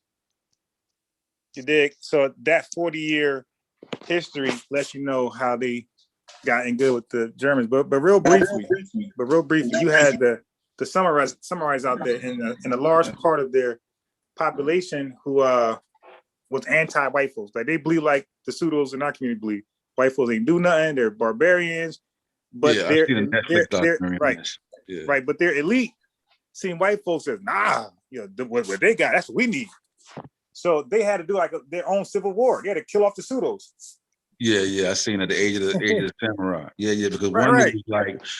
one nigga was like, y'all keep fighting with them swords and shit all you want. I'm finna holler these white boys. We're finna get this goddamn guns, and then we gonna see how this. And look, and guess what? We didn't know that they were flaming homosexuals. You dig? And guess what brought them out of homosexuality? This is going to shock you. White Jesus got them sleeping with women. Christianity, because it condemned that type of lifestyle. I didn't even came across that part of it yet, but it ain't surprising because that shit happened among us. Right. So surprised that shit pop up bad, bro. You know what I'm saying? So, but white Jesus also got them out of that vegetarian lifestyle. They started eating meat for the first time because, like, up until that point, they believed if you ate meat, you was eating a relative that was reincarnated. Yeah.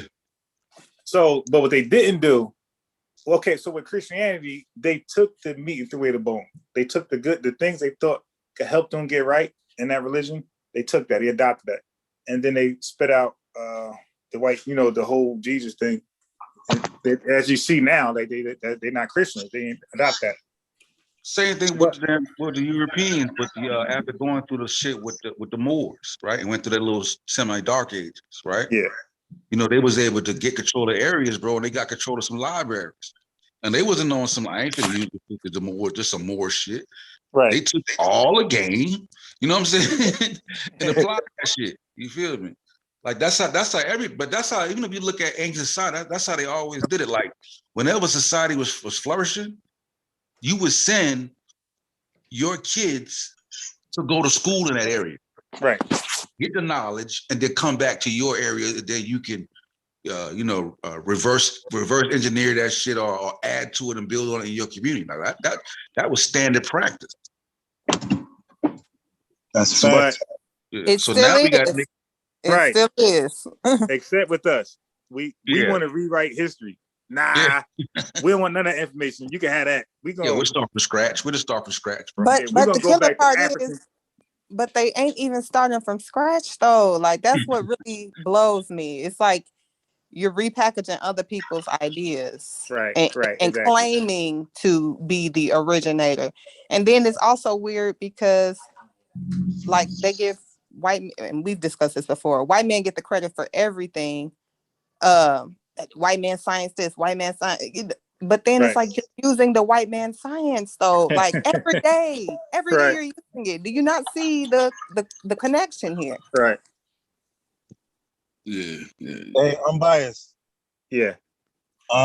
Check the back chat. I had put a link in there, and then I also put an excerpt from the article. I don't know if you could share it on your screen, and we could go over it together. I think it would be edifying for everyone. At least I believe so. Polio? Yeah. Oh, and that's why I originally came on, because I wasn't sure. I think the point Haskell was initially trying to make was that they no longer really test other correlating events. Like this group of people, they all got this disease, but what are other correlating events that they have in common that could also potentially contribute to the cause? It's like they go for the obvious assumption. I think that's what he's kind of trying to get at. Yeah, correlation on equal causation. Right. So the disease factors that make up measles, the symptoms, is come to be seen as synonymous with that virus. You get what I'm saying? So if you're expressing these symptoms, that's because of the measles virus. It's like settled science, is what I'm saying.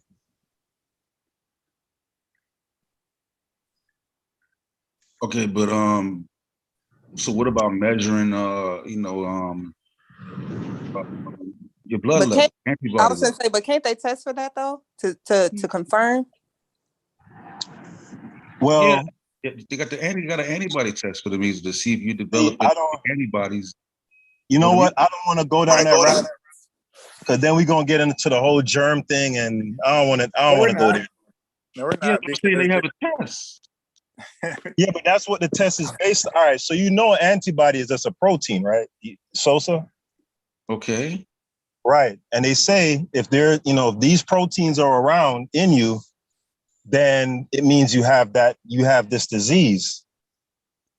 I think you kind of up it down a little bit, but yeah, it's not, I mean, I'm no biologist, but like generally that's what it like a antibody is a Y shape. Let's say you contracted you have antibodies for COVID and you have antibodies for measles. Will those antibodies look the same? Wow, that one I don't know. I do. Yeah, so so would they be able to distinguish which one? Right. I don't think there's such a thing. You know what? I don't want to speak out of turn. I want to say, because even when it comes to measles or rubella, they can tell if you're developing antibodies for specific. I know what they definitely would probably be able to tell with the COVID shit. Yeah, because of how the protein looks. This is what I want to say. This is what I want to. I'm sorry, Amber, real quick. This is what I want to say, Sosa, without, I'd have to go back and like do some reading, but I do not believe, from what I recall, there's such a thing as a protein or an antibody that is specific to this disease, that disease, I don't think that's how it works. I could be wrong. Even if it is, are you saying that it's also possible for, let's say there is a specific antibody for COVID-19 or measles or whatever, are you saying that they no longer test the potential for this duplicate set of antibodies to be developed in regard to another unknown virus? Is that what you're saying? No, not quite. Something along those lines, but not quite, right? So what I'm saying is, I'm sorry. 1290 North University Drive. I'm sorry. What I'm saying is, right, this community, the ones who profess to be scientifically literate, when you say that this thing causes a thing, the first thing they ask you is they interrogate the method, right? And the method, they say, is what determines the validity of that statement. That X caused Y, right? So in the case of viral transmission, right, when they say this virus entered this human being's body and caused this disease outcome, what I'm saying, everything that they use in that field is deductive, correlative. There is no methodology, right? And there actually exists a method to determine that, right? But they never use an objective, to use brother Fitz's words, right? They never use something that's an objective methodology whereby they can demonstrate that this viral particle entered this human being and caused this disease outcome. Everything is correlative and deductive in virology. Really? Really? I mean, hold on. I'm making a source though. What it's saying, like what I'm putting up now, where they show you like each variation looks slightly different and play different roles, and they talk about the shapes of some different antibodies when they develop. Do you know why, Pascal? Why you kind of get that? Do you know what a virus does once it enters you?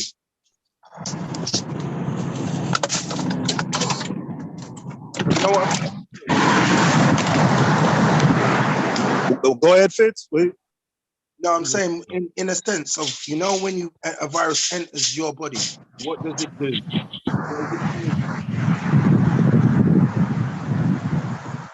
I don't know. You sounded low. I didn't hear you. When a virus enters your body, what does it do? Right. Well, supposedly it attaches itself to a cell, gains entry, and hijacks the function of the cell. And what would we call that? Is that a mutation, or is it going to stay as itself? You're saying if once the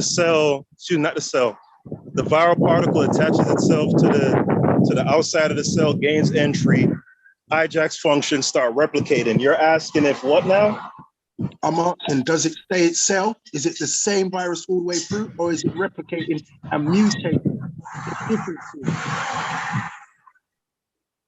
Well, supposedly, like the viral particle, it replicates itself. As far as the mutation part goes, I'm not too versed on Hold on. I'm not too versed on the philosophy behind how mutations work. I do know principally from what is taught in virology is when a viral particle gains entry to a cell, it's for the purpose of replicating itself. Yes, that's easy to the cell. But once it comes up against the immune response, what is it trying to do then? Oh, that's when the whole mutation thing comes into play? Yeah, because it's trying to survive. That's right. That's the difference. This is why we're getting all these different variants.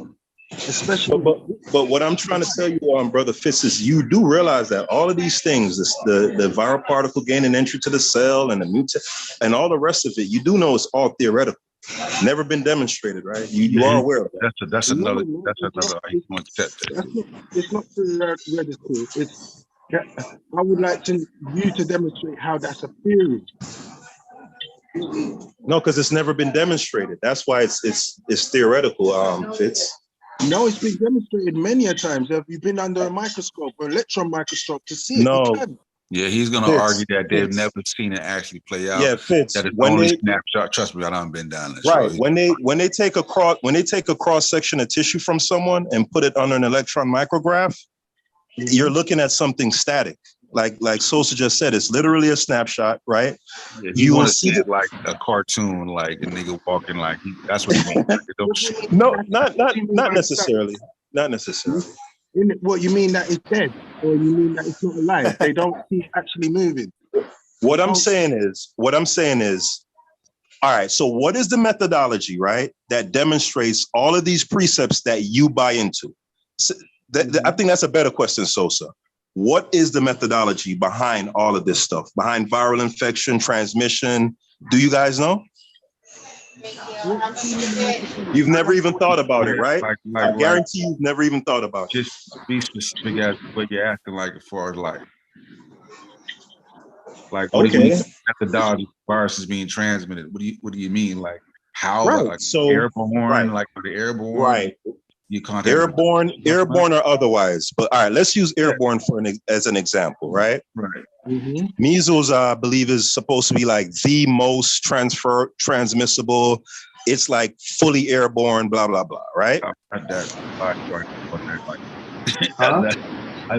I can't. I speak to that. Like I'm just saying. All right, let's just take literate than I am.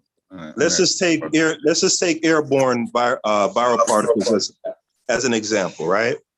Yeah. What is the methodology used to say this viral particle hung around in the air, Haskell breathed it in, it led to this disease outcome?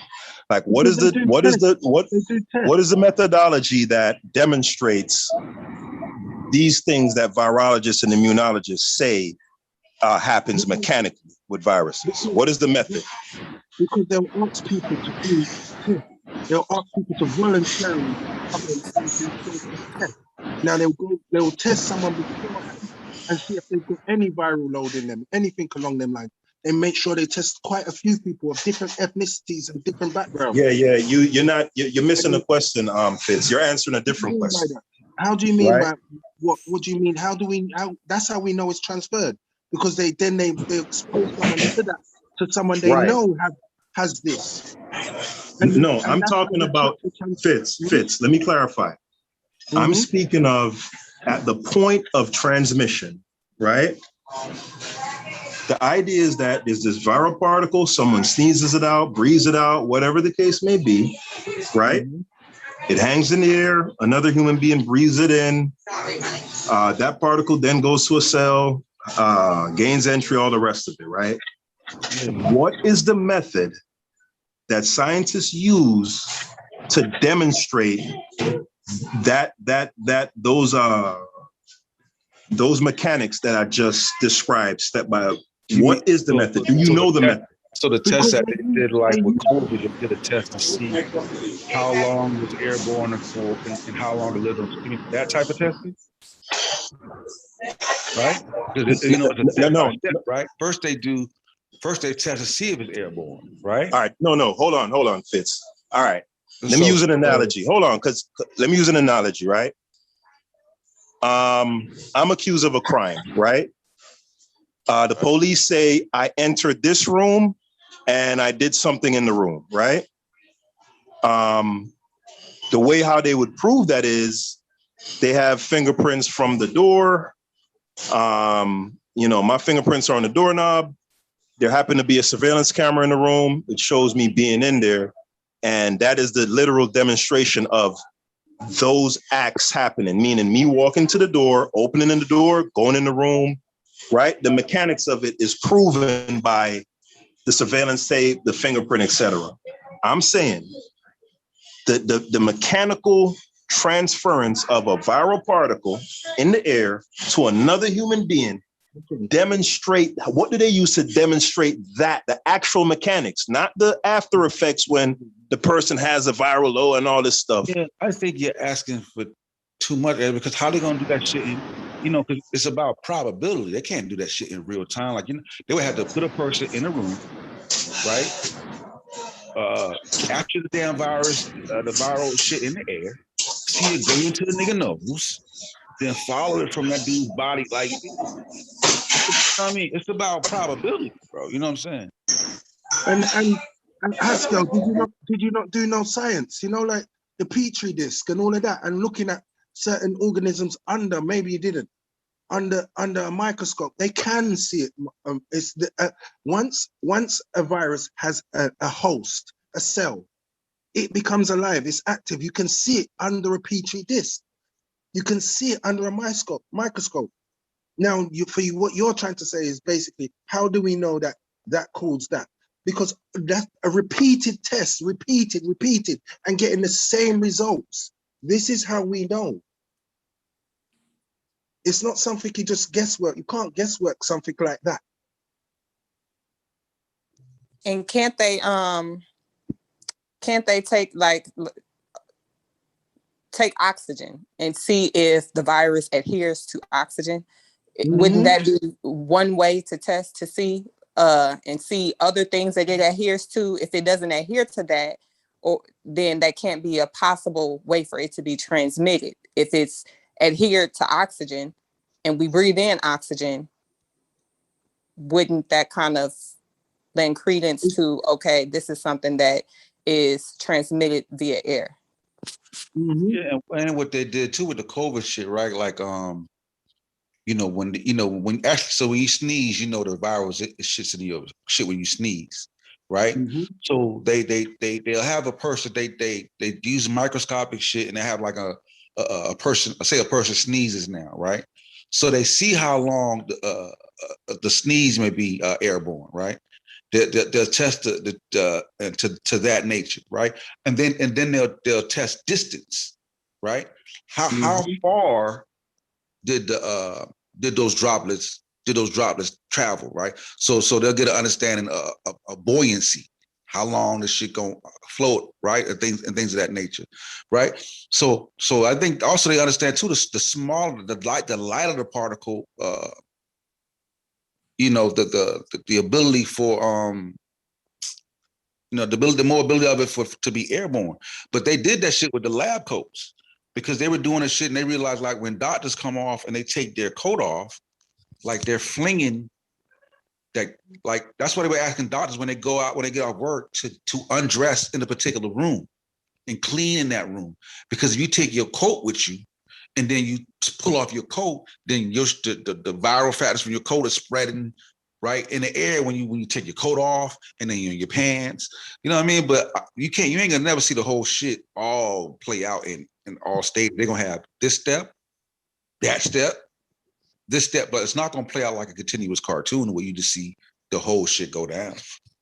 You know, so that's not how science works as well, especially in virology. It's not something you would, you know, how you would get to say, yeah, well, this is this and this and that in real time. You have to do many subjects, you have to do lots of tests, repeated tests, then you have to do this and do that and do. It's not so easy. But we know it works. We know that a vaccine works because it triggers our immune response, which is the same response, which is like a virus. Yeah, and we know certain viruses are airborne. But we see niggas contract the cold and flus from other niggas. You've never with a nigga. Sosa, you've never seen anyone contract anything from anybody. You've seen somebody. Hold on. You seen somebody. You seen somebody sneeze around somebody, and then 3 days later, 2 days later, this person got sick, and you came to a conclusion. You made a deduction. You've never seen. Right. What I'm saying is that. Okay, so you're saying that when they've never been a situation where you put an infected individual in a group, uninfected individual, and they've seen it spread out. Like, in other words, if you take a nigga who infected with blue dye and he walks into a room, right? And when he walks out of that room, other niggas got blue dye on their shit. I mean, if there are examples of it, I'd love to see it, but because there's actually a scientist or a doctor from back in, I want to say the 40s or something, that he was a reputed anti-vaxxer, right, for lack of a better term. And he was going around demonstrating to people, like, he would purposely go amongst folk who are diagnosed with, I'm trying to remember what viral disease it was, but it was a particular viral disease, and he would make it a point. I'm going to go here. Not going to wear any gloves. I'm going to be around them for a week and da-da-da-da-da-da-da. And he would do it over and over and over again. So if what you're saying exists where this person with measles or this person with, I don't know. I mean, if you got, I got kids, right? I've been in a situation where my daughter comes down with something, right? And before you know it, the entire house is sick, right? We're experiencing the same symptoms. Diarrhea. See what I'm saying? Right. So that doctor with no gloves, he died from polio 2 years after that. And you know what? I'm joking. Yeah, I know he's joking. But I want to say this. Go ahead, Amber. I'm sorry. Can I say this before you say me? I wanted to say though, Haskell, have you ever considered that he vaccinated himself and then went around right to be unvaccinated? Nah, I never considered that one. Right, that's a good point, Amber. That nigga cold blooded. He did that shit. That nigga cold. Hey, Haskell, I said he died from polio 2 years later. Hey, but you know the lady that had discovered radiation. She didn't believe that radiation poisoning was real. You know what I'm saying? That shit ended in her death. Hey, whoa, I'm glad you brought that up. That shit ended in her death. I'm glad you brought that up. So because the mechanics of radiation poisoning, that can absolutely be demonstrated. Not, I was around this person. No, they can literally, like in a laboratory setting, demonstrate that. Because it's a different dynamic. That's, the right. dynamic. Yeah. Right. Yeah. And that's what I'm saying. Virology is the only only discipline that I know of in science where deduction and like what you said about your little girl, she being sick, and then 2 days later the whole house is sick. In any other instance, right? In the context of science, that's not good enough to prove or to use as a, you know what I mean? Yeah, but okay, but if somebody has, and that's what I'm saying. It's only in virology where that's good enough, Sosa. No, Askell, it's not that it's a good enough standard. It's the standard what is provable. If Sosa's little girl had the flu, then she went home, and the other girls or boys in the household had the flu. All you have to do is test her before she had it, and test them and see if they've got the same viral load. Now, where did that viral load come from if it didn't come from within the household? And even if it didn't come from within the household, you know that it's the same thing and it's been passed on. How else would it be passed on? Viruses are passed on in certain ways. You have a virus passed on through infection, blood transfusion, and airborne. Now we can rule out them 4 things with kids. The main ones, you have to say it's airborne. So how else? It's not that you have certain kinds of detection and understanding. Hey, how you doing? I have the food in my car. Okay. Got it? Yeah, do that. Because this thing is very flimsy. Hold here and hold here. Okay, I'll put it away and then I'll come back. Right. And go slow. Right. Mute Haskell. And another thing Haskell didn't say with that man who walked around, that people can be asymptomatic. You know, like he could have gone amongst, he's looking for one viral load he's looking for whatever it was he was looking for. He could have been asymptomatic. We don't know. Yeah, I'd like to see the dude what type of virus was he seeking? Yeah, come in contact with. You know, like, I like to see his and then like afterwards, like did he test himself to see if he had any type of antibodies developed from? You know what I'm saying? Like, what was the testing process other than I didn't? You know, all right, Papa. Like I'd like to see that. So I gotta think. What guy you talk about, Haskell? You talk about that? I mean, to a degree, I get what Haskell is saying, but I also would say, because I'm not a virologist, I do not expect them to show me the entire process. How many people would understand even if they showed it to you? But I don't really say, well, we know this, because truth be told, I don't really know anything. I trust the science behind it. I can, to a degree, understand the logic, but do I know, quote unquote? No, I don't. I trust the science. I think it's with people saying that they know things without being able to demonstrate for themselves. I think maybe that's more of what he's kind of saying. Like, people claim to know, well, we know it happens in this way, and he's saying, well, how? Yeah. Can I think what people are saying too is that here's how they say they, like when we say we know, we're saying like here's how they say that they know when they have these examples. But you're not going to get the goddamn abstract from the scientific journal breakdown or the 3/4. You know what I'm saying? Like ain't no layman going to that can do that part of the goddamn experimentation. You know what I'm saying? Like you're gonna get a layman breakdown from a layman understanding. But look, Sosa, if you were to give me a PCR machine and say, run these samples through it, I wouldn't know the first thing to do. But I understand how it works, like exactly. Like you know what I mean? Like I know precisely how it works. So like having like actual hands-on know-how is different from understanding the thing. Like I understand how a car works, but you don't want me to work on your car.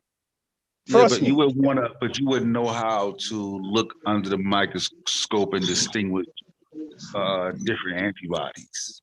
Right, I wouldn't. We only have to work with the idea that they say that they can look under the microscope and distinguish antibodies.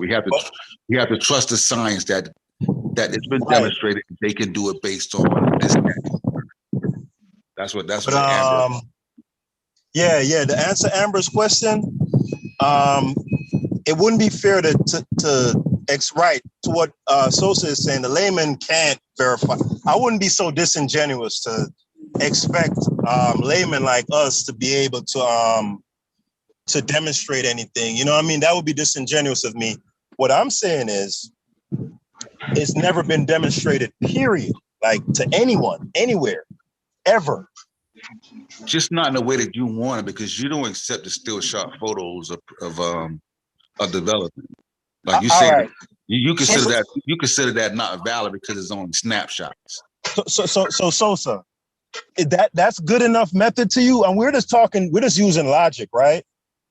Just logical. I don't know how to cut a cross section of tissue and put it under an electron micrograph, and I wouldn't know what the fuck I was looking at, right? My argument that I'm making is purely a logical one, right?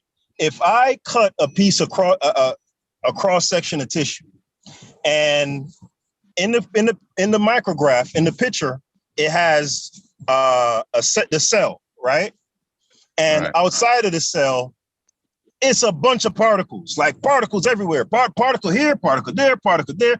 And these scientists say, okay, this particular particle here that I circle, that's the viral particle, and it goes into the cell and does XYZ. For you, that qualifies as good methodology to you to demonstrate what they say about. Yeah, because they just give. I understand that I'm getting the layman version. Yeah. You know, anytime you're talking to us, it's a very layman. No, King Sosa. Forget the layman. They don't have anything beyond that, Sosa. No, but when even when you watch that video with Wrecking Yellow, right? When they show that photo, they give an example of how a normal shit looks like, right? The culture, right?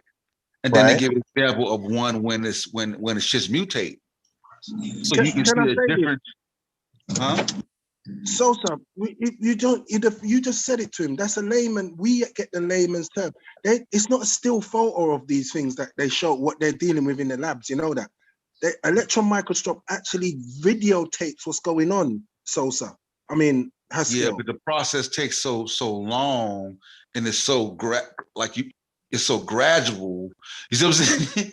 It's not like you just watch it and like a minute later, like, you know what I'm saying? I think it takes time. He doesn't get that they've observed this in real time. No, they have not. So you are completely, dude, hold on. So I'm gonna let you speak, but you're completely wrong, right? You couldn't be any more wrong right now. What you're trying to do, Sosa, and this is just an apologist move for people that are anti-vax. Just say you're anti-vax, yeah, and you don't understand what's really going on. Nah, I'm definitely anti-vax. I don't. Listen, nobody. I want to say nobody could use a term against me as like a pejorative and browbeat me. I'm not. Most people will get on the back foot. Oh, I'm not an anti-vax. Okay, nigga, call me whatever you want. I don't subscribe to that. I never said you. I'm saying what you're using is an anti-vax move. It's an apologist move. What they want you to actually bring the virus, bring a person, and show it mutating in a person. I want science. I want science and methodology, like the same standard you would use. No, the same standard of you. What the problem is, you've got it wrong. The same standard is used across science. It's just different methodologies and how you get to it. That's virology. Now, let me tell you, in virology, they do have that set of standards, but they do it through a petri dish or through electron microscope. You're not going to do it in a living person, Haskell. It doesn't. You're not really listening. You're not really getting the argument in that sense. You're pulling the card out to say, haha, they can't do it like that, but they have. No. And that's how you get. This is how we know about immune response and how viruses work. So Haskell, so you think that deductive reasoning is not a sufficient way to eliminate other causes to arrive at a cause? You think deductive reasoning is a flawed methodology in itself? It's a scam. Amber, in any other field of science, in any other instance, these same guys who are advocating for virology, Sosa, unbiased, in any other instance, they would be pointing out the same thing that I'm pointing out. If you were to use deductive reasoning to say that something is the cause, deductive reasoning is used all the time. I'm like, don't they use that in like biology and all the time? And it's only deductive reason to him because it's the layman's term. If we brought Haskell to one of the the top virologist labs, they could show him what he wants. But they will say, what you want is a living example. You want to take a person, and you can't do that. In human rights, we don't do that. But Sosa, if they can't observe, but Sosa, hold on. But that goes to show you that what you said is incorrect. Hold on, Fitz. You just said that I could go to a virologist and they could show me in real time these mechanical processes happening. The virus attaching to a cell. Hold on.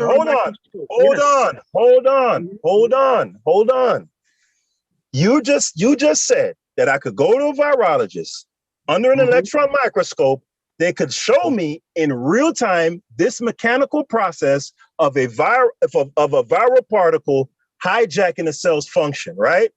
But in the very next breath, you said that I want them to show me this thing happening in a live person. Fitz. Fitz. You want them to take me living now, breathing, and do it on me. When the cell is alive, it's a human cell. Fitz.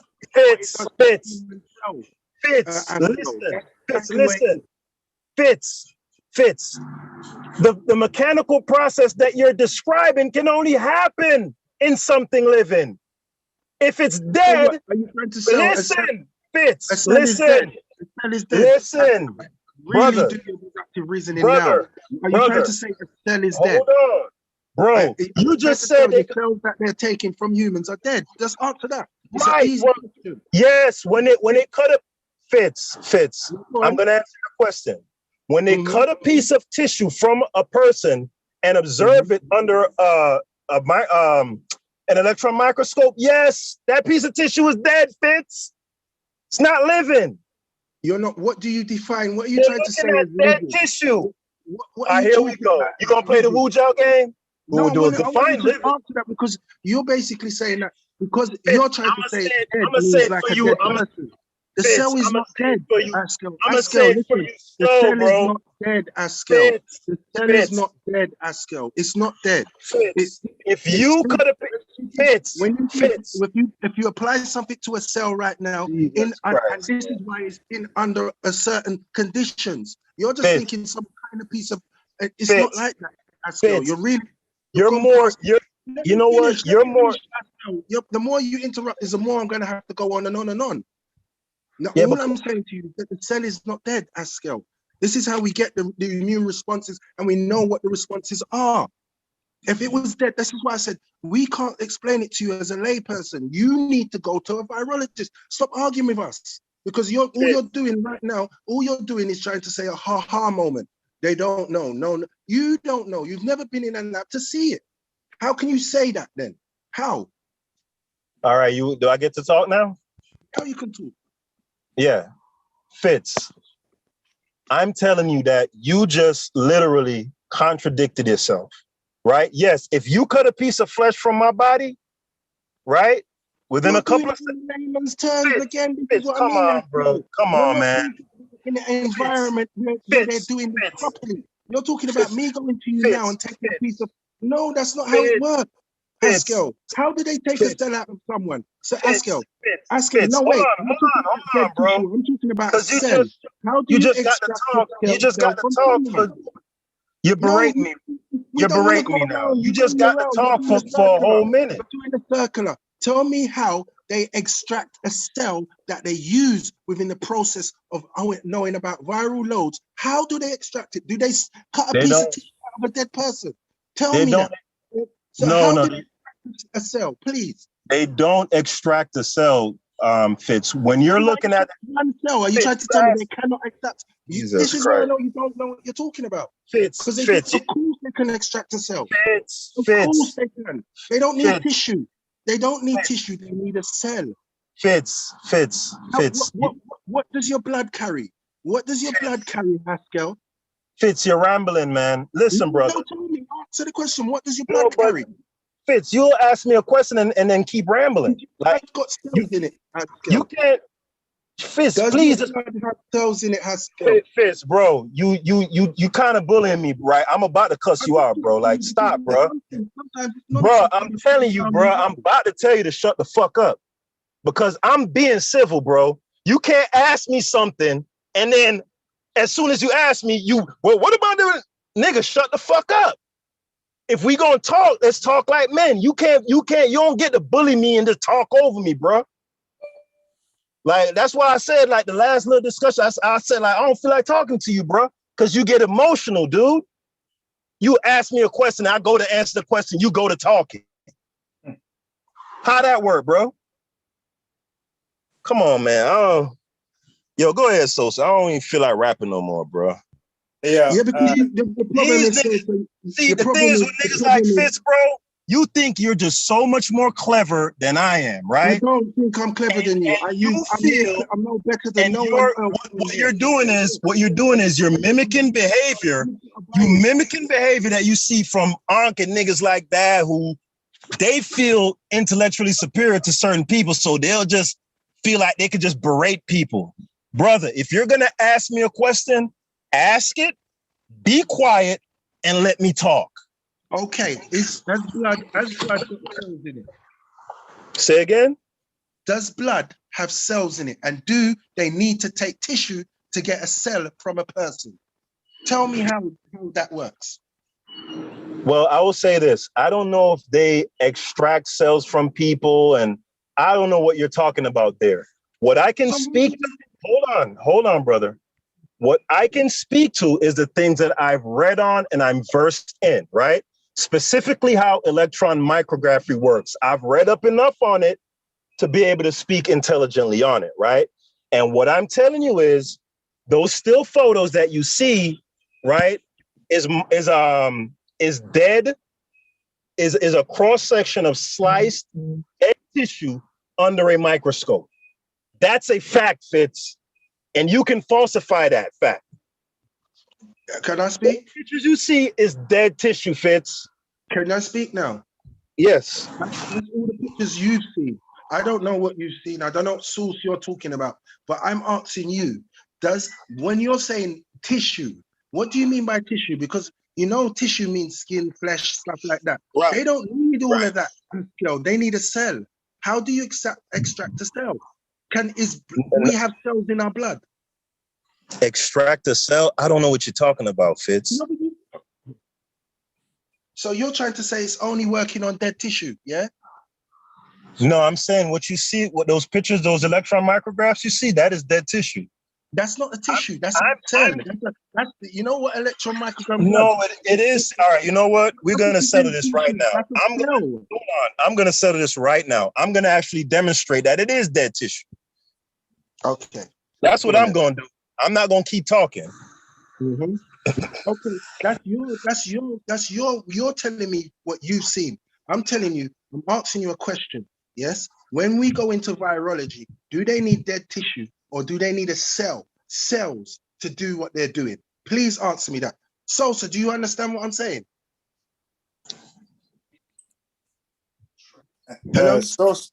Sosa left because Science for Sean going live in a couple minutes. Everybody's headed over there. Do you get what I'm saying, unbiased? Do we need tissue or a cell? Right.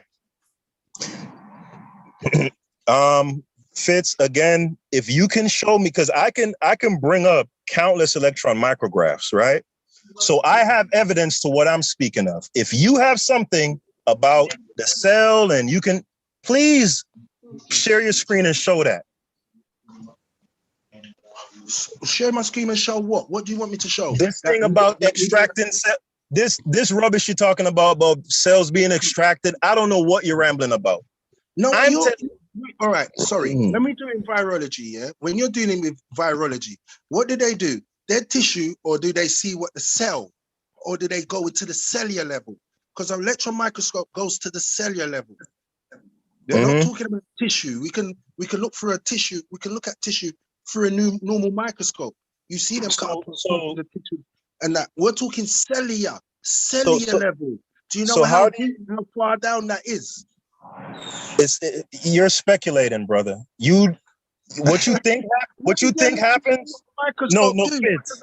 Why does it need to be electrified? Electrical. Why does it need to electrical magnified? Why does it need to be electrically magnified? Why? Hey, I'm sorry, I have to keep going back. Hold on, Unbiased. Are you screen sharing, Unbiased? Who's screen sharing? That was me. You mean unshare? There you go. Yeah, I could share real quick. All right. Good. Hold on. Let me delete this porn off my shit before I got down. Before I get the share. Your OnlyFans content. All right, here we go. Hey, on the Zoom thing, when you go to share, it says, yo, if you got some sensitive shit, boy. Cause you know a bunch of cats done got caught, goddamn, literally with their pants down. All right, hold on. All right, hold on. Y'all can see my screen? Not yet. Nah? All right, hold on, bro. What the hell? Okay, you can see it now, right? Yeah. All right, hold on. Okay, here we go. All right, I'm gonna show some electron micrographs right now. Because I think Fitz has a conception of how it works, and I'm gonna show the actuality of what electron micrography actually is.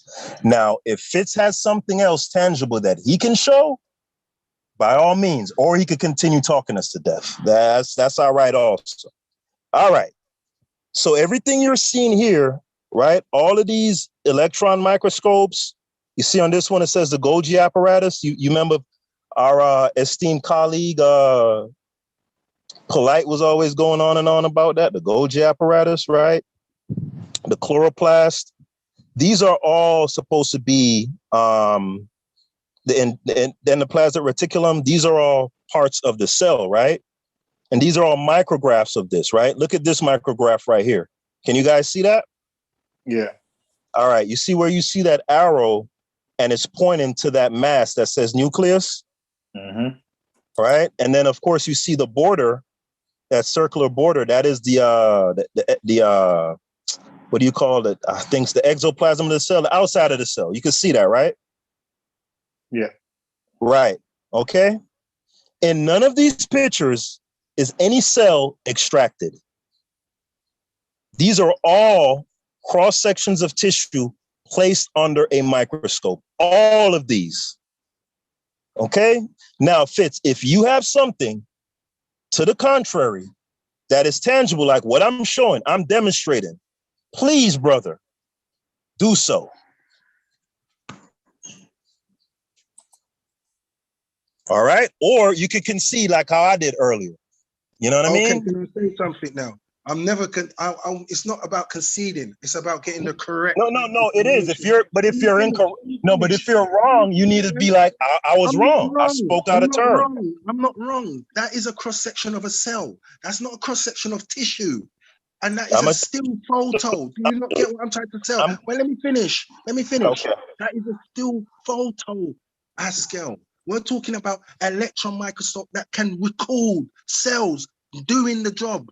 That's not going to tell you that they can't. No, there is no such thing. You know what? Are you telling me there's no such thing exists? No, not in real time. No such thing exists, Fitz. And if it does, the onus is on you to demonstrate. I've demonstrated what exists. I demonstrate something that is in a billion-pound lab. Are you crazy? Just Google it. All you have to do is Google it. And I'm not even trying to win an argument here. I'm just saying common sense makes us know that this can be replicated in a lab. We've replicated it at scale. It's not something you can speed up and put on the internet. You just got to kind of really get into it. There is an electron microscope that records. Do you not think? Hold on. To be clear, I want to be clear. All right. Mm-hmm. It is your position that there exists a microscope that can record, or that does record the process of a viral particle infecting a cell in real time, like recorded. That exists. That's your position. Are you talking about recording it? What do you want? You want to watch it from the time it first hits it? No, they're not going to do it like that. That's not how science works, Haskell. Okay, so the reason why it attacks the cell quicker. What are? Hold on. Let me finish. No, finish. I just It's want to be one clear on cell. what you're. Let me finish. No, It's but one I cell. can't. Hold on, Fitz. I can't let you finish if I don't have a clear understanding, right? I'm asking you. All right. So what does? Because you're saying they can record in real time, and what is it showing then in those recordings? If it's not the reaction, it will show the reaction of what that virus has done to that one cell. They're not talking about a tissue load. You're talking about quite a few cells there. I'm talking about one cell, because they have to do it in real time so they can see it as well. Do you get what I mean? So basically, they'll take one cell, they'll take a viral load, load, and they will put it under. Let me finish. Let me finish then. They'll put it under electron microscope, which can record in real time the effect on seeing what it does. This is how we know about this is what toxicologists and virologists do many of times over. Now, what you're looking at is the splice section still. That's a still of what they actually saw happen in real time. The problem is you think everything you think that everything goes down to one still. Hold on. Hold on. Then you know what? The onus is on you to demonstrate what you're talking about. Otherwise, you're just making it up, bro. I'm on my phone now. I'm all right. I'm making it up. All right. You know what I do? I make it up until you go back and research it. Then you'll come back to me and say, okay, you're right. I'm not trying to outsmart you, Haskell. I'm not trying to do none of that. But what you are trying to do is you have a bias point already, and you're sticking to that bias point. You've not listened to nothing I've said. I've just said it over 15 times. Yeah? That you can go and see how a virus reacts to a cell. First, you said that they need a whole tissue. Then you showed me a picture of a cross-section of a cell. No, I didn't. That's tissue you're looking at. Yeah, you're wow, guy. I mean, man, I don't want to. Why did you say the cell nucleus? You showed me a picture and said, there's a cell nucleus and there's the outside of the cell. So that's a cross-section of a cell. One cell, not a whole load of cells. Fitz, you're acting slow right now. In that picture, in that picture that I showed you with the nucleus, right? Where do you think the cell comes from? It comes from a human being, a body, right? No. So you're trying to say cells. Do you know what they mean by tissue? Am I still sharing?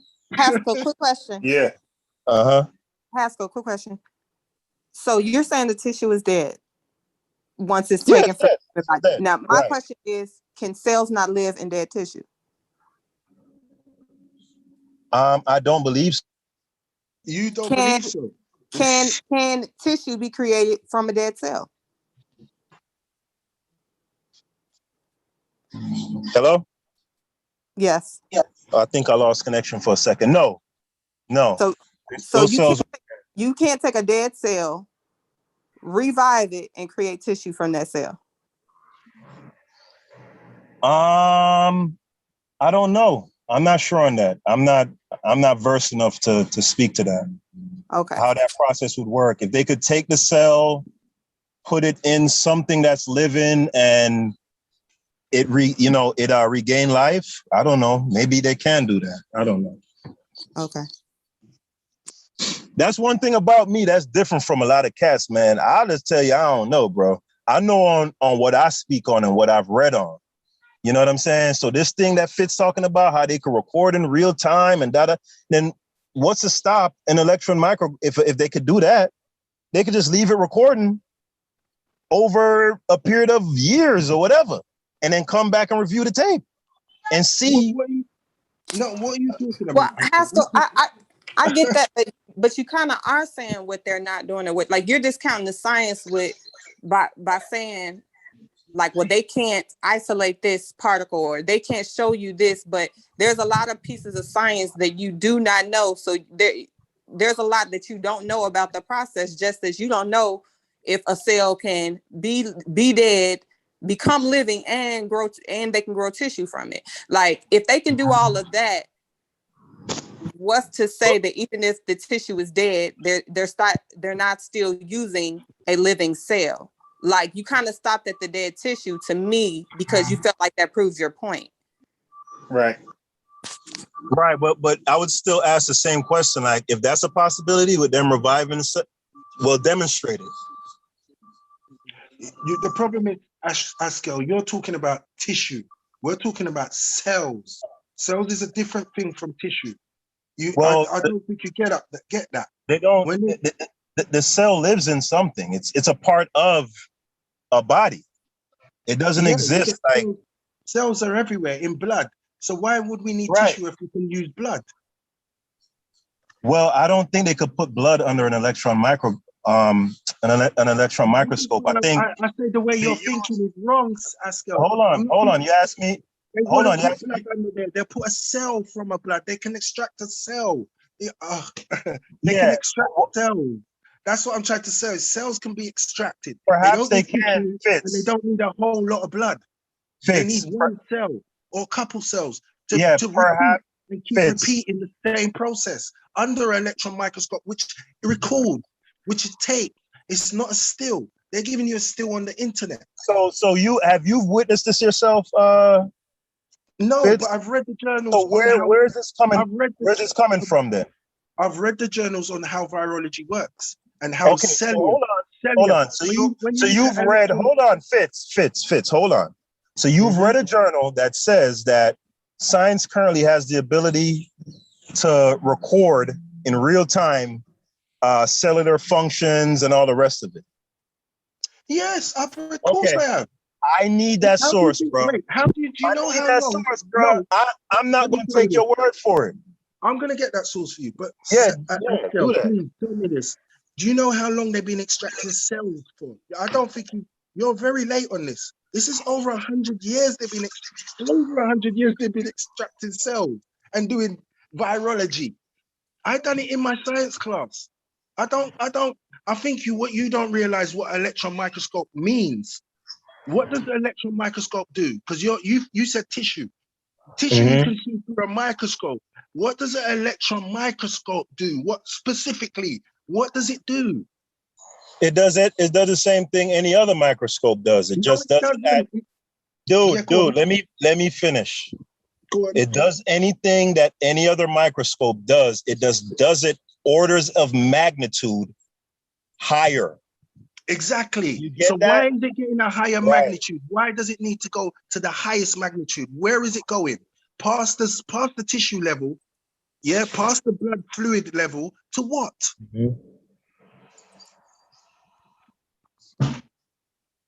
To the cellular level. You know it's going to the cellular level. I'm gonna hold on. That's why they magnify it. That's why it's called an electron microscope, because it's magnified to. It's called an electron microscope because what? Because it magnifies things at a higher velocity. So that means it's going to the cellular level. Dude, you're making stuff up. You're making stuff. So what does it do? What does it do? Why do they need to magnify it even more past? Does tissue need to go to an electron microscope? Tell me. Well, in order to see the particles that they're looking for, the reason why they're using electron microscope is because the other microscopes don't magnify on a high enough level to see those smaller particles. So do you need that for tissue? Do you need that for tissue and blood? Why would you need electron microscope to look into blood and tissue when we can? Me and you can see tissue right here without any glasses or anything. I can look at tissue. I can cut a piece of tissue of it and look at it structurally. So why do they need to look at it under an electron microscope? What level are they getting to? Yeah, so that they can see the cells and all the things that you can't see with your naked eye. What's your point? So why would you tell me about tissue samples that are dead? We're talking about cells. No, Fitz. Man, you are slower than I ever thought, bro. I thought you were a lot sharper than this. And I'm sorry, it sounds insulting, but how they're able to. It was an insult, Hansel. Come on, man. You can't say that. But at some point, the insult is just an insult. No, but I mean, But Sosa, it's a well-deserved insult. He's yeah, but I'm saying, don't disguise it as it might sound like an insult. Right. It was It doesn't It's definitely not a compliment. It's embarrassing to hear his level. It's embarrassing to hear. It's not an insult. What more frustrates me about Askel is Askel has a bias. He's not being unbiased in this. He's not listening. He don't want to listen. I've listened to everything he says, and I'm not turned around and said that sounds really dumb. I don't listen. You're right. I don't want your words, bro. And in any other discussion, Sosa and hold up. In any other discussion, Sosa and Unbiased would agree. If it's something that they don't agree with, they'll be like, hey, bro, you know, what you're saying is all good and well. I'm gonna need a source. I'm gonna need some sort of demonstration. Ain't that how I go? That's fair. And what I'm saying is, no, I don't want to listen to you. I don't want to hear your words. You can say it over and over. Don't want to hear it, bro. Show me, demonstrate, source up. That's all I'm saying, bro. If you can't do that, you just rapping. What do you want me to source up on, please? Tell me. The live, that electron microscopes can record live cells. That's what you claim. Source that, bro. I don't even have to source that, bro. You know what? You know the funny thing is, that's still no. Don't funny thing. I need you to demonstrate what you said, bro. You said an electron microscope can record live cells. Go demonstrate it. Source it. Let me see. You can't. You can't because you're rapping. You rapping, bro. You making shit up. I'm not rapping. I'm gonna talk to you. Let me finish. The reason why I'm laughing at you now, Haskell, is because you can just Google electron microscope and tell you what. I don't want to Google shit. I'm not listening. You made a claim. Demonstrate, bro. Source up. You made a claim. How am I going to work? How you gonna put me to work for a claim you made? Nah, bro. Source up, bro. Show me an electron microscope taking live footage of a cell. Show it to me. Can I finish right now? Yeah. Now, all I'm going to say to you, Askel, I'm going to look it up now because I'm on my phone and I'm on this Zoom, so I'd have to come out of Zoom and do it. I'm going to do it though for you. Yeah, don't talk about it. Be about it, bro. Let me finish. But what I would like to know is why you don't understand the difference between tissue, blood, and a cell. You just wait. Can I finish? I'm not answering no more questions, bro. I need you to demonstrate your claims, bro. That's it, bro. I ain't got no more rap for you, bro. So source up or demonstrate what it is that you're talking about, bro. That's it. Ain't no more rap, bro. I'm gonna source up, but you tell me how comes you don't know the difference between a cell? Okay, I don't know, bro, because I'm stupid, bro. That's why I don't know. That's all I got. Right, good. You got it. You got it. You scored another point. Now, what I need you to do is to source up and demonstrate what it is that you claim. Electron microscopy of live cells. Do that. Don't worry about what I don't know. And if I'm dumb, just demonstrate your claim, my brother. Do that. You mean that it's recorded? You mean that they can record it? Yeah, that's what he said. So don't play dumb. That's what the boy said. That's what the boy said. I need him. I need him to show me that. Haskell. Show me that. After you hype right now, like just come on, bring it. I do have a question. So when you just shared your screen, what were you demonstrating? I was showing them how electron microscopy works. When they say that they observe a viral particle entering a cell, this is what virologists offer as their demonstration of proof. It's a slice section of tissue. How did you prove that by showing pictures, though? How did I prove that's how they do it? All of that. So you have a pretty large explanation for what you just showed, but all you showed was pictures. You know what? See, this is why I could rap with Amber before Buddy, because that's an intelligent ass question. And you know what? You're right. So let me go to one of these pictures and see if they do give a breakdown as to what I'm claiming is what that picture represents, if that's actually what it is. Real good shit, Amber. Thank you for You know what I'm saying? For reviving this thing. I appreciate you.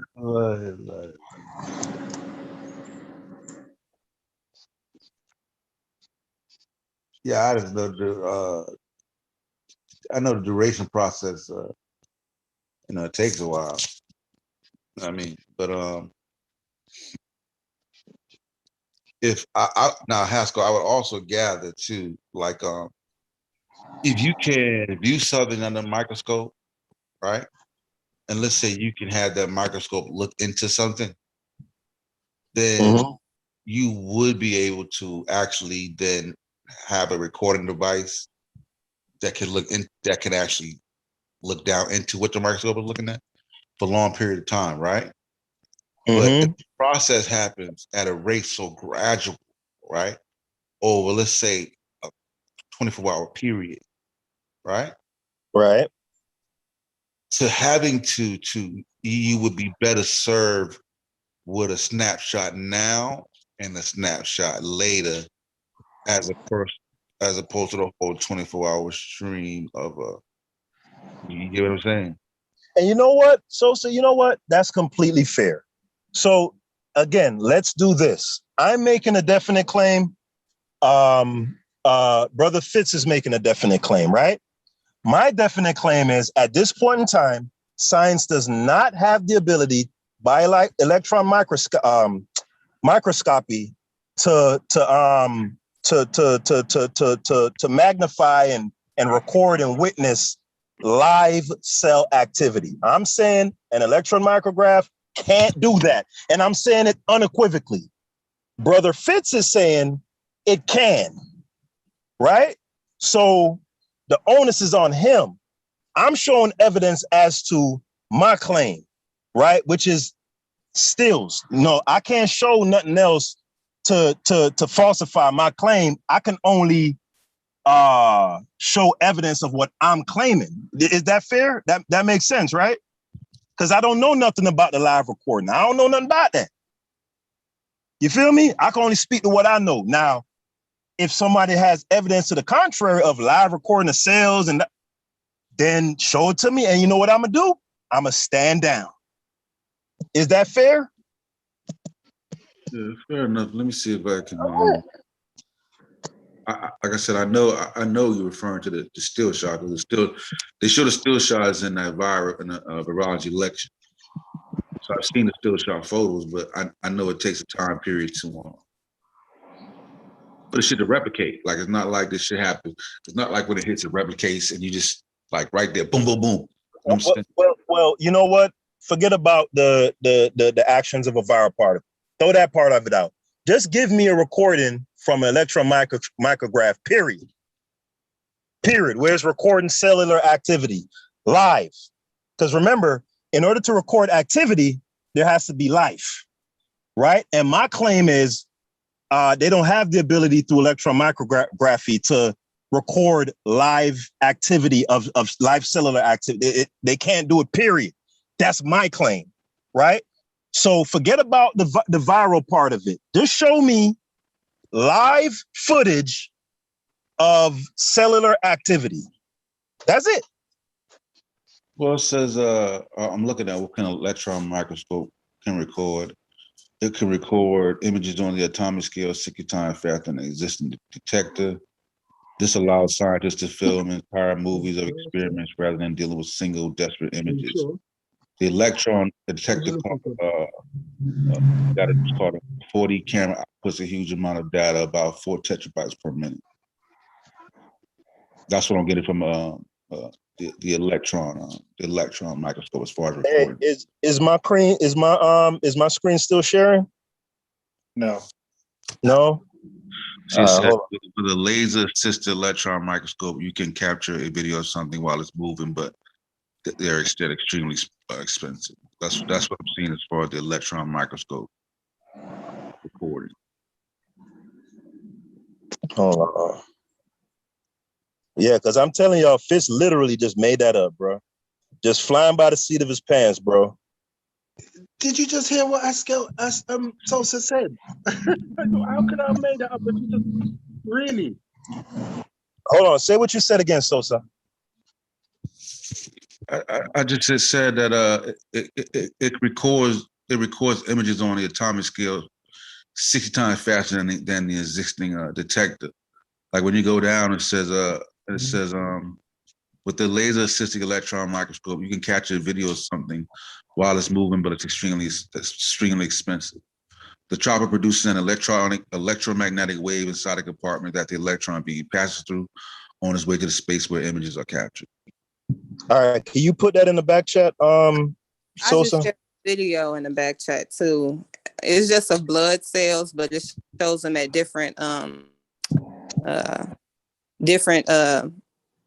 levels of magnification. There are some stills, but there's also some video. Yeah, because it says modern electron microscope produce electron micrographs using specialized digital cameras and frame grabbers to capture the images. Like so it's recording and also capturing different images that they may want to show. All right, hold on. Can y'all see my screen? Yeah. All right. It says here, can electron microscopy be used on living cells? Electron microscopes are the most powerful type of microscope capable of distinguishing even individual atoms. However, these microscopes cannot be used to image living cells because the electrons destroy the samples. Yeah, I see that. Now, 2009. Go see if they got something. See if they got something more recent, because I'm looking at the one that says something. I'm gonna go to the back chat and see what you put, Sosa. I'll see if I can find something. You want electron microscope recording living? That's what you want? Electron microscope recording living cells. That's what you want? Right.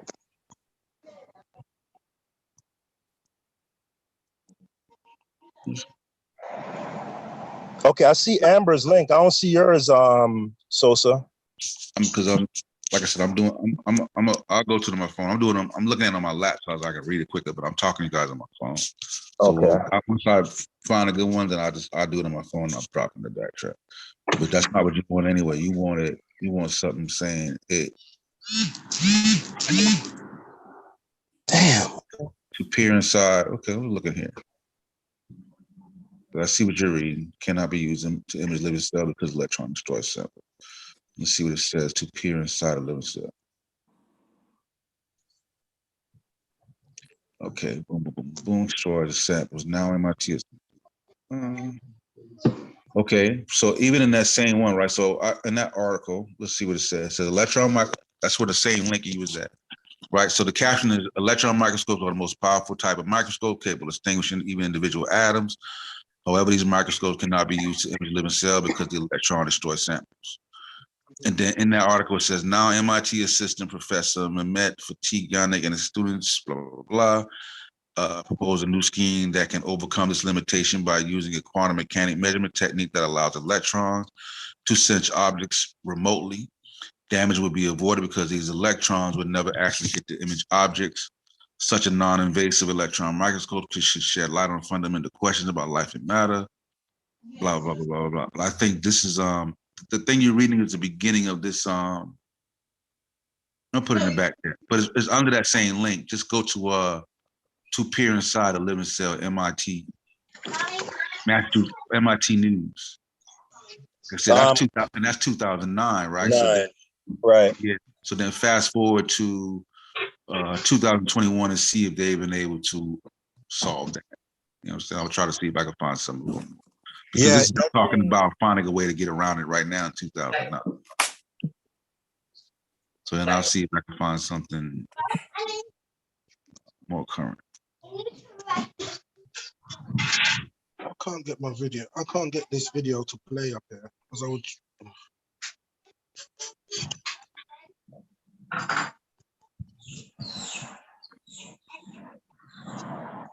And then.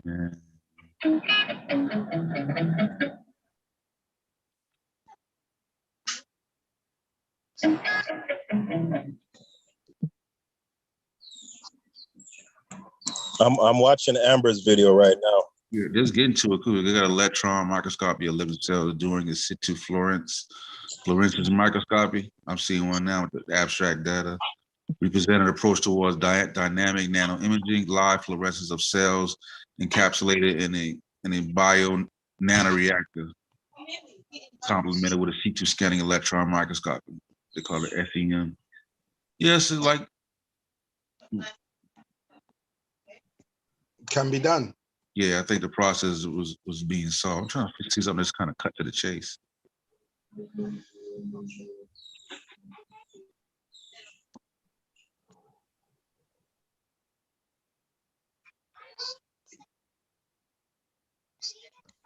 I've got a video here, but I can't share it. It's sped up. Put it in the back chat, Fitz. I'm trying to find out how to do it. I'm not very savvy at this. Ugh. The back chat? Just hit the thing that says more. It's a video in my phone though, and I'm trying to put the phone, and it won't actually show me the video. It shows me all my pictures, but not videos. Can you copy the link? Let me try and copy. Yeah, let me copy the link. Yeah, copy the link and just put it in the chat. Because I'm seeing the most common methods of visualizing living cells are what they got called a phase contrast microscopy or differential interference contrast microscopy. All right, I'm looking at Amber's video, and this does look to be live, like live recording of cellular activity.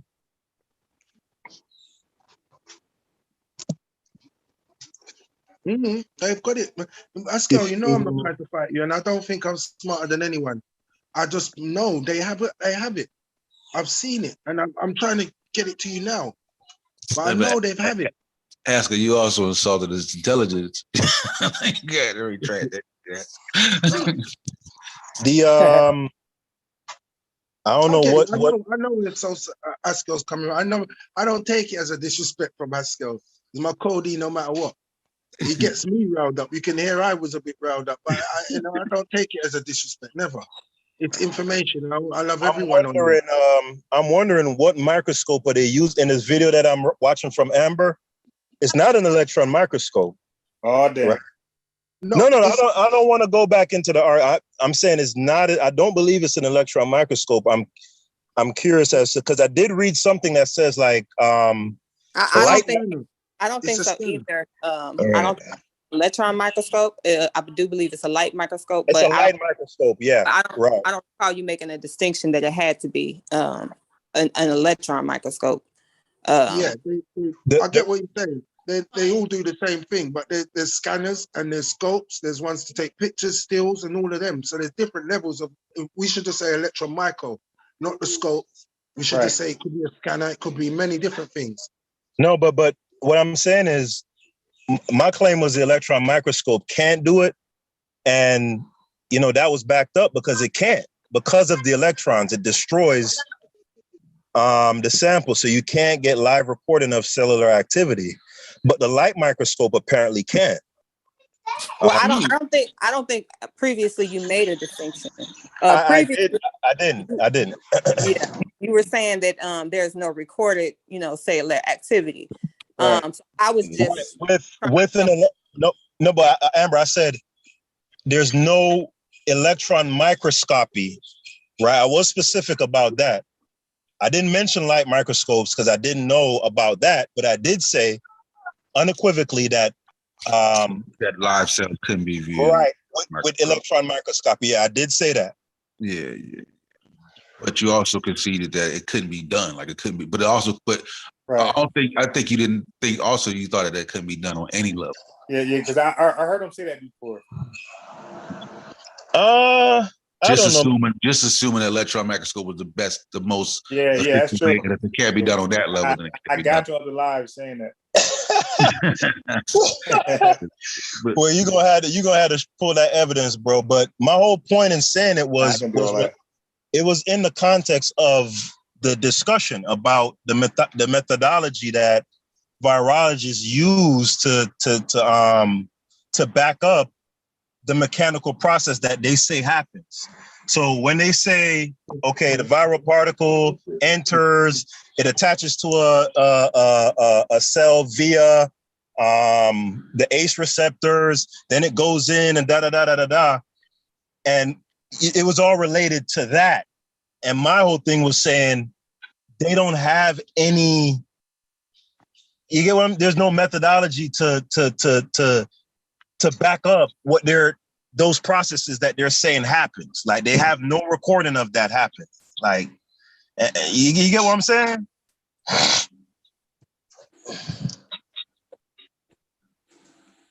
Yeah, I see what you're saying. I'm still like not even I'm still thinking it can't happen with the electron because I'm still seeing more stuff. I just got to read through it all.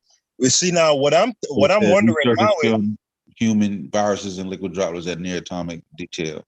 But see, viruses. Yes, I got to read through it. But Sosa, this adds another wrinkle, right? Because if the light microscope can record live cellular activity, then it begs the question: why they don't just use a light microscope and demonstrate the shit that they say happens?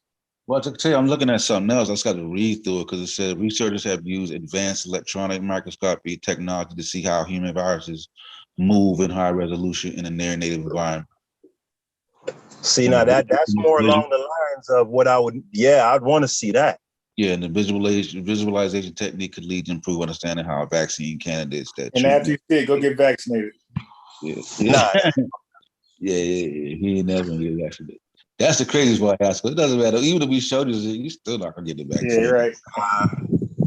Nah, I'm resolute on that. So Haskell, you said that you don't believe viruses exist, right?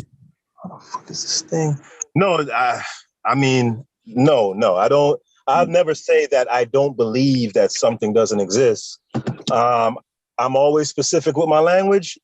That viruses have never been demonstrated to exist.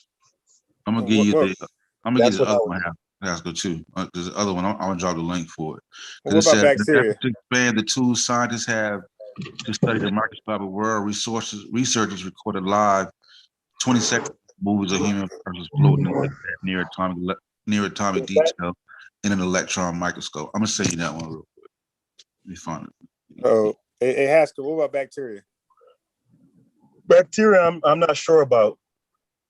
Like, are they like whatever they record? They're saying that because what makes bacteria is not its ability to infect, right? Like, let me look that up right quick. Like, what's the definition of a bacteria? I believe it's in the line of germs. Okay, hold on. But I'm saying it would have to be some distinguishing quality about it that distinguishes it from we know it's bigger than a virus, so that's a distinguishing factor. But you know what I mean? Like, let me look it up because it's got to have something that makes a bacteria a bacteria. Yeah, I just dropped the one in the back chat so you see it about when they filming it like 20-second movies of it, doing like 20-second video high resolution. Mm-hmm. Let me look at that. Let me see what you got there. A member of a large group of unicellular microorganisms that have cell walls but lack organelles and an organized nucleus, including some that can cause disease. Okay. And your question was what again, Unbiased? If they could My question is, do you accept bacteria? A large group, all right, so a unicellular microorganism that has a cell wall but lacks organelles and an organized, sure, I'll accept that. The last part of it, including some that can cause disease, I wouldn't accept that part. I'll accept the first part of the definition though, sure. I'm sure there are microorganisms that are unicellular that don't have a nucleus. I'm assuming, but I'm pretty sure that exists. As to whether these things cause disease, again, I go back to my same standard, demonstrate it for me, or show me the method that, you know, for that statement that backs up that statement? It depends on the host. If it deforms into a disease. Same with viruses. It depends on your host and how the host, if the host is conducive to the virus or the disease. So the bacteria thing. And then it might evolve into a disease. It's a might. You can't say every time it will. It depends on the person, the environment, and so right. forth. And again, what I'm saying is, in the instances that it does develop into disease, that needs to be demonstrated. Or if you can't necessarily demonstrate it in a live type of scenario, outline the method for, you know, outline the replicable method for how you arrive at that conclusion. And why you send me an anti-vaxxer website as a proof or something? What is this? What do you mean? What I sent you? The first link you sent me to pull up, remember? And the thing about polio? Yeah, that's from that's an anti-vaxxer website. Yeah, but it's a statement of fact, unbiased. Like, okay. Hold on. No, what I'm saying is, when I say it's a statement of fact, I'm not saying that what they're saying is a fact. What I'm saying is what they're saying, it can be falsified easily. So if I said it rained yesterday in Pembroke Pines, it either rained or it didn't. But and but why just can't get a legit website? Like it took a lot of squirming to even find that. You know, there's so many legit articles dealing with polio. Right. But what I'm saying, but like, this I Google search right there. Yeah, but this is what I'm saying, unbiased. Even if a website is disreputable, if they're making a statement of fact, that can be falsified. So it's irrelevant if they're reputable or not.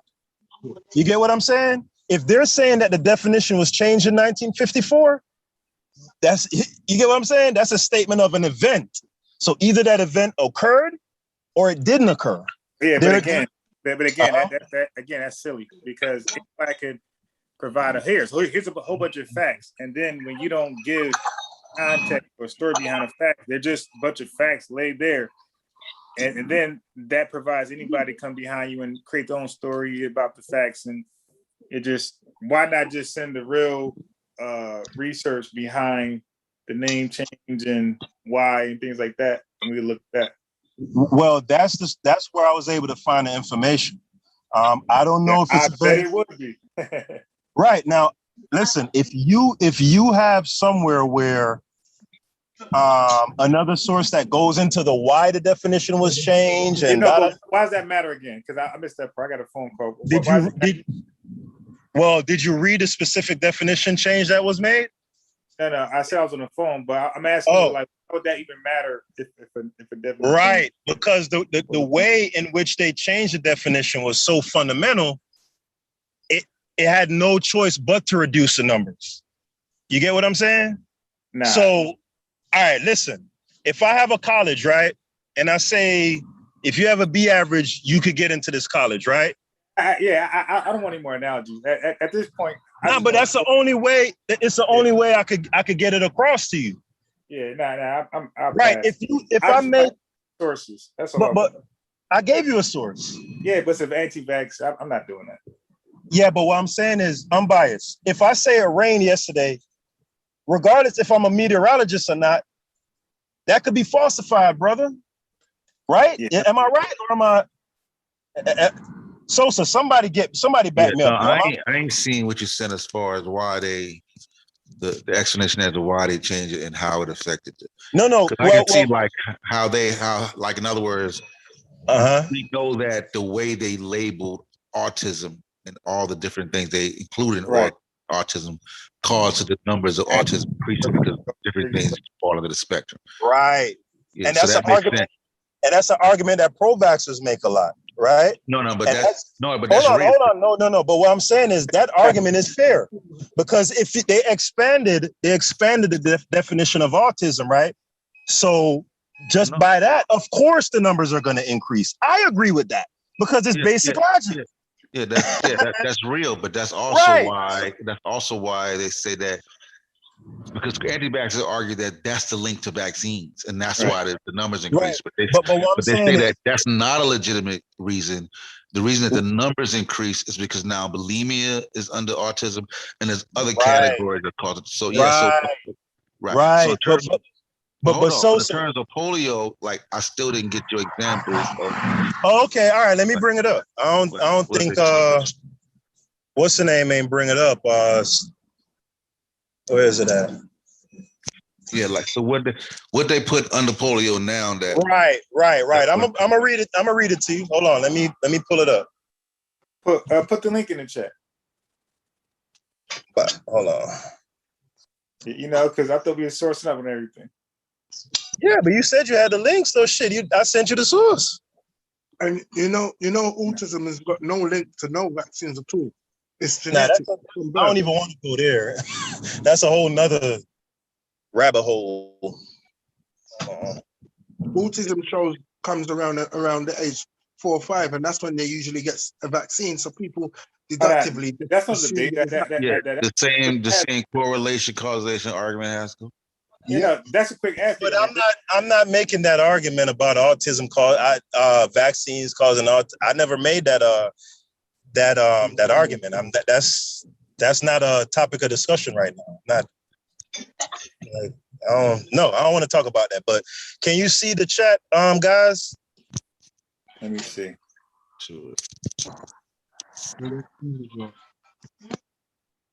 Yeah. All right. So it says polio wasn't vanquished; it was redefined, right? And I took the excerpt. The excerpt says, in order to qualify, hold on, let me just read it real quick, guys. It says, in order to qualify for classification as paralytic poliomyelitis, the patient had to exhibit paralytic symptoms for at least 60 days after the onset of disease. Prior to 1954, the patient had to exhibit paralytic symptoms for only 24 hours.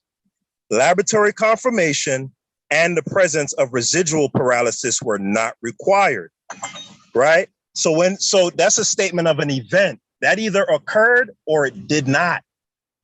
So the reputability of the website that's giving you the information it's irrelevant. You know what I'm saying? But where they get it from? Like, they got the information from where? I don't know, brother. I want to get it.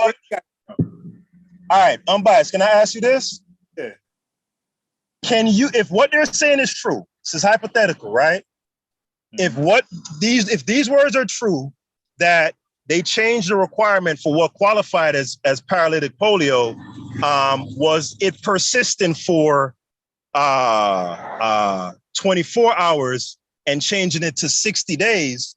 If that's the qualifying word, if that occurred, can you see logically how that would necessarily decrease or obliterate the numbers? I would like to just read the whole article. Right. If I'm making the requirement more stringent, that's going to cause less people to qualify, right? Just as with the autism thing, they made the requirement for what constitutes autism more broader and less stringent. So by necessity, the numbers of people who are qualified as being autistic is gonna go up. It's the same thing. The why, that's a whole different thing. That's a different argument. The why, and I'm not arguing that part of it. You know what I'm saying? When I click the link though, it just said page. Right. It says some other stuff. It says it ain't working or something like that. Yeah, it said page not found. Sorry, the page you were looking for is not here. When I click on that shit must be. Yeah, like I see. Oh damn! All right, let me see. But it's not. The link must have been alive when I first copied it, because this was a month ago that I copied that link. So, Google be taking down certain shit. Nah, no, that's their. I don't know about that, because that's their personal. No, but that's a fact. If they see it as misinformation, they take that shit out of them. Well, then they sourced up some wrong stuff then. No, not necessarily. It does that. The It's so Doesn't have to be. Every time No, but for real, Sosa. Burgers. Sosa. If I own an organization, right, and I say XYZ, I don't want it on my platform, right? Do I need to verify that something actually is true or that? Nah, it's my platform, bitch. I don't want your shit on here, regardless if it's true or not. According to my qualifications, it don't. The link yeah, is but the link. fact that they removed it would even lend more negative light on your side, because if it's their own shit and then they choose to remove it, then they may look bad because they felt like, not really. Because again, that's subjective. Their reason for removing it would be subjective. I'm just using the example you gave, because if it's their shit and it's like but see, you're making anybody that he would assume that they moved it, right? Not the people. But Sosa, what gives the information its veracity is not, again, like what Bias was arguing, the journal it appears in, whether this one took it down or not, because there are multivarious factors that affect why something isn't posted and why da. Yeah, but saying, hold on. Let me finish. What I'm saying is the only thing that I can say is objectively fact is them saying that the case definition was changed in a particular year, and what formerly constituted polio in this year, after this year, those stipulations were changed and the stipulations were made more stringent. That is a statement of fact. That is saying it rained on Thursday. Yeah, so can you show us where that came? So in other words, what y'all are saying is potentially source could come. Hold on.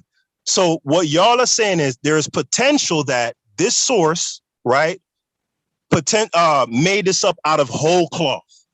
They made up an event. No, it could have, because sometimes misinformation, they'll change a couple of things or they won't give context. So I'm saying, like, where can we read about the paragraph that you put so we can see, okay, they did do that this year. Okay, I see what they're saying. They did change the qualifications. You know what I'm saying? All right, when I kind of look at what you were saying, what's in that what you put in the chat, it seems as if they're saying like it's still around. They just redefined it as something else. So it's not showing up as polio, it's showing up as another disease. Right, and they actually did. But I'm gonna look for that, guys. Like, I'll be back. I want to see that. I'll be back. I'm gonna go ahead and find that.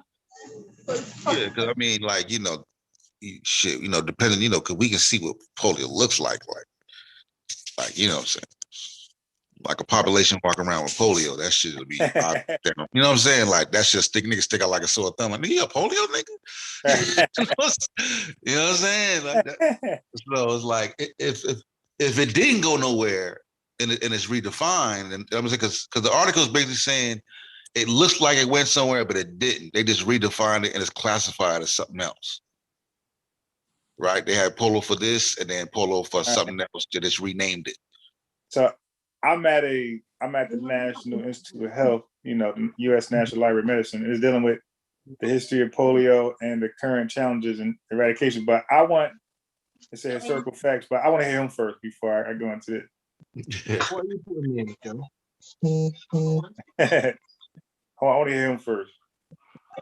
Because I read a lot about polio and I know all those. I know they're bullshit.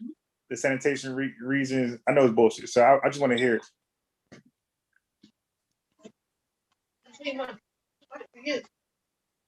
No, you don't need to show me. Yeah, that's all. And like I said, you can't just kind of walk over with that mindset. Like you can't you can't be like, well, you think that just they made it up out of thin air? Well, yeah, sometimes they do. They'll have some factual things in it to make it believable. They make a whole bunch of stuff in the thin air. Yeah, they do that shit all the time. I done heard it all. Yeah, they do that shit all the time, like literally all the time. Like, they'll come on and be like, "I'm a doctor." You know what I'm saying? They don't tell you what kind of doctor they is. Right. And then get to talk about Verizon. Like, hold on. What kind of doctor? I think it's a foot doctor. Hold on. Right, yeah. Most of them wouldn't even go this far. It's just because they want to win the battle. So they go further and they don't read properly. They just read what they need to hear to win an argument. Yeah. Yeah, and that's like, got him. I'm done. Yeah, but what Unc say? An organized lie? Yeah, so, I believe that's what Haskell running with. Like he know we ain't care too much about terrain theory and type stuff. So they reinvent it and they become well versed at it and they reintroduce it back to us. Like, look, ha! And now yeah. Haskell's tough because he good with that shit. Like he know like I'm not gonna come with no regular argument. Like actually, I still want to talk about. Actually, no, I don't think he's that good. Cause I still want to talk to him about his boy, Lyons, because he had a study that he had me go look at, and I've been looking at. I've been looking for Haskell way before I started going live to deal with it. I got all my notes still on that, so I want to see how it really is. Yeah. But I'll just say, Haskell, he's better than the average butler. You know what I'm saying? Like, Haskell, he gonna take, like, you gotta swim. You gotta know how to swim to fuck with Haskell. You know what I'm saying? Like, he ain't gonna fuck around in 3 feet. He finna come out in 6 feet. You know what I'm saying? 7 feet, 8 feet. Like you can't stand up in this water. Like, you gonna have to be like a damn doggy paddle out this water. Right. You know what I'm saying? Because he would take it to electron microscope. Like, you know what I'm saying? That's 8 feet, 8 feet, 9 feet. You know what I'm saying? Like, you know what shocks me as Sosa? When you listen to Haskell's very smart, and he's on our side. I just think he's got some great gripe or beef with the vaccine or something along that. It goes deeper than that. It goes deeper than that. Anti-government. I draw a pattern, and like the people with that type of thought process, they're connected to a whole bunch of different things as well. They're usually socialists. They're usually religious. You know, all that. They deny evolution. So it's a whole package that come with the ideology. They don't stand alone. Yeah, because Haskell does deny virus germ theory, dinosaurs, evolution. Like they don't think like this is just like one hiccup that we can't get past. Right. Like, yeah. And he's he's anti-government. Like, you couldn't believe and all that. Yeah, these Republican talking points for the most part, and they all kind of stick with that thought process. So most people who are anti-vaccine, I can almost guarantee they're anti-everything Sosa just said. Yeah. And a lot of times they line itself with the white people who are anti-government because they feel like, well, they're more trusted because they're going against the system. Right. You know what I mean? Because everybody else, you're just going along with the masses. You're just a sheep. We're bucking on the system itself, so it gives them. You'll hear the Nation of Islam. You'll hear the Hebrew Israelites with the same thought process. They're anti-government, anti-vaccination, anti-evolution. And they're like these black groups. That's what we call it, blackology. The Nuwabian, same thing. All these black groups. Yeah. Moors. Yeah. I was trying to fuck with Taharka. Oh, Lord. Yeah. He's funny as hell though, man. Now he's another one that blew up. I forgot to mention him. He's another one that blew up. Like his views is crazy right now. Oh yeah, from the polite shit. Yeah, I don't even. Yeah, I'm really curious to see when his. Do you think it just stemmed from polite? Because listen, more polite. It fucked me up because I'm confused by that shit, bro. Because I'm like, damn, because he do more than Sarnetta. Who's that? Right, Tarka. Did what more than Sarnetta? Do what? More views, live viewers. Oh yeah. He surpassed me. Yeah, so I'm trying. I don't know if where he was at prior to because his shit only popped on my timeline doing the polite shit. Nah, bro. I went back and I'm gonna do it right now. But I went back. I could recall videos that was crazy before the polite thing. I'm about to let you know. All right, yeah. Because I was confused too because I know Zion Lex shit exploded. You know what I'm saying? Okay, so you might be right. Yeah, this shit jumped up. So I was thinking, because when I came into Harkish, I'm like, damn, this nigga at 1,300, 2,000. I'm like, damn, this shit just. But now when he go live, he's consistently at over a K or so. Yeah, even Inky was able to get some of that and consistently go live with a bunch like 900 live viewers. Yeah. I told him I was doing like shit. Like I'd have been on that nigga head too. Yeah. You know what I'm saying? Like, you know, it's you know, that's part of what media is. This shit is called social media. Right. Like you can't when a topic is that hot, you gotta voice your opinion on it. So, you know what though? He's been banging on them for some time, so you know, all of them, a lot of them. Yeah. When I look back on his back catalogue, I was like, wow, he's been going at Polite for a long time. Him and Sarnetta are on and off, and I think that helped push up his views quite a lot. Yeah, and the Polite shit came when he was already on Sarnetta head heavy. Mm-hmm. Like because Sarnetta did something but put it with his wife in it some shit. So yeah. So it that shit just was the perfect goddamn perfect storm and shit. Cause you know what I'm saying? That's why I was like, Unbiased would have been going live because we was already, you know what I'm saying? You was already doing, you know what I'm saying? Like, that shit would have fitted perfect for what you were doing. Nah, you feel me? That shit would have went fucking digital, bro. Like,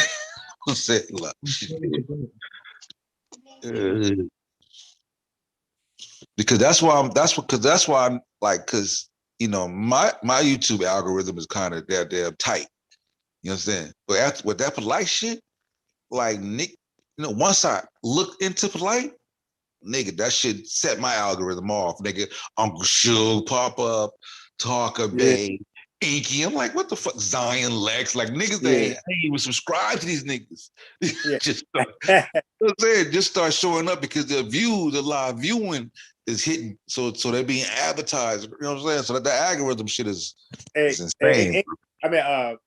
Sosa, I went back 3 months and he's still doing 10K a video. Yeah. Okay. 3 months. Yeah, he's still doing 10K, 5K, 11K. 3 months ago, 11. Yeah, 6.8. Yeah, he's been consistently at that 9,000-10,000 mark, bro. Okay. I think he's got something about him, Tahaka. I like him as well, even though I don't agree with a lot. Yeah. I'm really shocked that Amore can be that, you know, can have that many views. Yeah, I don't think so either. But I think because even when I look at it from what I listen to, because I listened to it recently, it seems to me like he generally tries to be upright with how he stands. You know what I'm saying? You know what I'm saying? And he'll have people on that he don't agree with, and he don't even be in a conversation. He'll just moderate. He'll ask a question or two, but he ain't like, you know, Sonetta, whoo! Right. You know what I'm saying? Yeah, well, he got you. I don't know, bro. How you gonna get out of this one? How you know what I'm saying? How you gonna get out of this one? Yeah. He's not as biased, bro. I watched even when I watched him and Inky, not him and Inky, Uncle Inky. He seemed pretty fair in that one, bro. Yeah. He'll bring up both sides. Inky want Uncle to come on at all, and like, yo, he coming on. Like, anytime, because he got Stan, he'll be like, listen, brother, anytime you making a claim against a brother, if that man want to come on, that's how we do it. Like, he gets to come on, you know what I'm saying? Yeah. You know what I'm saying? Now, I saw when you saw when he kicked Iggy off the show, or the kombucha. Yeah, I saw that one. That was the best one. Yeah, because he was like kombucha. He said the kombucha plant. He said, Target said, no, the kombucha, there's no such thing as a kombucha plant. And he's like, yes, there is a kombucha plant. So he said, show me the kombucha plant. And then he started the long shit. He's like, nope, I ain't gonna do it, bro. He said, I just want you to tell me where can I find a kombucha plant? He bring Iggy back on. And then he started like, listen, man, you know, when you think about Vietnam, like, nope, brother. You can't go. That shit was hilarious, bro. That shit was hilarious. I like that one. He dealt with Inky, how he Inky was coming with all these rhetoric and trying to get around it. Tahaka weren't having none. He just said, nope, go. And look, let's say this. To generate 10K views, 8 views, and only have 21,000 subscribers, like that's damn good. Yeah, that mean that niggas really subscribe and shit. Yeah, they be watching content, right? Yeah, because, you know, sometimes niggas you go to nigga channel, they got couple hundred views, they got 800,000 subscribers. Right. It'd be bad. Yeah.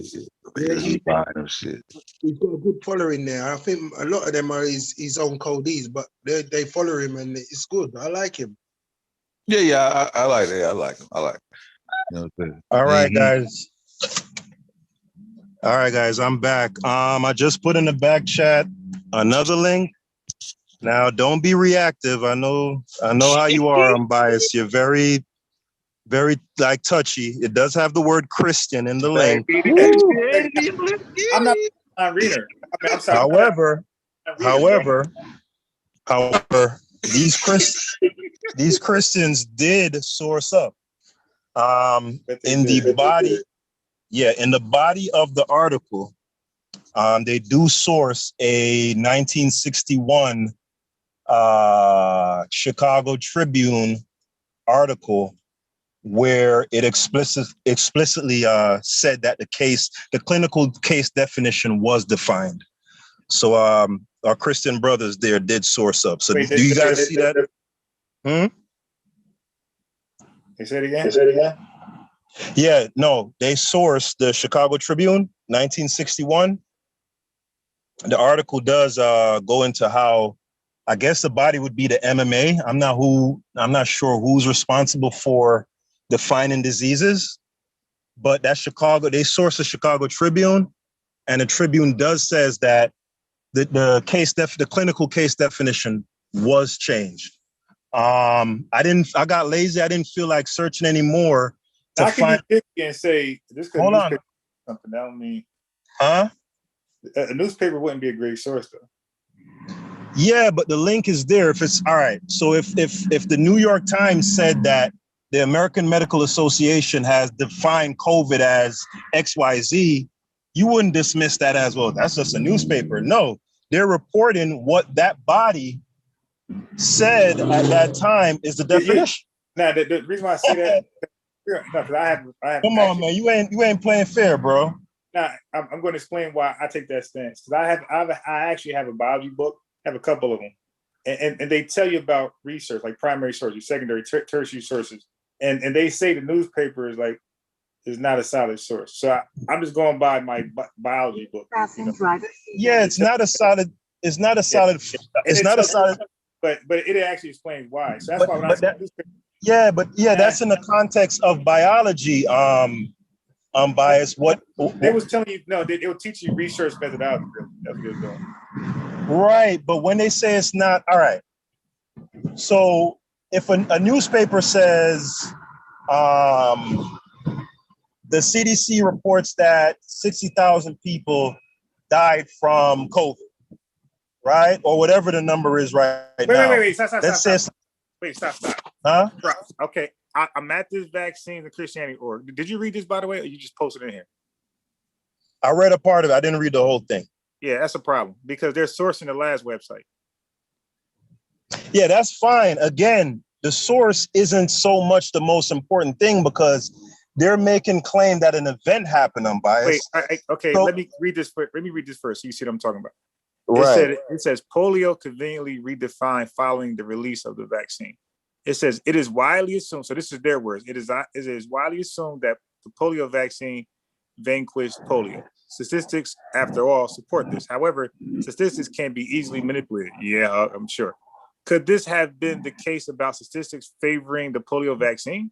Did the polio vaccine make polio disappear? Or did a stroke of the pen make the polio vaccine's inability to vanquish polio disappear? According to the piece in the Vaccine Reaction, so this is your source. See, that's the bogus website. Yeah, but again, you're being a little bit intellectually disingenuous here, right? Because I keep reiterating this point. If a disreputable source says that it rained on Saturday, it either rained on Saturday or it didn't. If they're saying the clinical case definition went from 60 days to 24 hours, that either occurred or it didn't. So okay, stop. The fact that they're Christians or that they source this one or that one, that isn't the meat. That isn't that's not my issue. That's not my issue. That's like, okay. So I'm going to need somebody, you, the writers of this website, somebody to address the CDC and these other websites. that says that that the polio vaccine and nothing else, nothing, no sanitary, none of that stuff. It was a vaccine itself that eradicated polio. And matter of fact, there's countries like India. I don't know if you know that, but they're dealing with polio today because they're not vaccinated. Okay. But most countries that have vaccinations, they don't have a polio incident. You know, like there's no polio issue there. But only third world countries where vaccines are limited or not there at all, they have a polio problem. Yeah, but see, you know, when you have a hammer, everything looks like a nail, right?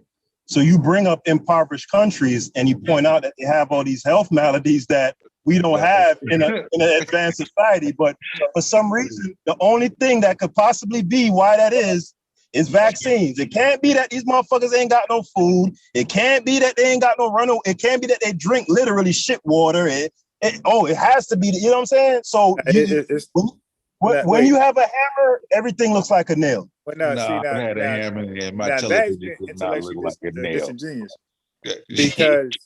Because let's say if the drinking water does somehow right, and it spring about polio, but the fact that it's still in existence and they don't have, see, I don't know if you're catching it. If they have vaccines for polio, their issue will be eradicated as well. Yeah, that's what you say, but that's you can't prove that because here it is. But that's the case in countries that have the polio vaccine. Yeah, that's what you believe because you're only considering one factor, right? You're looking at one factor between our society and theirs that's different. The fact that we have vaccines for polio and they don't, but you're not factoring. No. But that's all he's looking at. No, the fact that there was polio there and an outbreak, the vaccine arrived and the shit disappeared. Every time. Yeah, but you know what though? Again, I don't want to get sidetracked. I don't know about that, right? I want to keep the discussion right here because I got to keep reading because I got something that says it was like I put it in right. This is my only claim. All right. So what are your no, they didn't rename polio. Have you heard the one about the World Health expert getting together and hiding the real state of human polio cases by renaming polio to acute flaccid paralysis, AFP? And it's good, yeah. And they're going into the what you're talking about, but I gotta read it. What one of the things that I read quickly, and maybe y'all covered this because I've been kind of in and out, was that polio is clinic tested in the laboratory, so there is no change in the actual cases. The criteria that change only serve to specify the specific polio, not necessarily right, because there's three different right. Right. That's what the article's going to break it down to. Because it said about 1 in 200 people, which is 0.5%, paralysis develops. So they say this is poliomyelitis. Right? Yeah. What they call polio. So it's breaking down the different language I talk about, the different types of polio. It's still polio. Right.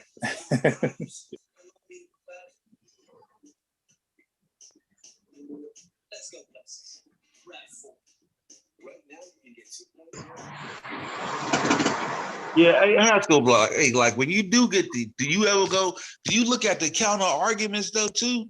No. Yeah, because I be wanting the same thing. You know, but when I go out there and actually I read that article. I did peruse that article you went over, so where they were talking about the AFB or whatever. But the article that I put up didn't make that claim about AFB. It just simply made a statement of fact that prior to 1954, the standard was, and it was restricted specifically to paralytic poliomyelitis. So that was a good point by Unbiased, right? However, hold on. What I'm saying is that article that you put up where it says the world leaders got together and that doesn't have any, it's not germane to what I posted. What I posted, hold on. What I posted said nothing about AFB or whatever that acute whatever flaccid thing is. It said nothing about any world leaders getting together in some smoke-filled dark room, and said none of that goofy shit. It said prior to 1954, the definition for paralytic poliomyelitis was a person having a paralytic or having paralysis for 60 days, having residual, blah, blah, blah, blah, blah. And then in 55 or whatever year, they changed it from 60 days to 24 hours. Period. All that other stuff is fluff. No, but but what I'm saying is, Sosa, that claim that my source is making, that either occurred or it didn't occur. That's it. I don't want to go. I'm not going off on no tangents, bro. I'm keeping it right there. In the article, it's explaining why they did what they did in 19, why they changed the classification. Okay, go ahead. Go ahead and read that, bro. Let me hear that. Right. I drop in the back chat. It's a long article. It's in the back chat. Okay, so I got something. No, they didn't rename polio. Have you heard the one? Have you heard of the one about all the world's health? Yeah, that's the same thing, unbiased. Same thing that Sosa's talking about, and I've read it. So you niggas will go Google up some shit quick. Aha! Nah, bro. No, I was asking, have you read it, because it's breaking it down. Like why? Right. I went through it. I wanted to see. No, but listen. In the very first. So you just want to know whether or not the criteria changed from the 60 days of paralysis to a 24-hour period of paralysis. Yeah, period. It's either that happened or it didn't happen. Like there's no, like they cite in this article saying that it broke it down. In the first two sentences of that article, they're addressing straw men. Okay, so now my question. Yeah, I don't need to read nothing past the straw man. Yeah, now my question is, now what's the relevant? I'm just gonna say, yeah, they did. So what is your relevant point as to is that a problem or does it matter? Like, what's your point highlighting that? Right, and I'm glad you asked that, my very erudite sister. Why that is relevant is if you make qualifications or criteria more stringent, by necessity, numbers will decrease. If you make criteria less stringent, by necessity, numbers will increase. Right? So the argument about polio vaccine eliminating polio and vanquishing polio is not true. Hold on, let me finish the answer. Amber asked a question. That redefinition, my claim is that redefinition is responsible for that quote unquote elimination of polio, not the vaccine. All right, so which polio? Was it type 1, type 2, type 3? I don't know. I know. Well, wait. That actually matters, because one version of polio was the one that were paralyzed people, but that was a minority. Like that was like a extreme case that didn't happen like that. So if we're talking about people being paralyzed, then that the American public didn't really suffer from that like that. So even if you took that number out, it still would be a dramatic increase, because that's what the article said, because the number is so small, right? Let's say you did do that. They did do that. So what, it would not represent a sharp scale number drop. That's what this is. So what are the other clinical definitions then for polio outside of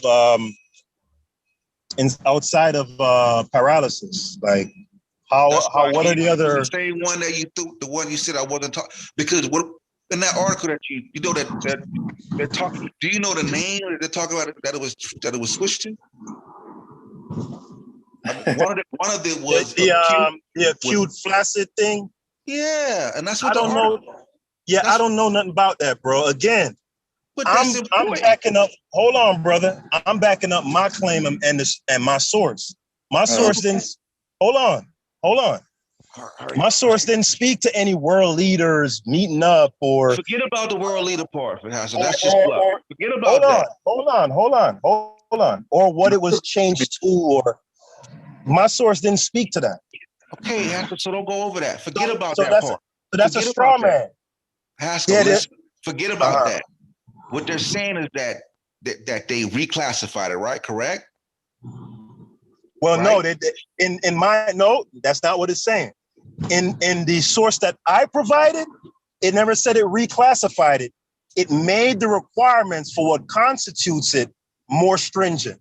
That's a different thing. So right. So what you're saying is, all right. So what you're asking me is for the cases that don't fall into the new definition, did they create some new disease classification for those cases? That would be a reclassification, right? Yeah. Right. Right. And what I'm saying is, I don't care about that part of it. I'm making my specific argument is them making the criteria less stringent or more stringent, excuse me, is what is the reason for that severe decline in numbers. The reclassification wouldn't have no relevance to the claim that I'm making. You get what I'm saying? So I don't care about that. After I'm gonna read your shit. After 1954, residual paralysis was determined 10 to 20 days, and again 50 to 70 days after the onset of the disease.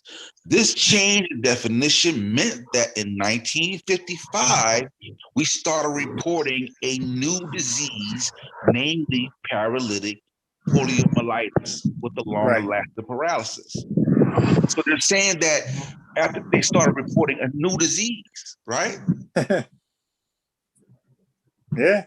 Right. Yeah, but that would still be polio. That would still be polio. So they changed it from poliomyelitis to what? No, they class it. They changed it after night. I'm just reading from your. This is from. Hold I'm on. getting your. This is from your source. Hold on. Let me go back. Like, let me your see. source is kind of like. Let me see what you read. I'm reading what you put in the back chat. Hold on. Because yeah, but you could be. You might be tearing it. You might be tearing it up though. So I gotta read it. When I'm reading it, you see, you can kind of see like it's chopped. Okay, so in order to qualify for classification as paralytic poliomyelitis, the patient had to exhibit paralytic symptoms for at least 60 days after the onset of the disease.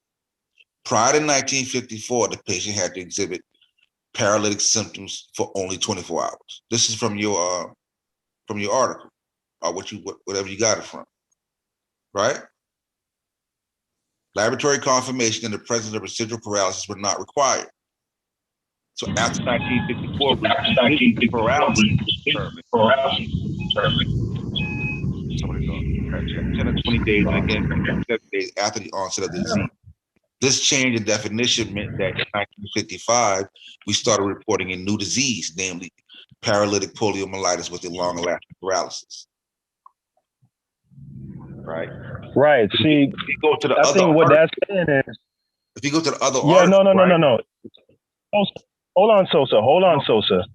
You're making an error here. What they're saying in that article is, by them changing the definition, they've literally created a different disease than the one. You get what I'm saying? They're not saying that they change it to acute, whatever it is. They're saying if the disease definition was 24, previously 60 days, and you change it to 24 hours, those are literally two different diseases. That's what that article is saying. You get it? You get what I'm saying? That's what they're saying, bro. Yeah. So your article was saying it's two different diseases, right? Right. By function of them changing. So the first disease was called what, and the second disease was called what? The second disease. If I say man. this is the, but I'm just trying to get clarity. If I say this is the apple, right? And I change and I got the apples, right? But I say, well, an apple will have to grow on a tree for 10 days. right? But I changed it to 30 days. So now the apples that didn't grow in 10, I take off, don't count apples no more. So I reduce the amount of apples I have because I've split them into two different branches. You see what I'm saying? You get it?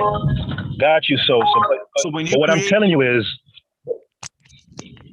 go ahead. No, what I'm saying is the author, right? He's saying that to point out to highlight the chicanery. It's like how would you put it? I don't know how you would put it. So, all right, so like he's saying, simply by them changing the definition, they change the disease. He's not saying that they literally change the disease they're still calling it polio, right? But the case definition, the clinical definition changed. He's saying that by them doing that, they created a new disease. Do you get it? He's not saying that they literally created a new disease. I'm not saying they literally created. Amber, help me out. Where Amber at? I'm saying they literally created a new disease. I'm saying that's why I gave an example. When you change the classification, you break it up into 2 parts, right? Same disease, 2 different classifications, right? Right? Well, no, in this instance, those cases just wouldn't be anything. I don't know if the AMA or some other body put some new label on those cases that no longer fit the new requirement. But what I'm telling you is the article is not saying that or not speaking to that. They're just saying that by you changing the definition, you created a new disease. Like, you get it? Like you're playing 3-card Monty is what they're saying. As far as can somebody? As far as I read briefly, and what you're saying, to me, what I gather is that they're saying we have X amount of cases of polio. However, we have simplified or made criteria to identify. I think Hash got to mute up. Somebody's to identify different classifications. Yeah, let me mute that. Hold on.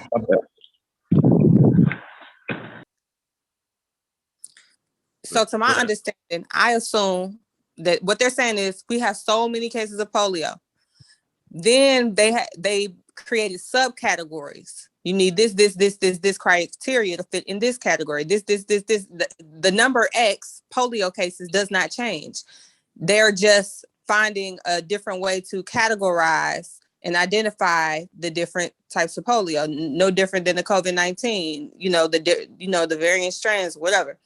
So while I feel like I can kind of see what you're saying, Haskell, overall, especially if they're saying that this is a disease that is clinically tested in the laboratory or a condition that's clinically tested in the laboratory, I don't see how those numbers change from that.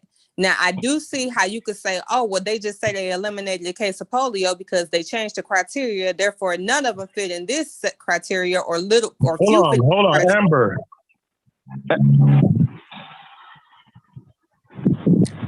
Hello, Amber. Yeah, you can hear me. So hold on. You don't see how that would have. You don't see how the qualification being persistent paralysis for 24 hours versus 60 days, because those in a lot of those cases the paralysis reverses, right?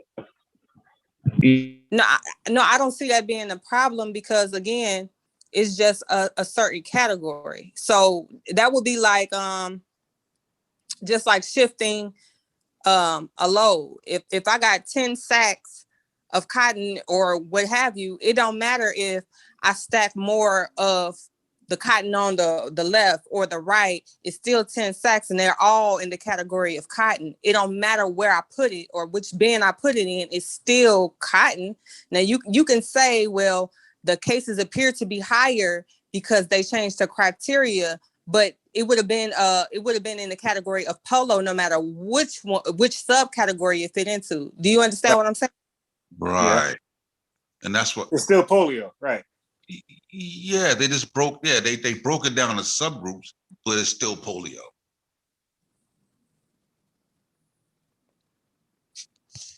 Yeah.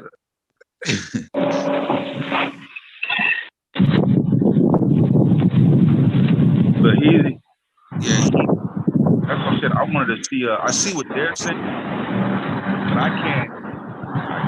I have to really dig into the weeds to find actually like what they're talking about. They're doing it because what they got is a small excerpt of what happened or what they're saying happened. Like it's hard to really get into the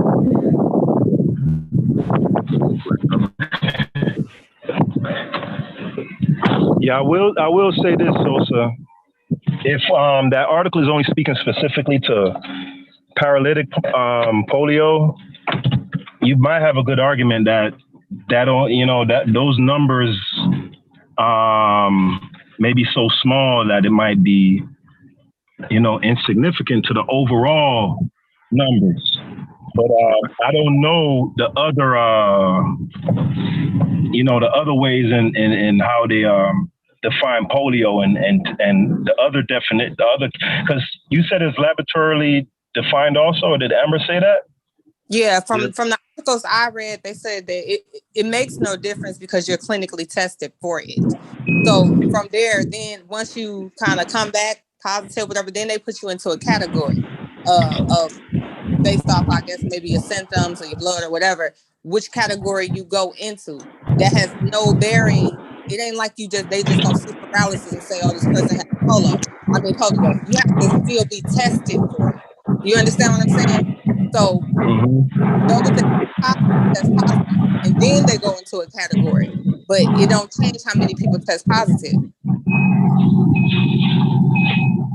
Yeah, I don't know. I'd have to look into that, because if part of the clinical definition for saying that this constitutes a diagnosis, right, is that you have to have, and it's speaking specifically to the paralytic poliomyelitis, right? Not the other types, right? Speaking specifically to that, if one of the definitions is that paralysis has to persist for 60 days, and if you have paralysis for 20 days and then it reverses itself, then you're not tabulated in that number of paralytic poliomyelitis. Like, so whether there's laboratory testing or not, you still don't meet the clinical definition. As such, your case wouldn't be tabulated in that number, period, because you don't fit the qualifications. You get what I'm saying, Amber? Like that's just bottom line. So I don't know. I probably have to do some more studying, like, because that's a good point y'all pointed out. I didn't necessarily consider that part, that it's only limited strictly to paralytic polio, and that might only represent nothing. So it wouldn't necessarily account for like the complete eradication or you know what I mean? Right. So yeah. That's what they're saying. Like, it's not completely eradicated. That's just that's the form that has been eradicated, not other. Right. That specific yeah. Type. Right.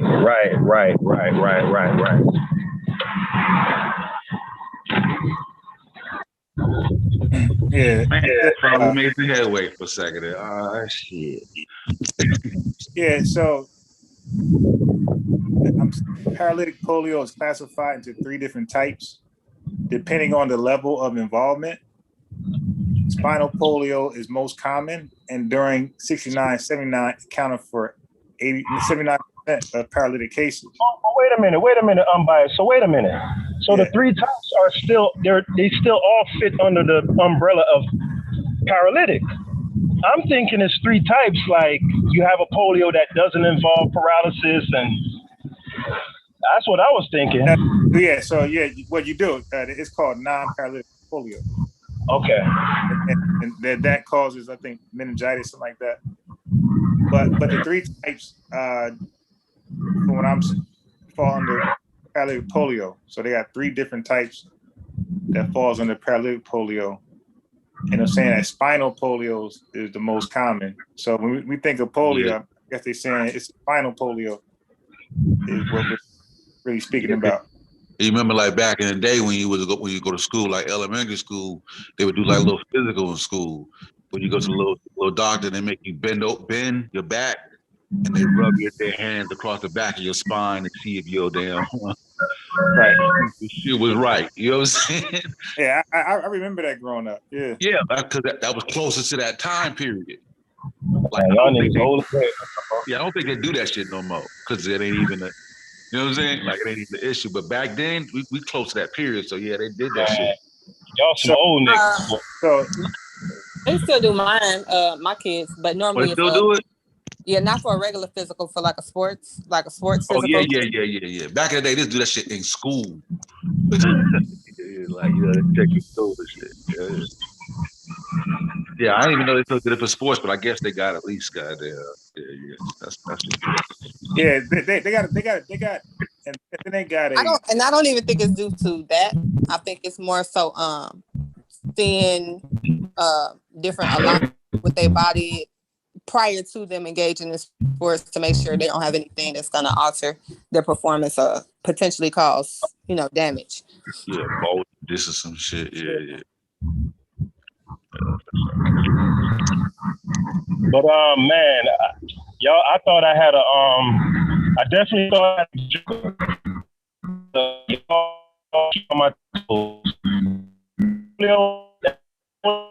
Haskell, we can't hear. You can't. Now let me roll these windows up. Yeah, we heard not one thing. You got to say everything over. Hey, you can hear me? Yeah. Yep. Now I was saying I definitely thought that polio thing that I had was a big joker. You know what I'm saying? I was like, I throw this bitch down on the table. Shit, it's a wrap. But y'all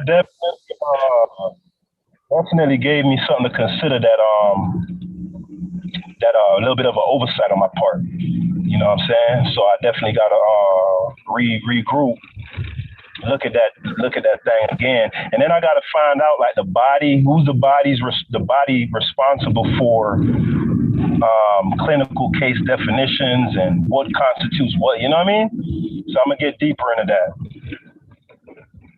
Yeah, I love this article right here. I'm gonna throw in a back chat in case it's 278 pages, but I'm gonna throw in in case anybody or I got some time. So here it is. I think this is it. No, the hell just happened? Wait, how do I even? Okay, I got it. Yeah. I'm like a because I teach from Zoom. I'm like a Zoom expert at this point. Like, so many features you wouldn't think exist on this thing. All right, so that's the link right there from when I was that gives a great insight of everything going on with polio. Poliomyelitis. So if I'm assuming you work at a company, and if you don't, then it's over.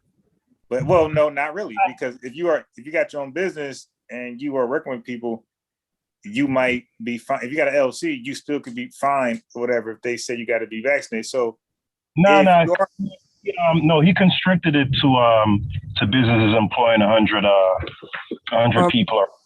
Yeah. Right. So if you have a business, and no, I don't work at a company. What if you're going to contact that? What if you're going to come across that, do business with that business that have 100 employees? Yeah, that wouldn't affect me. Like if I have a small business, say with 3 employees, right? And I have a supplier, let's say I run like a convenience store or something. Yeah. And one of my suppliers is Coca-Cola.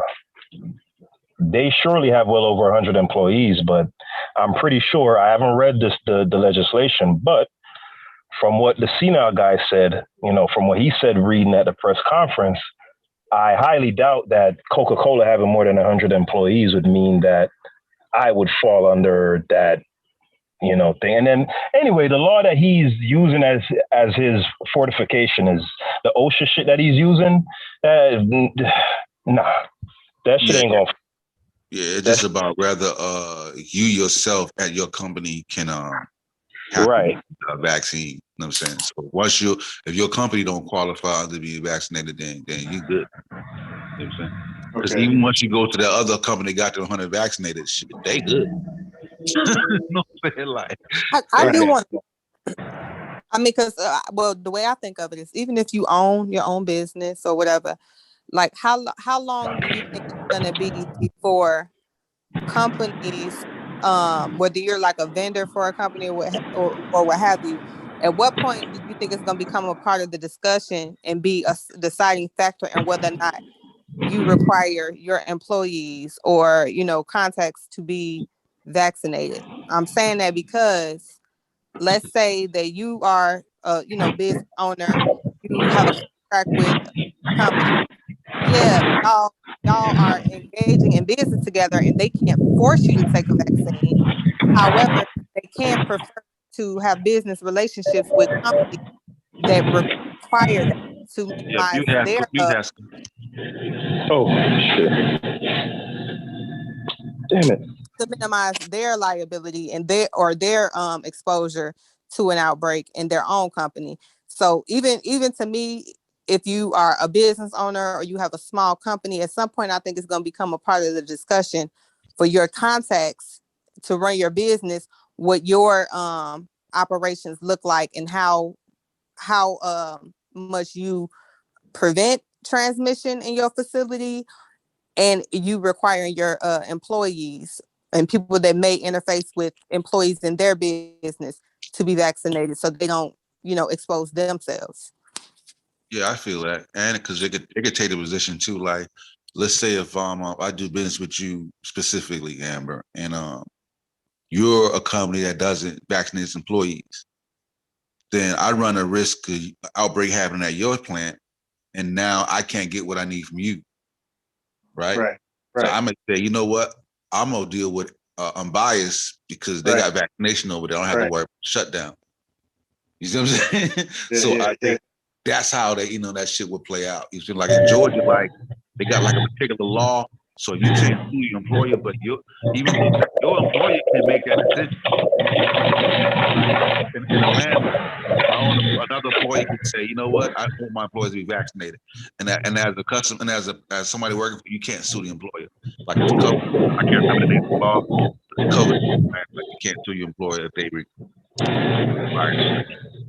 Yeah, I mean, at the end of the day, if a particular entity doesn't want to do business with a particular entity, unless they meet some sort of, performance thing, then they can do that, But that's separate from this rubbish that this senile guy is trying. He has no legal basis for it. Now, if you have enough scared people like you guys, you're terrified. You believe every human being is a potential. Hold on. You believe every human being is a potential walking, talking biohazard or bioweapon, right? And enough people believe that mess, then yeah, it can get enforced. If enough people are scared, if people say, well, I just ain't gonna do business with you, and it might come down to, if I don't get this vaccine, I can't eat. Most, niggas gonna go get that. That's right. But I told you there's no precedence for it, then that means that they could sue and that they'll win the case. If there's no precedent. Yeah, which is what they're doing now. And I think they're saying that I think the argument that they don't have precedents to sue. Mm-hmm.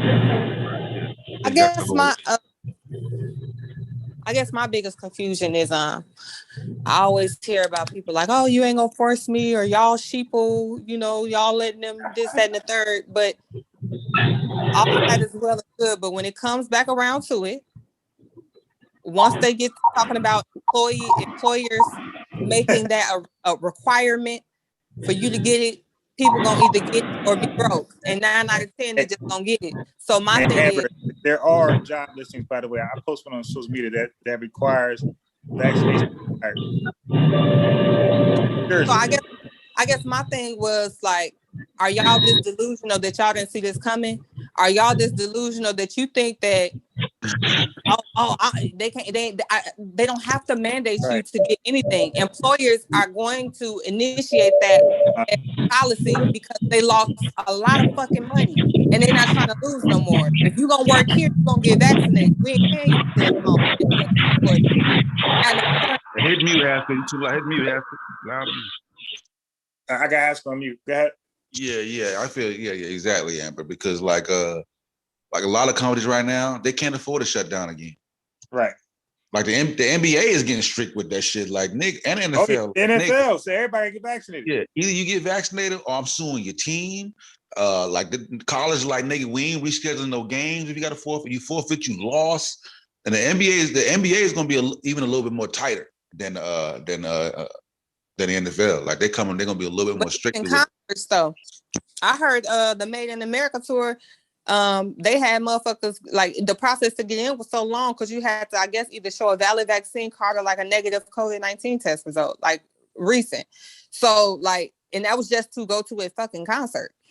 So to me, my thing is like, where did y'all think we were going to end up when you see businesses shutting down en masse? Like, where do you think we were going to be? This is a capitalistic society. Our biggest but Amber, most of the anti-vaxxers, as you guys like to call them, most of them were saying that was the eventual thing that was going to happen. I don't think most people got blindsided by this. Like, oh my God, I can't believe. Like, if anything, the conspiracy theorists have always made the argument that, but they said it was like the government forcing it. And to me, okay, I get what you're saying, right? And to me, like the government doesn't have to force it. Like it's not even a requirement. Employers are going to require that because they don't want to lose money. Now, of course, the government is going to definitely enforce certain amount of people, or even if you're a government a worker, like you don't really have any say so over what you do. They're going to make the requirements, and you're either going to meet them or you'll be unemployed. I just understand what people expect. Yeah, but you know, this is why I'm glad I have my own little shit, and a bitch can't dictate to me what I do and I mean, of course I have to follow rules, like, you know what I mean? But I don't have no direct boss. You know, I got me a little small business and I do my other little things on the side, you know what I mean? But so you engage with any vendors at all? Like you don't have any Yeah. I run all right, let me tell you what I do. I got me a little U-Haul. Shop. So of course, you know, people are in and out of there all the time. But one thing that helps me out is the fact that I'm in Florida, and I had expressed this unbiased like a year ago. So I was like, man, I know they're eventually going to mandate this thing. Like, this is where this is heading. And I knew the mechanics by which they were going to do it, because I know the federal government really can't mandate it. They're going to try to get it, you know, do it through businesses and shit like that, and use coercive tactics like that. And I was telling them, I don't know if you remember that conversation, unbiased. I was saying, man, I don't know, like, what I'm going to do if shit come down to it. You know what I mean? But I don't know, bro. Out of nowhere, this DeSantis dude is like bucking the program. And for us who live in Florida, we really live in a bubble, man. Because like certain shit, like, yeah, when I go out of state, man, that shit is a whole, that shit like, what's that goddamn movie with Wesley Snipes? Demolition Man, bro. Weirdo shit, and you know, you can't cuss in public, and you know what I mean? It's like a weirdo dystopia type movie. Like that's where the world is headed right now. But Florida, man, we on that, man. What that? What you talking about, bro? You know, like, whoa, what? Yeah. What? You know, we have so much shit about Florida shit, right? That we constantly.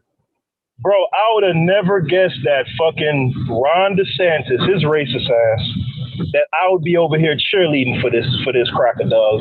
But hey, if it weren't for him right now, you know, we get overrun with the groupthink and the echo chamber, you know, with all the crazies. Have you been vaccinated? Let me ask you a question. What community does it impact the most? Hold on. The same community that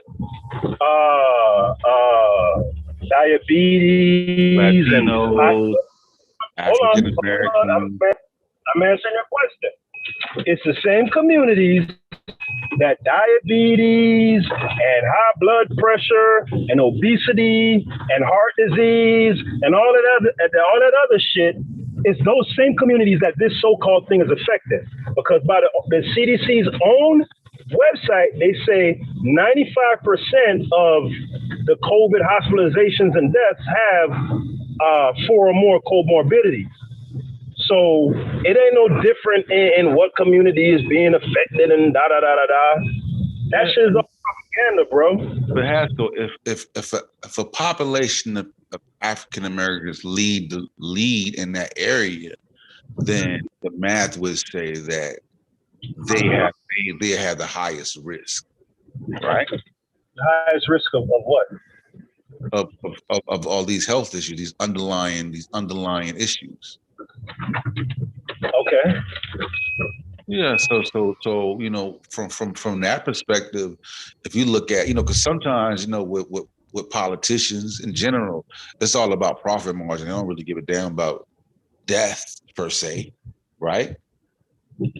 Right? They just talk about whether, you know, even the Texas government was like, look, man, some people gonna die. Like, he was just pretty much blunt about the shit. Like, nigga, like, let's just go out there. Look, some of us gonna make it, some of us ain't. Right. So when it comes to like keeping the economy running, the bottom line, like, they don't really give a damn about death as opposed to who's dying. Like, I'm sure if it was affecting more of your upper class people, then they might have a different type. Or not even upper class. These are Republican states where, you know, the assumption is if we're losing more Black people, we're losing more Democratic votes. So I was trying to protect them and say that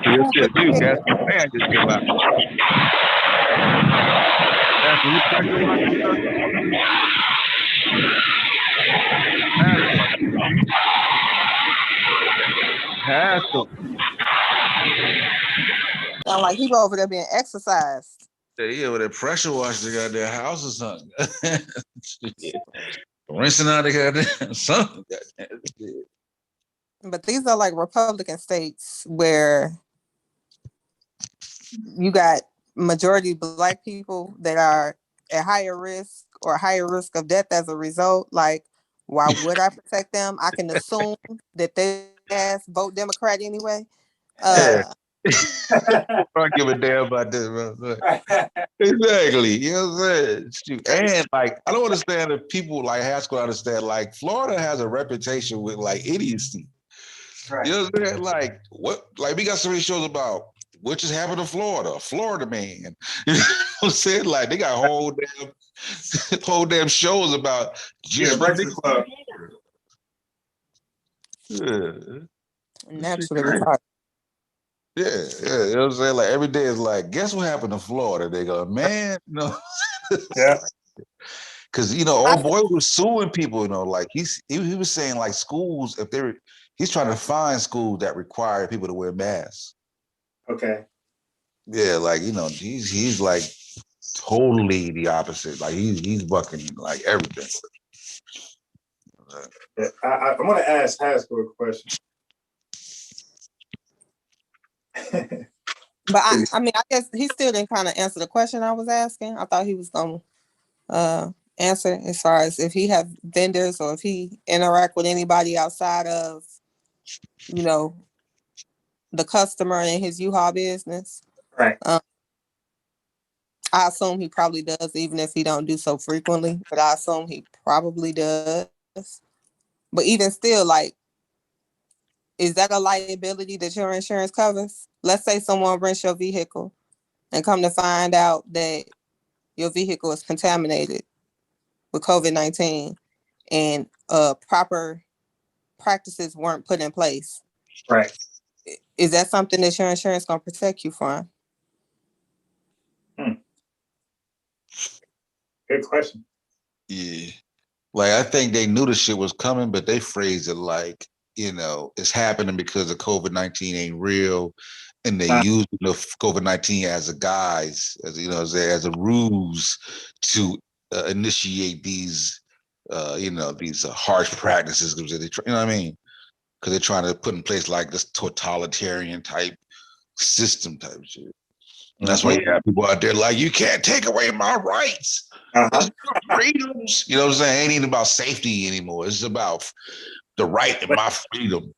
But now that same guy. But you know that's a disorder though. Now the crazy thing is I've been really going in on these psychiatry videos, and like a lot of these people are displaying psychosis. Yeah, like, I love it. And you already have this idea that the government is after you. Yeah. So therefore, anything that even appears to be connected in that way is a conspiracy by the government to like. And the crazy thing is, Black people, to me, they don't really have the psychosis yet, but they're jumping on the bandwagon, and you start to play into that realm of seeing things that aren't there or being extremely delusional. It's gonna come a point where you can no longer distinguish between what's reality. And that's why they keep saying, well, what about you? And you can't. Okay, so y'all act like Tuskegee ain't happen. Oh, so nobody go talk about Tuskegee. You know what I'm saying? They keep putting that nigga, don't trust. You can't trust the government. You know what? Remember what I'm saying? So they keep bombarding with that shit to where now you like, oh shit, yeah. But governments aren't there to be trusted anyway. That's not the function of government, right? Hey, I got a question for you, real fast. Yeah. Hey, so I got a question for you. Amber want her question answered, but my question is real fast. So the answer I would think should be just as fast. But what you said, you don't want to be vaccinated no matter what. What do you think is going to happen to you when you get a Pfizer shot, two Pfizer shots? What do you think is going to happen to you? I don't think anything. I just know vaccinations don't work. They don't do anything. It's not what eradicates disease. So it's a placebo. It could. Hold on, I'm answering the question. I'm saying the only thing it could do is cause harm. It can't benefit me in any way. You know, and I know this because I've done the requisite amount. Wait, so why did it be a placebo and not cause harm? Say again? Why let me be a placebo and just not cause harm? Just don't do anything. Why I got to cause harm and not good? Why not just don't do anything? Like a water pill, what they be calling it? Yeah, I'm not doing anything other than living as healthy as I can. No, I'm asking a question. No, I'm asking. Why does it have to cause? Why does it have to not do nothing? Or you said it could just cause harm. Like, why not just not do anything? No. Listen to what I said again slowly. I said that the fact that this idea of vaccines being this panacea and like being a holy grail of Western science, I know from the reading that I've done, the intense reading and studying that I've done, like polio. Listen, yeah, like even polio, right? No, but that wasn't good research though. Like you admit it. But listen, like any position you take, your position can always be refined, right? True or not true? Right? I know fundamentally that this idea of vaccines being this panacea is a canard. That I know. I know on a macro scale, that's true. Now, there may be particulars that I use to, make my point, and I may have some oversight in little, you know what I mean? That's going to happen, bro. Even for those who are pro-vaccine, like the average person who's pro-vaccine, how many papers and studies do you think they read?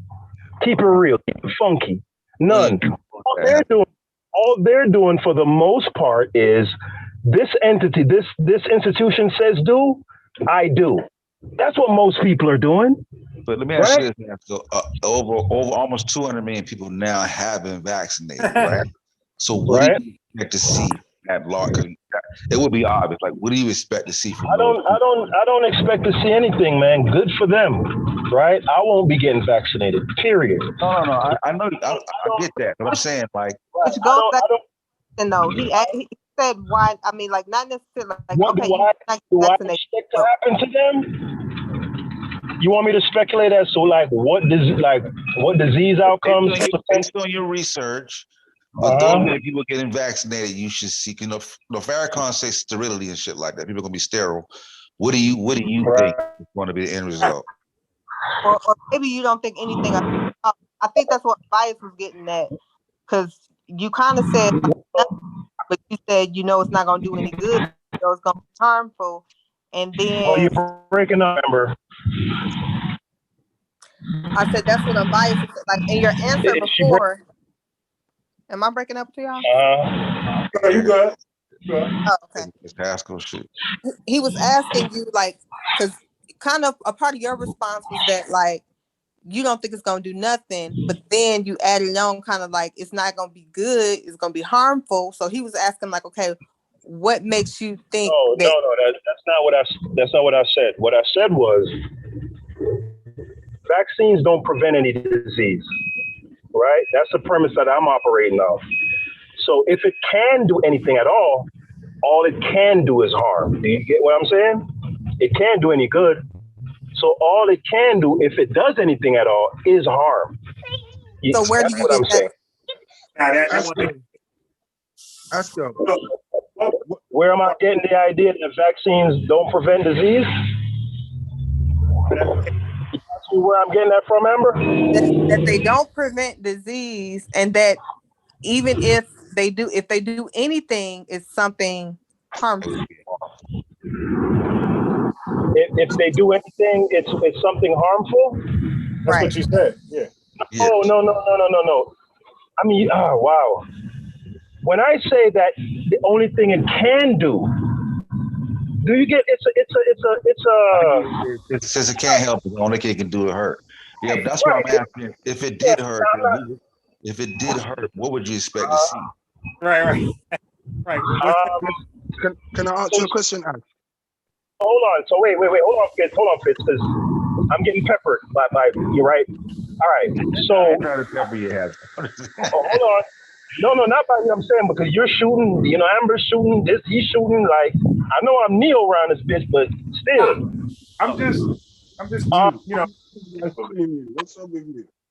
Now hold on. What I'm saying is this, right?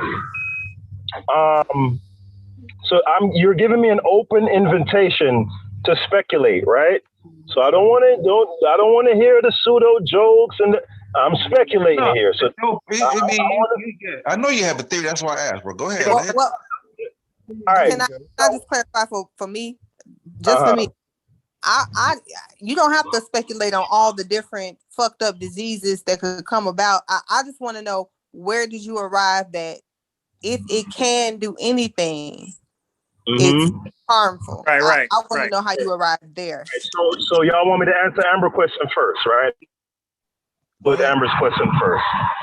So the premise is, when I say it can only do anything but harm, the fundamental premise is that vaccines don't prevent disease, right? And your question is, what led me to that conclusion? What am I basing that off of? Well, what I'm basing that off of goes back to what we were talking about 2 hours ago. The fact that the actions of a virus have never been demonstrated.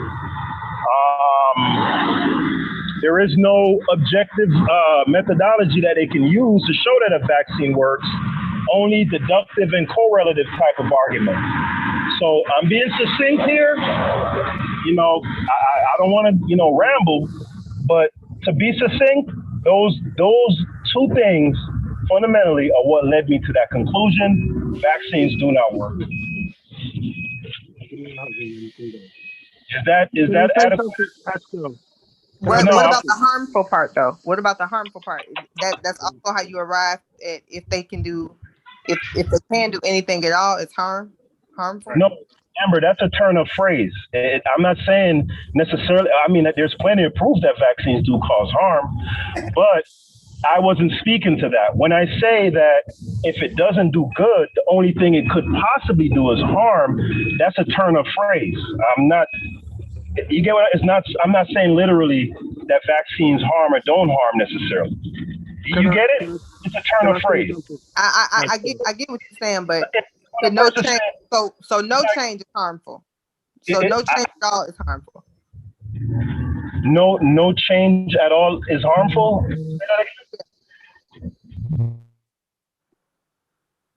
Hello. Yeah, say it again. So no change at all. So let's say it don't do good, it don't do shit. So the shit, so it not doing shit is harmful. No, I said it doesn't prevent disease. I didn't say it doesn't do shit. Can I jump in right there, Pascal? Because that's not what a vaccine is meant to do. It doesn't prevent nothing. It triggers an immune response. Immune response is different from curing something. doesn't. Right, They don't proclaim to cure nothing with a vaccine. Oh man, you make the most inane arguments, man. I'm sorry, bro. No, but I mean, it's the truth. So let's go. You just said, can it prevent the disease? For one, it's not a disease; it's a virus. Yes, that's what it's for. Viruses. Yes, and it triggers the body to. What does immune response do? Hold on. If it primes your immune system, make it more quicker and more targeted response to a virion or pathogen or whatever, right? Then by virtue of that, then yes, it prevents disease. When they say that the polio virus eradicated polio, it's saying it prevented diseases, bro. I'm sorry to get the same as airborne polio is not the same as this vaccine, as this virus. As I said to you, a vaccine, this particular vaccine, is to trigger an immune response. It has it helps transmission rate go down, but it has got nothing to do with a cure or treatment. That's not what a vaccine is. That is not what it is. You're cutting out, Askell. We're cutting out. Hello? Yeah. Yo. Yeah. So vaccines aren't touted as preventing disease. I'm just out of left field with that one. I made that up. Yeah. Right? I made it up. Oh, man, I don't want to talk to you, man. Let me talk to somebody else, bro. You. I don't know. Does anyone else on the platform agree with what he's saying? Does a vaccine prevent disease or a virus? Please answer. Does everyone agree with Haskell? Well, I will say that based off my recollection, what I remember is that the Pfizer vaccine, they did say that not to prevent the virus, but to prevent from the COVID-19. So it can't listen, and I'm going by the vaccine. Yeah, I'm about to say that again. Hold on. It goes by the vaccine. I'm going by the vaccine dogma. I don't subscribe to none of this shit. But what the philosophy says is, by virtue of priming your immune system, right? It can't prevent the disease necessarily from interacting with you. However, it can prime your immune system in such a way that it prevents actual disease, not the virus, disease. Okay. No, that's not what it says. That's not what it says. No, it doesn't say that. Hold on, man. Hold on. I want to take a quick poll. So I just want to make sure that I'm not crazy. Amber, unbiased. Sosa. Vaccines don't prevent disease. Let me make sure I got this right, bro. Vaccines prevent disease or don't prevent disease? You breaking up again, Haas? You breaking up? Yeah, can y'all hear me? Can y'all hear me? Mm-hmm. All right, quick poll. Amber, unbiased, Sosa. Vaccines, do they prevent disease or they don't prevent disease? Somebody talk to me, man. Somebody talk black. Talk black. Here y'all go. Do your Google. This shit is goofy. Y'all know the nigga being goofy. Man. I don't want to talk, bro. My understanding was, to my understanding, the vaccine that I received via Pfizer is not necessarily to prevent coronavirus in itself, SARS-CoV-2. It is to prevent me from getting the disease that leads to. Right, that's what. Wait, but I don't think you understood his answer. I don't think you understood. Your boy is saying that it doesn't prevent disease. I don't think you understood his answer. So I think he was saying directly. I think he was saying that a vaccine job is all right. So it doesn't prevent it directly. Like this is how these discussions. No. Those be your answers too. You I want to say like that too. I want to say this, bro. This is how when I listen to these conscious community niggas, when they have their discussions, their conversations always end up in the weeds because of somebody detouring into some inane insignificant talking point. Okay, nigga, it don't directly cause disease. Okay, why would that be like a sticking point to anything? Now we've completely diverted from what was a edifying discussion to arguing over one little minute that is inconsequential. Like, why do you do that shit, man? It's a big deal, Asker. It don't directly prevent disease. All right, I concede, nigga. You got it. What now? What it does I don't know what y'all on right now. I'll come back out of the Fist get you hype. Fist get you hype. I like that. Yo, Haskell was here. Your Haskell he's like, what? Yeah, hey, you got that Wuja effect on goddamn Haskell Fist. Bro, why I don't hype on you or you break it up. I think you're gone now, okay. All right, niggas. All right, you got me, dog. I don't understand how vaccines work. Like, how do you do so I can see it? It doesn't directly cause disease. Okay, let's moving on. I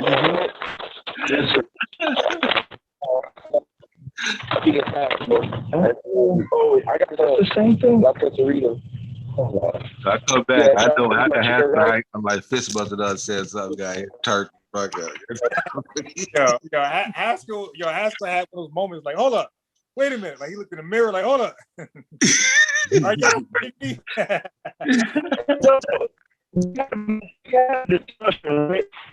And the discussion give you like paper shit. They give you like cutting out again. Breaking up Haskell again. I can't hear what you saying. Yeah. Sorry about that, bro. Yeah, guys, can you hear me? You break up a little bit. You get to a better area. Yeah. So I mean, you're a really great guy in person, man. So I'm getting. I don't want to get the panelists fast, but there's another guy. You are the most main point. We can't.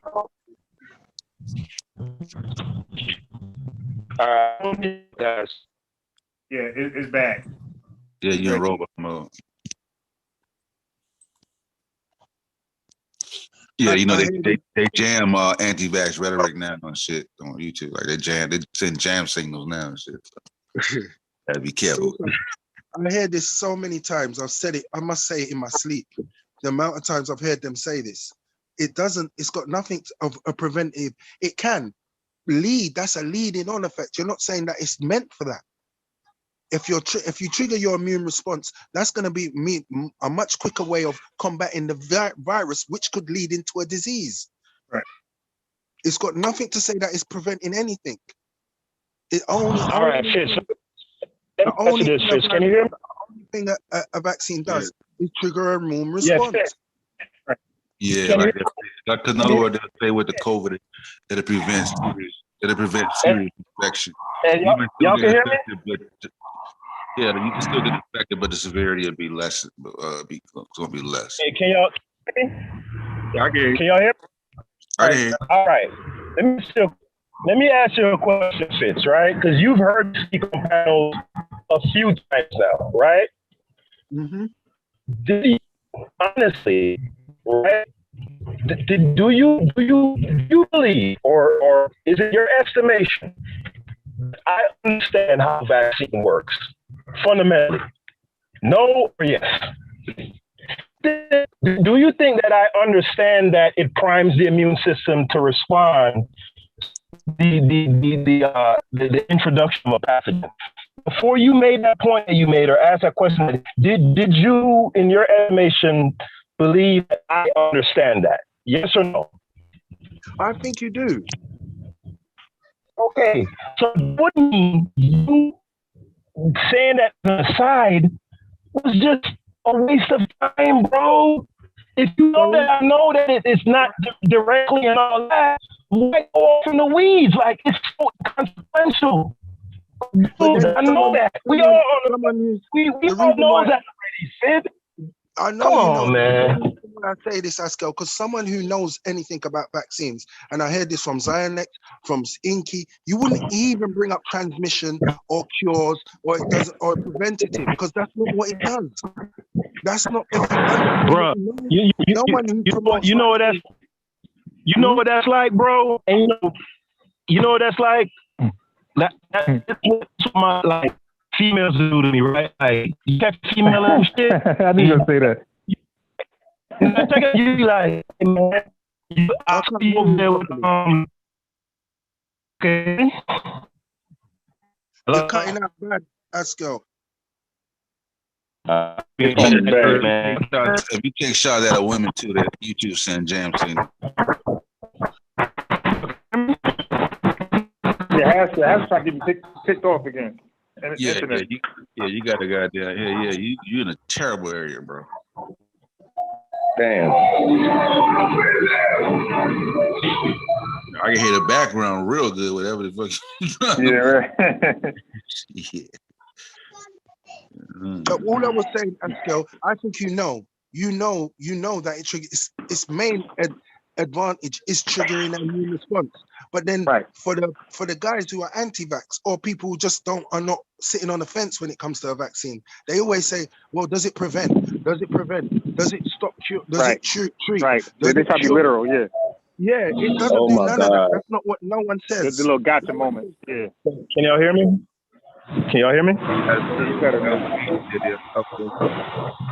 Yeah. That's like me saying like, oh, I saw you over there with Fred kissing and shit, man.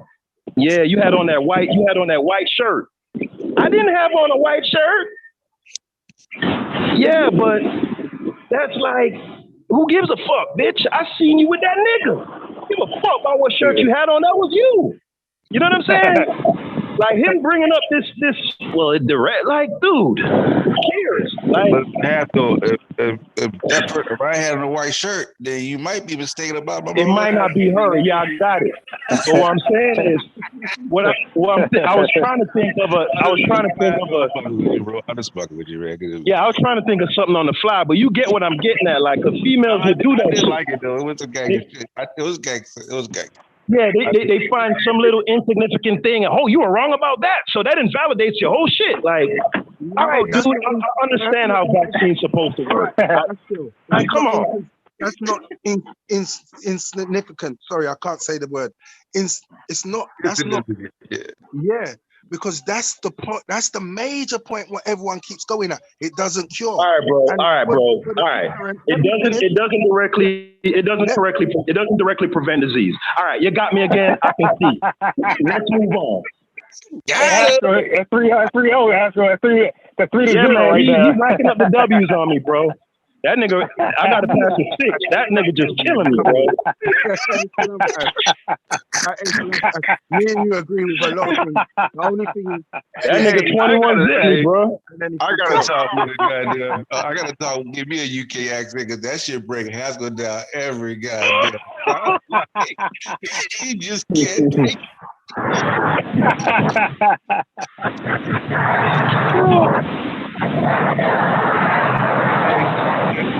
That's crazy, yeah.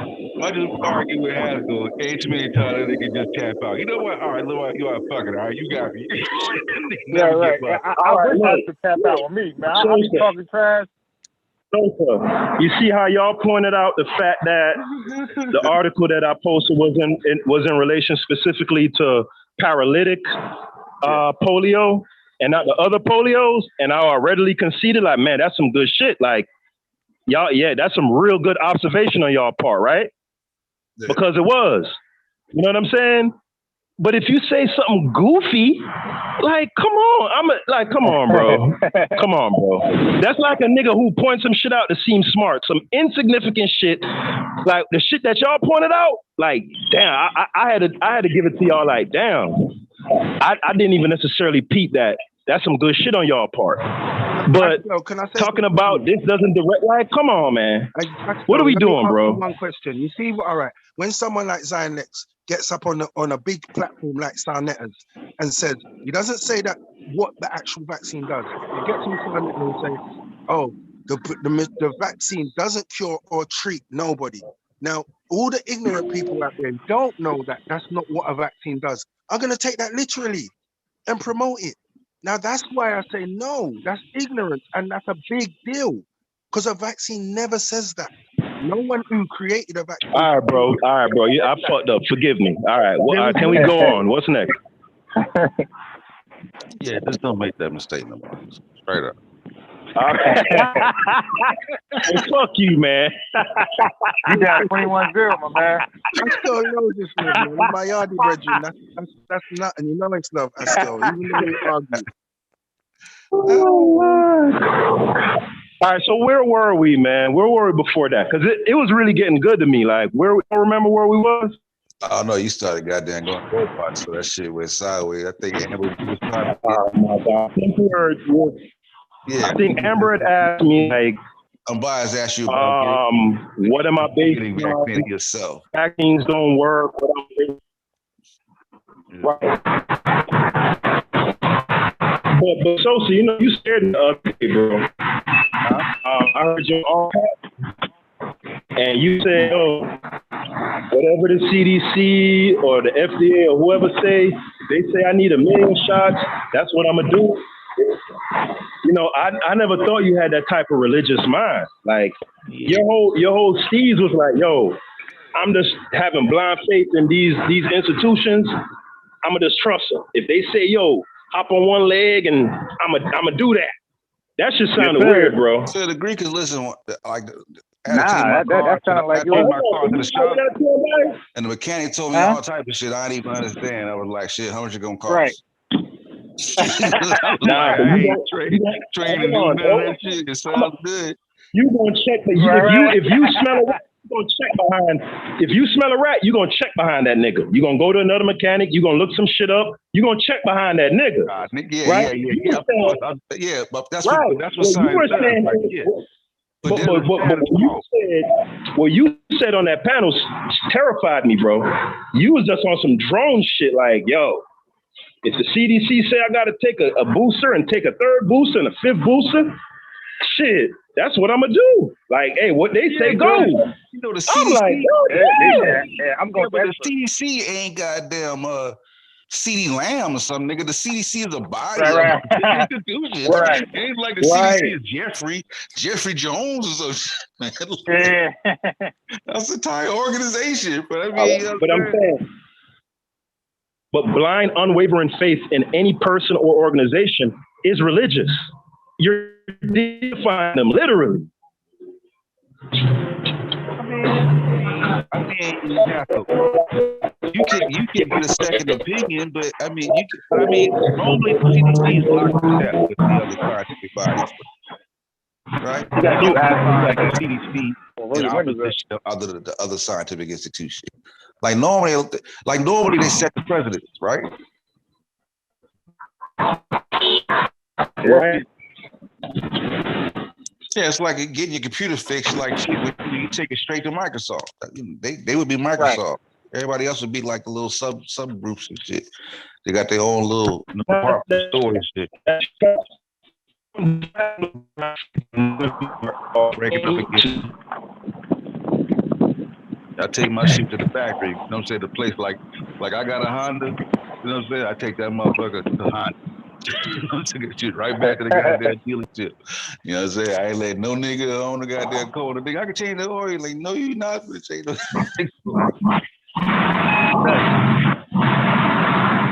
maybe oil change. Yeah, I think I do oil change, but like major work, I do oil change at like, you know, like I got damn, you know, Pep Boys and shit like that. But major work, that shit going straight back to the Honda people. I ain't letting no. Where? Hell yeah. And Asher does the same thing. Like, he just got a gripe against with the medicine, modern science. But he ordered something earlier. I seen his screen, and I was pretty sure they got a special sauce that was passed by the FDA. You know, like, you don't go questioning the ingredient that's passed and approved by the FDA. Hey, let me verify this in a scientific journal, making sure this special sauce is. That's not how that works. Like, it has a proven record, so you go ahead and go with it. Yeah, and you know, we ain't never really asked Haskell out now to think about it. Like, do he be like I ain't never heard him speak on the herbal shit. Like you got Haskell, you got elderberry and shit around the crib though, like clear lump and shit. Right. You already know he got those Ali Muhammad products in his crib. Yeah, he ain't know. I was wondering, like, he never speak on that shit. Like, nigga, all you need is some goddamn ginger root, some goddamn hot lemongrass. No, yeah. Ask him to be truthful. He definitely does that. Yeah, Haskell, what kind of health products you got around the house? Do you fucking like the elderberry and sea moss and shit? Yeah, definitely. I definitely blend up sea moss, make the gel and all that, but I mainly use it for things. Damn, I'm slipping, bro. Like, I let that shit get by me, bro. Like, I swear to God, for all this time, I already know. Never asked you. Like, huh? Yeah, but y'all gotta remember, man, when y'all talking to me, you're talking to an entirely different beast. Like this whole, like when Fitz was saying Enki, I'm not none of them niggas, man. Like I don't, for one, but you right? got sea moss though, right? You fucking the sea moss.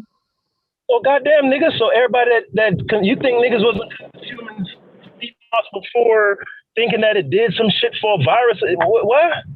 What else do you do though? Sea moss, you got elderberry. Like what else? Yeah, but those things, moringa. I definitely take moringa, but do you understand that moringa is like very popular in Jamaica, especially if you grow in the country? Like, do y'all think that?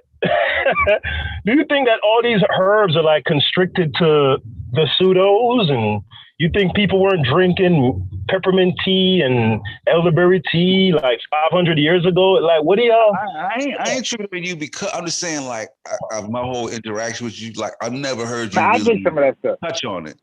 Like, you know, I'm saying, me personally, I've never heard you like because he don't be scrutinized. No, but here's the implication in what you're saying, Sosa, right? Because those guys, the Enkis and a lot of them, when they speak on those things, they're typically speaking on it as some sort of therapeutic or something that counters a virus. First off, I don't even subscribe to the idea of the existence of viruses. So the idea of taking a herb to fight a virus, it wouldn't even apply to me. Like, yeah, but whether you subscribe to a virus or not, you do know that there's entities out there that can get into your body and cause illness, whether you describe that or not. You know, motherfuckers get sick, right? We can agree to that. Right? Niggas get sick, right? Oh, yeah, he don't deny that. Yeah, and then people try to counteract shit that make them sick with other things, other herbal shit. So does Haskell, but Haskell gonna maintain a good health. But Haskell believes that diseases come from like uncleanliness, sanitary issues. He thinks that type stuff. Oh, like you just wash your hands, and stuff. I mean, there's some truth to that. Yeah, of course. You wash your hands. You do decrease, your chances, but it doesn't. But I think he goes as far as to believe that it can prevent or eradicate diseases. But just ask him. But from my research, I'll Go ahead. That you and Haskell talking. Yeah, go ahead. Yeah, so for my research, you dig? I only gotta ask Haskell. I know how you believe. I've been right so far. For the most part, because I always got this. For the most part, where you go, motherfuckers got to fix your food, bro. And especially in a restaurant, you don't see niggas in the back. Right. Niggas rub their hand on their apron and shit, and touch your guy. You know what I'm saying? Like, like so niggas get sick, but you know what I'm saying? So I'd be like, what do you treat? You're treating those herbs for, you know what I'm saying, for something. You know what I'm saying? Whether your throat is sore or you know what I'm saying, a tummy ache. I mean, of course, yeah, absolutely. Yeah. But and you can take an herb. That's therapy, though. That's therapeutic, Haskell. Yeah. Right. But those guys You're breaking up. You're breaking up bad at the worst time because The convo getting interesting now. You dig? Yeah. I'm just saying. I ain't saying, like I said, I'm not banging on you because you do it. I'm just saying, like, it just. No, I do all that. I just thought you were just anti everything. Like, fuck the medicine. I don't fuck with the medicine. I don't fuck with the urgent. I thought about it. I'm like, hold on. That don't even make no sense. Hey, Sosa, man, listen. Yeah, I'm gonna send you a direct message when I get back to the house. Like, you can already guess what Haskell is. I'm gonna tell you how to do it. I can answer for him. Like, nah, he don't do that. Yeah, he do this. I'm kind of mad myself that I've never. I told you the patterns. I told you the patterns earlier. But he's been on so many channels with us talk about. He never really speak to it. You know what I'm saying? He never really speak to it like that. You know what I'm saying? Not because he doesn't believe like them. Like he does believe a healthy body, a healthy system can help fight off pathogens, right? But he doesn't believe that that's the answer. Like most of the black allergists, he don't believe that. All right, so that's he's more of a white allergist. All right, he's a white allergist. Like as far as studism go, so you can't follow the black allergist logic with him. You got to look at the European, and that's how you pinpoint what he believes in. Y'all can hear me? Yeah. So what was the question? Sosa? I was saying I get offended. Don't put me in league with them niggas, man. I find that offensive. I'm just joking, bro. Nah, I know, but I'm just saying, bro. Them niggas, nah, bro. Even if you gonna call me a pseudo, do like how he called them pseudo sophisticates too. But I'm not, nah, bro. Nah, I'm not. You ain't gonna catch me with my shoes around my neck and Yeah, I already know that. Know what that's about. Yeah, shoes around my neck. I have no idea what that even about. I gotta ask him, what was the point of that? That's just ridiculous. Like, but it works. No, it works though. It gets people talking about it. Yeah, I mean, if I pull up out of here with a pair of Yeezys around my neck, they'd be like, "Nigga, what the?" They wouldn't even acknowledge the shoes. Get some Yeezys. Be like, "I think I got shoes right around my neck." Like, what? I don't even remember what type of shoes it was. I think some red. Like number 6 rings or whatever they call them, the J's. Who was that? Who was that? Ambai? Huh? Who? Inky. My boy Inky. Oh, that's not me. Hey, we pulled up that nigga case on the 40-day fruit fast shit. Oh, that was funny. That nigga got like 40 aliases, bro. Like, you know what I'm saying? Man. That shit was crazy, bro. You know what I'm saying? Like Minister Inky, Dr. Inky Israel. Like, nigga, they like, nigga, we put all your names down, nigga. This nigga. You know what I'm saying?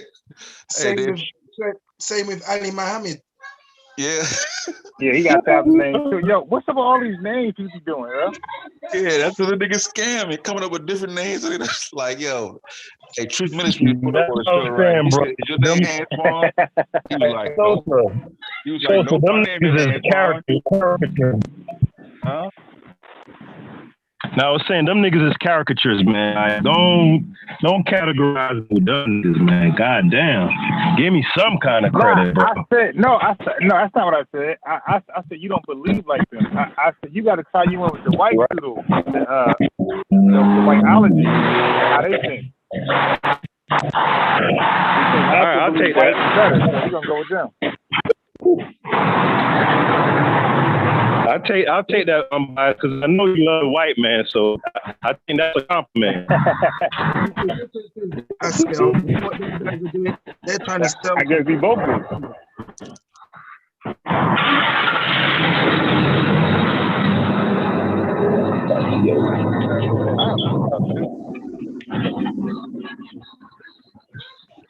Yeah, that's on the highway or something. Yeah, them guys are trying to sell something. They're not like you, Haskell. You just have a gripe with the government. Yeah, they're definitely trying to sell it. Right. Their ultimate goal is to sell. Hey, yeah, listen. Who else always had a gripe with the government since the inception of this damn country? Oh yeah, white. Normally white supremacists. But more specifically, the South. Huh? South. Right? They lost, and they've been low key at war ever since. Yeah, I get what you're saying. Right. Yeah. They've been challenging all these laws. Oh, my rights. That's them talking like that. My rights. You take my that's them. Mm-hmm. Yep, you're right. And then they transgressed to be or evolved into the Republicans. And then whatever wing they call them nowadays. Yeah, that whole little the whole sovereignty package. Like they always trying to get out of government jurisdiction. Not the sovereignty package. The sovereignty package. Like What did they call it down there? The belt. What that religious belt from down there? The Bible belt. Yeah, the Bible. The Bible belt. That's I'm down something. I heard it. That's how it is. Definitely. Mm-hmm. Like when I go to Charleston, nigga. Oh man, these niggas got no restrictions, bro. It's like the pandemic never happened, bro. That's it. It's fucking ridiculous, bro. You know what I'm saying? Like, but you know, one thing is different than I'm in Atlanta. It's different. In Charleston, it's a bunch of beaches. People aren't packed in like that.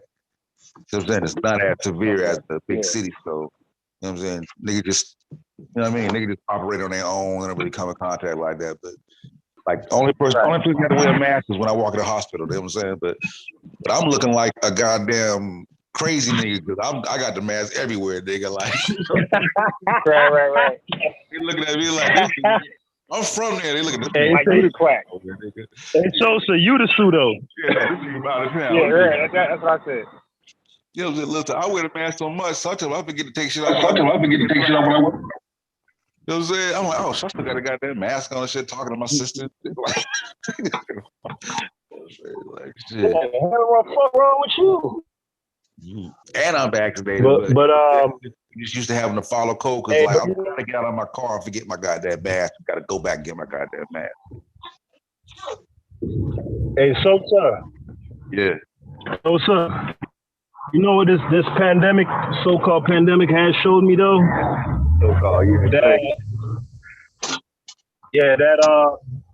That America is underrated, bro.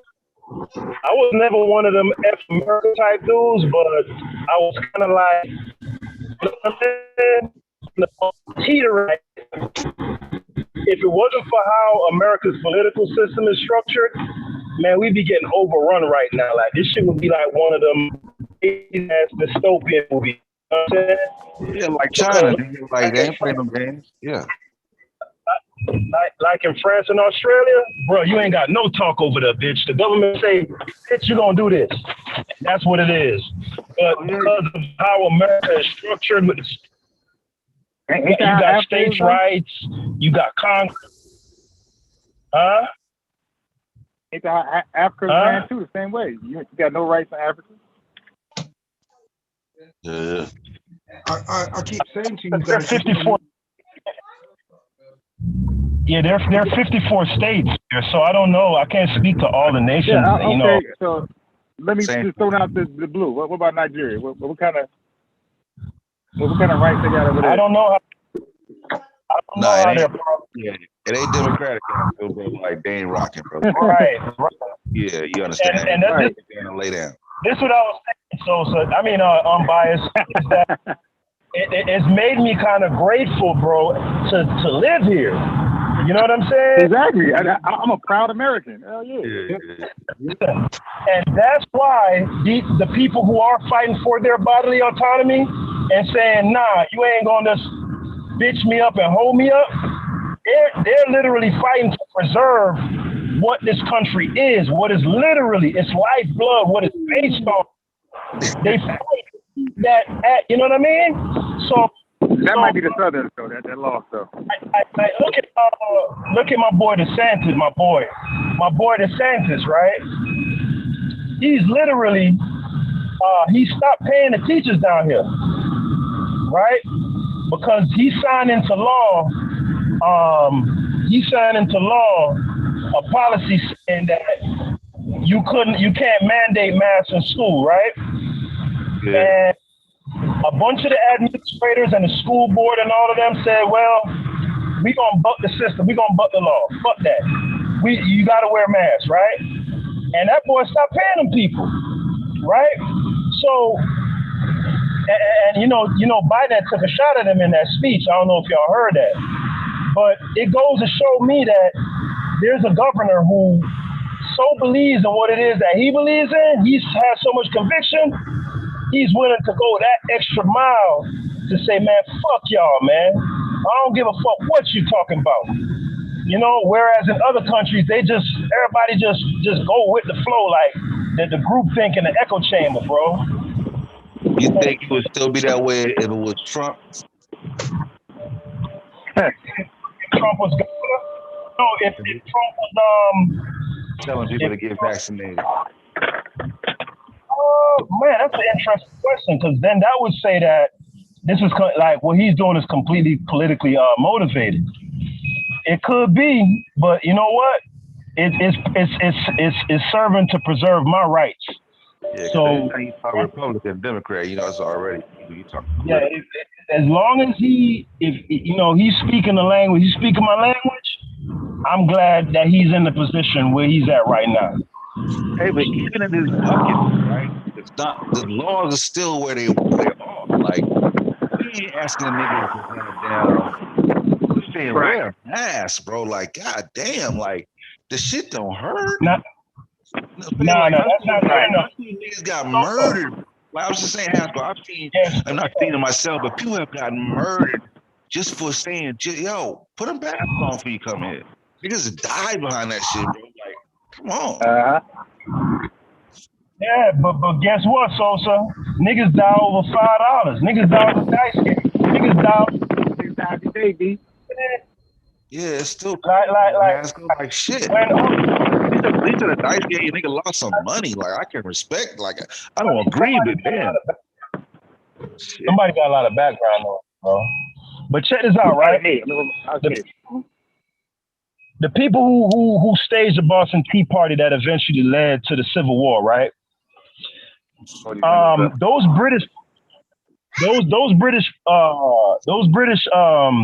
people that the British send over to tend to the colonies, Sosa. Yeah. You know, those were the dregs. Those are the dregs of British society, right? Convicts, you know, the worst niggas, right? Of course. And they had shit in Europe, right? When they came here and they eventually got their thing going, they had a good ass life, right? Now, as good as a life as they had, right? Them niggas went to war simply because they wasn't trying to get punked by next nigga. Like, I build this shit up and you just get to eat off me? Okay, I don't care how good I'm living, nigga. It's a principle, bro. Fuck that. We going to war. Right? So when a nigga say, oh, it's just a mask and da-da-da-da-da-da, if I know for a fact that the people who are trying to institute these policies are just using that mask shit to further their shit, you know, when you tell a chick, I'm gonna just put a tip in, that's what that mask shit is? Nah, nigga, I'm gonna nip shit at the bud.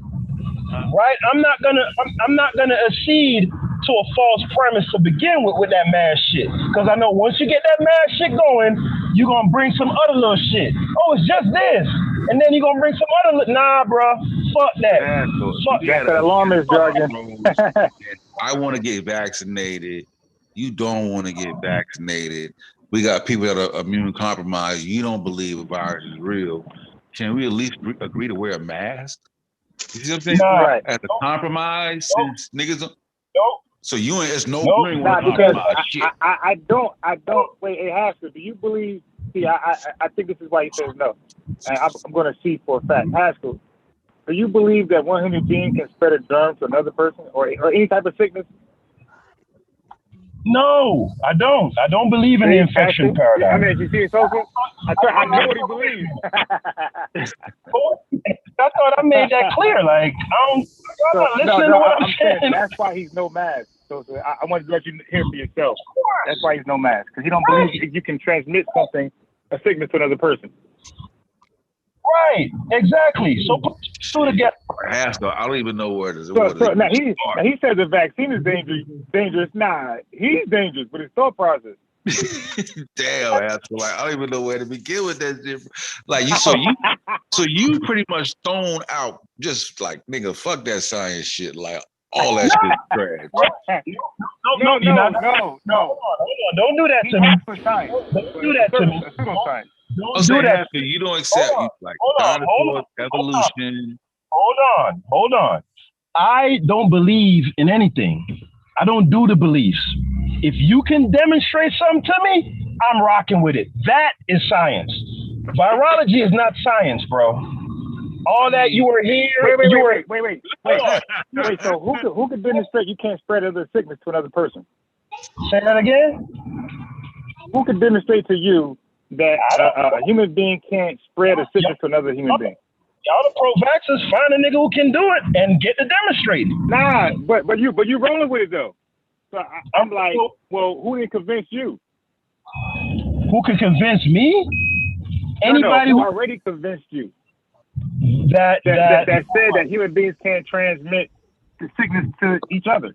Who convinced you of that? Like, what did they demonstrate to you that you said, yeah, that's good science?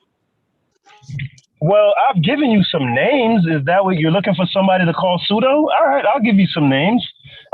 Give me some names. Sure. Stefan Lanka, David Raznick. All right. David Raznick. I know that name. Yeah. Lanka. Now, I got it. Yeah, the pseudoscientists. I could have circumvented that question because I know where you're going with it, right? And you're just looking for ad hominem attacks on people. Nah, I never know where you at nowadays, Haskell, because you be evolving with your beliefs.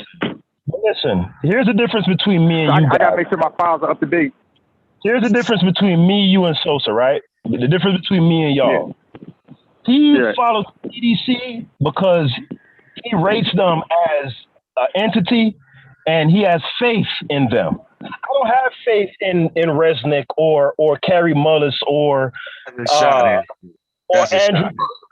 Andrew Kaufman or Stefan Lank. I don't have faith in those people, right? What I do is I interrogate the arguments that they make using my own ability to use logic and reason, right? I assess those arguments and I say, damn, that's valid, that's invalid. So that you focus on people. The people don't matter. What are the arguments that they're making? Yeah, but Haskell, let me ask you a question though. And this to the psychology of it, right? If that were true, right, wouldn't you see like more of a zigzag line pertaining to you, right? But if I line your perspective up, right, with an anti-vaxxer, like you would check all the other boxes outside of anti-vax that they check also. Like y'all all represent a particular spectrum. Nah, I mean, not necessarily, because I would say this, Sosa. Most people who are quote unquote anti-vaxxers, most of them still subscribe to the infection paradigm. You know that, right? Most of them do. Yeah. Right. He's correct. Yeah, but I'm talking about the category that I would. The category that I would call it would be a very extremely fringe, extremely marginal group. I'm talking about the other boxes as far as like anti-vaxxer, right? Anti-government, right? I'm not anti-government. No. You anti-America?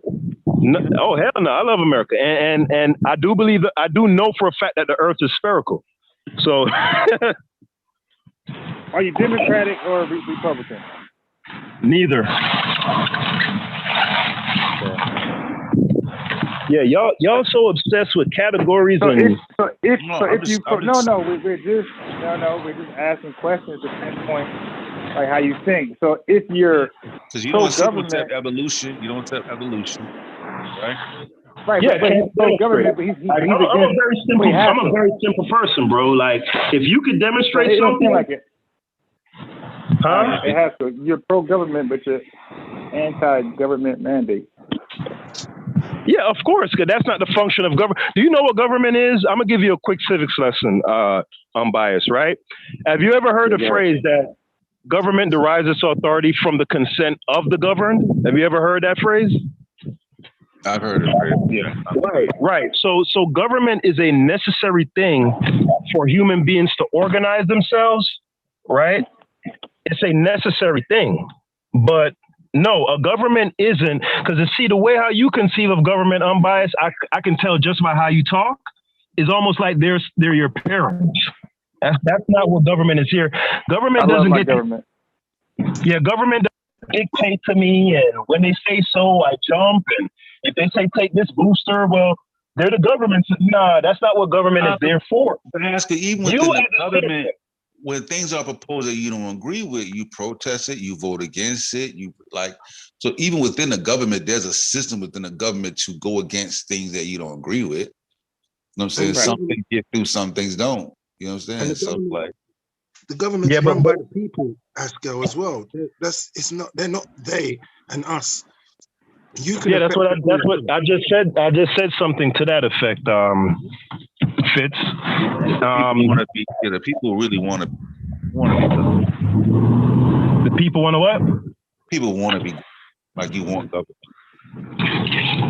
Yeah, government is necessary to civilization. Like you can't have a society without government. Yeah. But on the other hand, system within everybody operates under. Right, but government aren't your parents, right? They don't. You see, like the way how Biden was talking to people with that paternalistic tone. I'm tired of this. Like, who the fuck is you talking to, cracker? Like, you ain't nobody, motherfucking daddy. Bitch, you're an elected official. The people put you there. Telling me about what you're tired of. I'm tired of this. Trump was the same way. How to get down. Huh? Yeah. Trump was the same way. You know how they got down. Bruh. So you ever heard a nigga say, man, I ain't nanning one of your motherfucking kids, bro? You know, niggas are quick to say that to another nigga. Yeah. Right? But because a cracker is in a position of power and holds a high station, you let it slide when he get to talking like he one of your goddamn parents. Well, I'm getting tired of this. I'm getting, I'm coming to my wit's end. What? Bitch, you ain't my daddy. Because you look at him as your daddy. That's why. He's an elected official. Listen, I ran into a white person the other day, right? I was talking to this white lady, right? And we had came in contact with each other, right? And she had left her mask in the car. She was nervous about coming to my space because she didn't want me to trip. And then she's like, listen, I'm vaccinated. You know what I'm saying? Right? Yeah. I'm vaccinated too. She's like, okay, good. She's like, I don't want to say nothing because some people take offense if you ask them if they're vaccinated or not. So it's like, if you ask me if somebody I don't know in public or just randomly, are you vaccinated? Yeah, I'm gonna cut your ass out. Oh my God. Yeah, I'm gonna cut you out. I knew it. Yeah, I'm gonna cut you out, bro. What the fuck you asking me some shit like that for? That's like if a bitch was to come to you and ask you do you have AIDS? The fuck is you talking to? That's a little bit. Yeah, because if we can see the fact that the virus is airborne. Right. We ain't worried about a nigga walking up. But this is right. This is what I'm saying, right? If you answer no, they might have Deshaun Watson that creep. If you say no, right? If somebody asks me, "Are you vaccinated?" I said no. You are immediately put into a category and stigmatized right there. So the question isn't just some innocent. Right. Yeah, so, but no, Haskell, the lady was like, no, listen what I'm saying. You misunderstand what I'm saying. Like, some people become contentious if you tell them you're vaccinated. You know what I'm saying? She's like, I don't even like, some people become contentious if you tell them you're vaccinated. Wow. Yeah, that's stupid. That's dumb. Yeah, that's I don't really like to bring it up because, like, some people, you know what I'm saying? Bro, they look at it because it's an anti-government. Like, it's like, you, what side are you on? Yeah, that's just a crazy nigga. Yeah, right. Yeah, if you took the vaccine, then you ain't. Then you with them boys. All right, listen, bro. Mm-hmm. If a nigga want to go and shoot themselves up with whatever poisons they want, bro, go and do that, bro. See, look, you said poison, but look how you phrase it, though. You know what I'm saying? If a nigga shoot himself up with whatever poisons. Yeah, whatever. Right. Poison. Bro, I didn't say the vaccines was poisons. I said if a nigga want to go inject themselves with whatever poisons he want to inject himself with, don't do that, bro. Heroin. Don't do it, bro. Go have fun, my nigga. Crash out. What you eat don't make me shit, bro. I'm good. So let me ask you this though, because I gotta keep going with you because I'm finding out more and more new shit. All right, so when you go to the hospital, right, you let them draw blood though, right? Yeah, facts. All right. He was like, he didn't really want to. He was like, yeah. You see that, right? You see that? He was like, all right, yeah. I'm just trying to. I ain't got no follow up. I just want to know, like, all right, like you still going to the hospital, you still do the checkup shit, you trust. But if the nigga came back and tell you, like, yo, Haskell, like, you got COVID, you could be like, fuck out of here. Yeah, because yeah. Fuck out of here, nigga. What the fuck you know about COVID? Yeah, I would never take a COVID test. Real? I would never take a COVID test to begin with because I know and it's not a test. First off, calling it that is disingenuous. Now, I'm not saying you're disingenuous, but the people who call it a test, they're disingenuous because what PCR is a procedure. It's a technique. It's not a test. Using it as a diagnostic test is just so. I don't even know how to put into words how inappropriate. Like, so no, I would never take a COVID test. And if someone said, "Oh, I ran PCR on antibody test," wouldn't say that either. We think you want to take an antibody test? Wow. Nope, would never take that either. Like, because I know that I'm answering your question. I know that antibodies, the things that they call antibodies, those Y-shaped proteins, those things aren't specific like that to where they can be used as markers as diagnostic markers. It's inappropriate to use. Just fluff. But you love the government, but it's trying to trick you and kill you. Yeah. Anybody test? Hold on, let me just say this real quick, Fitz. Antibody tests are even less specific than PCR testing. Because what they're using as a disease marker, which is these proteins, these Y-shaped proteins called antibodies, those shits aren't near specific enough to say the presence of this antibody or this antibody means you have this. I don't have any symptoms on top of nah, hell no. So what do you think the purpose for those things that so-called antibodies things? Like, what do you think the purpose of them is? I don't know. I don't know. I just know they don't do shit. All that money for nothing. All that taxpayer money for nothing. And now the question, this is fucking bullshit. That's what it is. The question Sosa is asking me is if it's not an indicator of disease or a marker of disease, then what is the function of those Y-shaped proteins that they call antibodies? What is their purpose in the body? And I'm telling you, I don't know. Like, what do you want me to do? Make some shit up? I don't know. Hey, as advanced as I'm saying though, because if you're telling me, the reason I asked you that because if you're telling me what is not, you understand? Then I would assume that you know what it. You know what I'm saying? You know what it is. You tell me they don't do nothing. That's usually how it works. Right. You know what I'm saying? You know what I'm saying? You would know like they just that and the third. They don't even got nothing to do with it. That's why. I asked. Hold on, that's usually how it works, right? But if you say this nigga killed this nigga, and I can prove for a fact that he was here when the murder occurred, I've eliminated him as a suspect. Does that bring me any closer to knowing who actually did it? Nah, me eliminating him don't tell me who did it, but I know he ain't do it. So no, I'm saying in order to dismiss what the function of it is, you have to know what it does to say that it doesn't. Right, he's not a murderer. He goes to church. He's an upstanding citizen. He works here. He would never do that. On top of he didn't do it. Yeah, you know what I mean? It have to be. Yeah, that's why. But I mean, because basically you're saying you don't know what it is, so that means that. Yeah, but what I'm saying is out that it actually does what it's supposed to do because you don't know what it does. Basically, what your argument is, Sosa. If I don't know what a person does, then I can't say what they don't do. And I'm telling you that argument is fallacious. No, I'm telling you that if you don't know the function of something like that antibody in your body as far as its biological use, right? Then you're admitting that you could possibly find out that it actually does what you think it don't do because you don't even know what it's there for. Right. Man, I guess, but it still wouldn't change the fact that antibodies, they aren't specific enough, they aren't unique enough to use them as markers for disease. Like they're not. Like they're too common. Like that wouldn't change. Like that's a fact.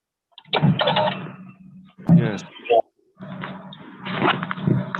Learn some more shit. Like your side of the world of Haskell. Maybe it's the world of Florida too. Like I keep forgetting, like you from the islands and you in Florida. Like, God damn. So I'm just right. That's like triple island. You like triple, you like island. Like, God yeah. Like in Charleston, where I'm from, bro. Like that's how it's like. It's really islands, but they built bridges in the 50s to connect these different islands. So like everywhere you go in Charleston, see the Johns Island, James Island, Sullivan Island. That's why there's beaches everywhere. Right? So the thinking is kind of the same, even in Charleston. Like your reaction is standard in Charleston. Like you go to Charleston, you be like, niggas be like, hell yeah, nigga, fuck that shit. Like, yeah, but they're more coming at it from some anti-government, just crazy talk. Like what I say is or the lack of education. Yeah, lack it. Yeah, but again, they're not science. You know what I mean? Yeah, because I don't want to be grouped with people like that because they don't put a tenth of the thought or the research that I put into the conclusions that I come to. Like, I get you. You want your credit. You want your credit. I get you. Yeah. They don't put no work in to be arguing like you do. Wait, but Haskell conclusion like ours. Like we conclude after the experts, the CDC, and Haskell conclude after all the other guys. Conclusion, Lion Wilder. Give his conclusions. I mean, I guess, bro. I mean, like in math, you could get to the right answer, but it don't mean that you know what you was doing. That's why the teacher always asks you to show your work. So yeah, our conclusions might be the same. Hey, don't take that vaccine, but we're not. we're worlds apart. You know, I'm worlds apart from most of those people who don't want to take a vaccine. Most of them on some religious shit or, you know what I'm saying? Yeah, I don't want to be categorized with them. Yeah, but you did get vaccinated in your youth, though, right? You had to, most probably, right? Huh? You did get vaccinated early in your youth, right? That standard in Jamaica? Like yeah, facts. I was vaccinated when I was young. Yep. You don't know of it, but you don't know of it to be an issue in Jamaica. What do you mean? If what's the issue? Like if there were a case where there was a vaccine that was that caused some type of damage in Jamaica, something like that led to some type of disbelief. Right. All right. So here's the thing. That is a really great question, Sosa. You can't even do that here. You can't even determine that here. So in a place like Jamaica, definitely not. We don't have nowhere near the type of sophistication or resources that America does, right? So for instance, people who get vaccinated here, a typical argument that like vaccine zealots will make is, you got vaccinated and you ain't dead, as if the people who died from a vaccination could tell them, hey, I'm dead. But, you know, they'll say, you all right? So what's wrong with vaccines? You're okay. You know, they're not even realizing that you're not making an argument. Like, that's just like, that's a logical fallacy. Well, you're no. What was I gonna say? Right. So I'm just looking at it as far as because when you think about it, right, you got America, you have China, India, all these different countries, right? So the thought process, you can't say that we got it wrong, right? It's like the world got it wrong when it comes to right. Yeah, but remember, America is a hegemon, right?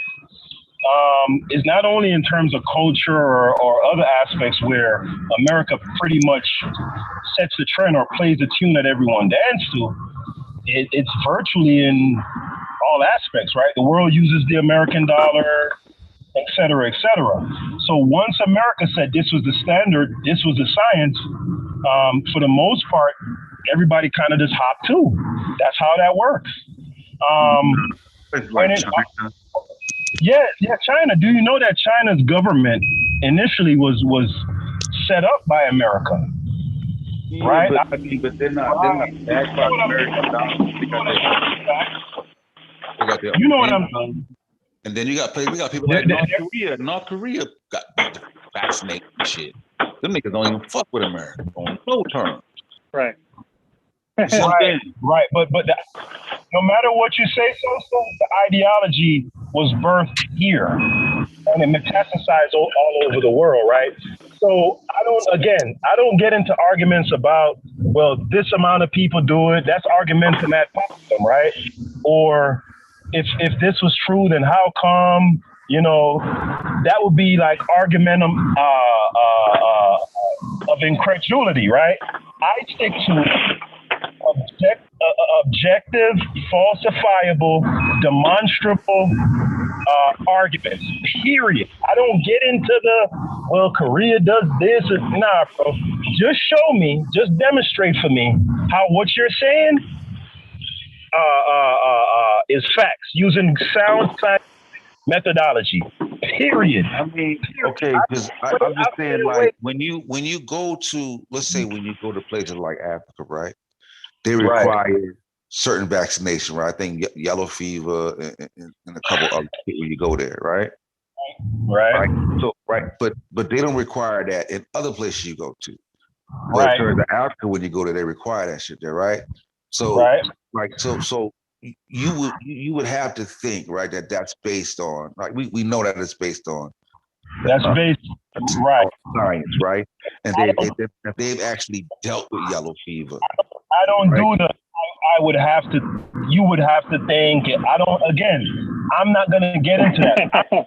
No lie. I'm gonna have to ask him, but I'm just saying, just regular logic.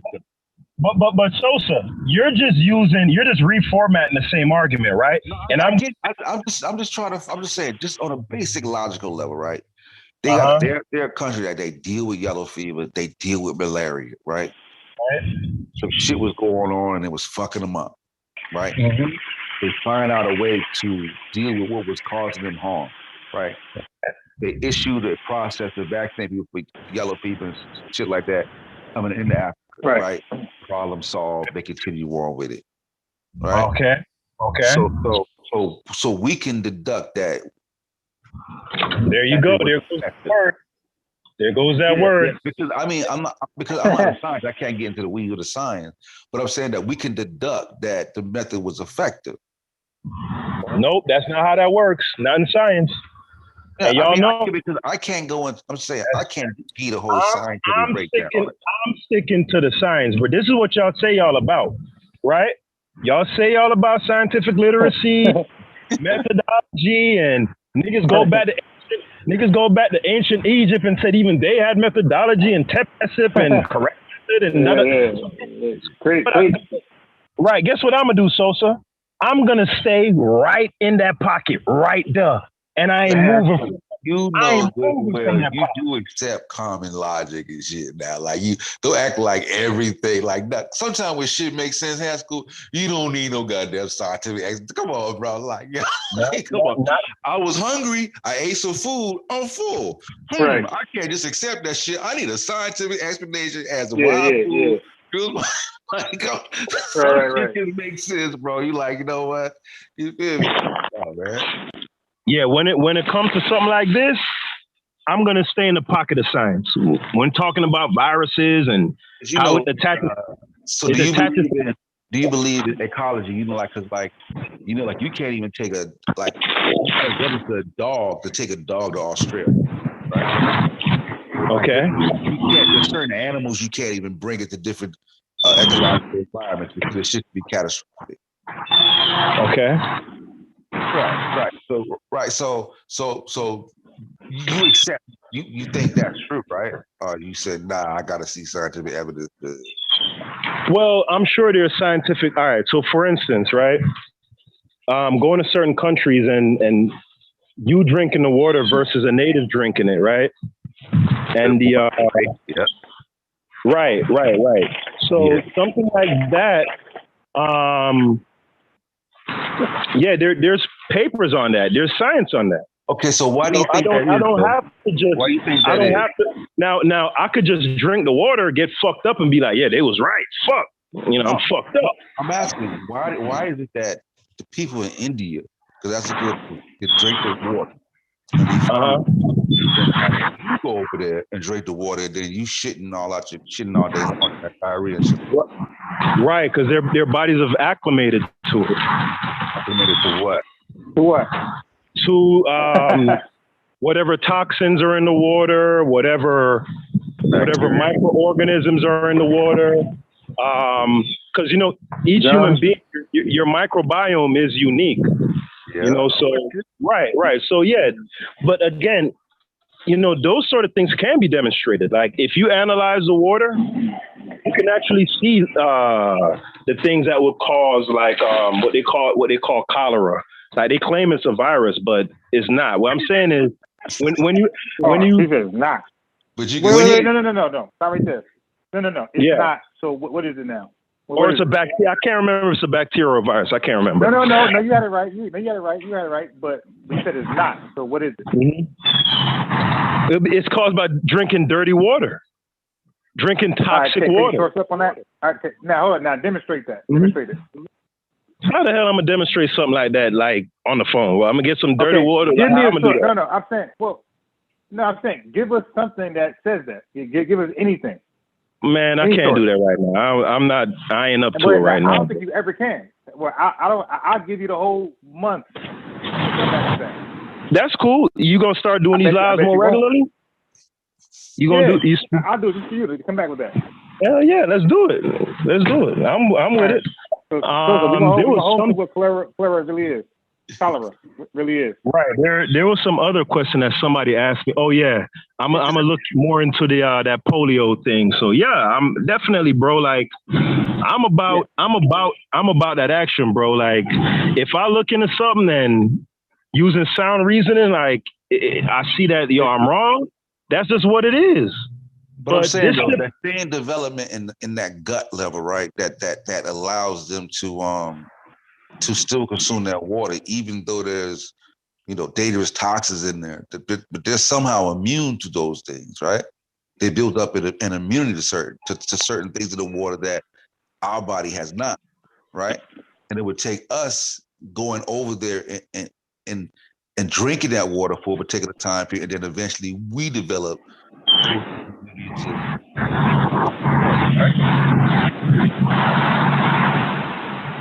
Right. Say that again. You're saying if we as foreigners, we could eventually develop that over time? Is that what you said? If we were to live there long term or whatever? Right, because their bodies had developed some sort of immunity, all right? Some type of thing to protect from drinking that water that we don't have. Okay. Right, that we don't have over here, right? Right. So similar to coming in contact with a virus. Your body develops. Yeah, I mean, you could draw that. All right, you could draw that that analogy or parallel, right? Because again, when you have a hammer, everything looks like a nail. But I could offer up another analogy, right?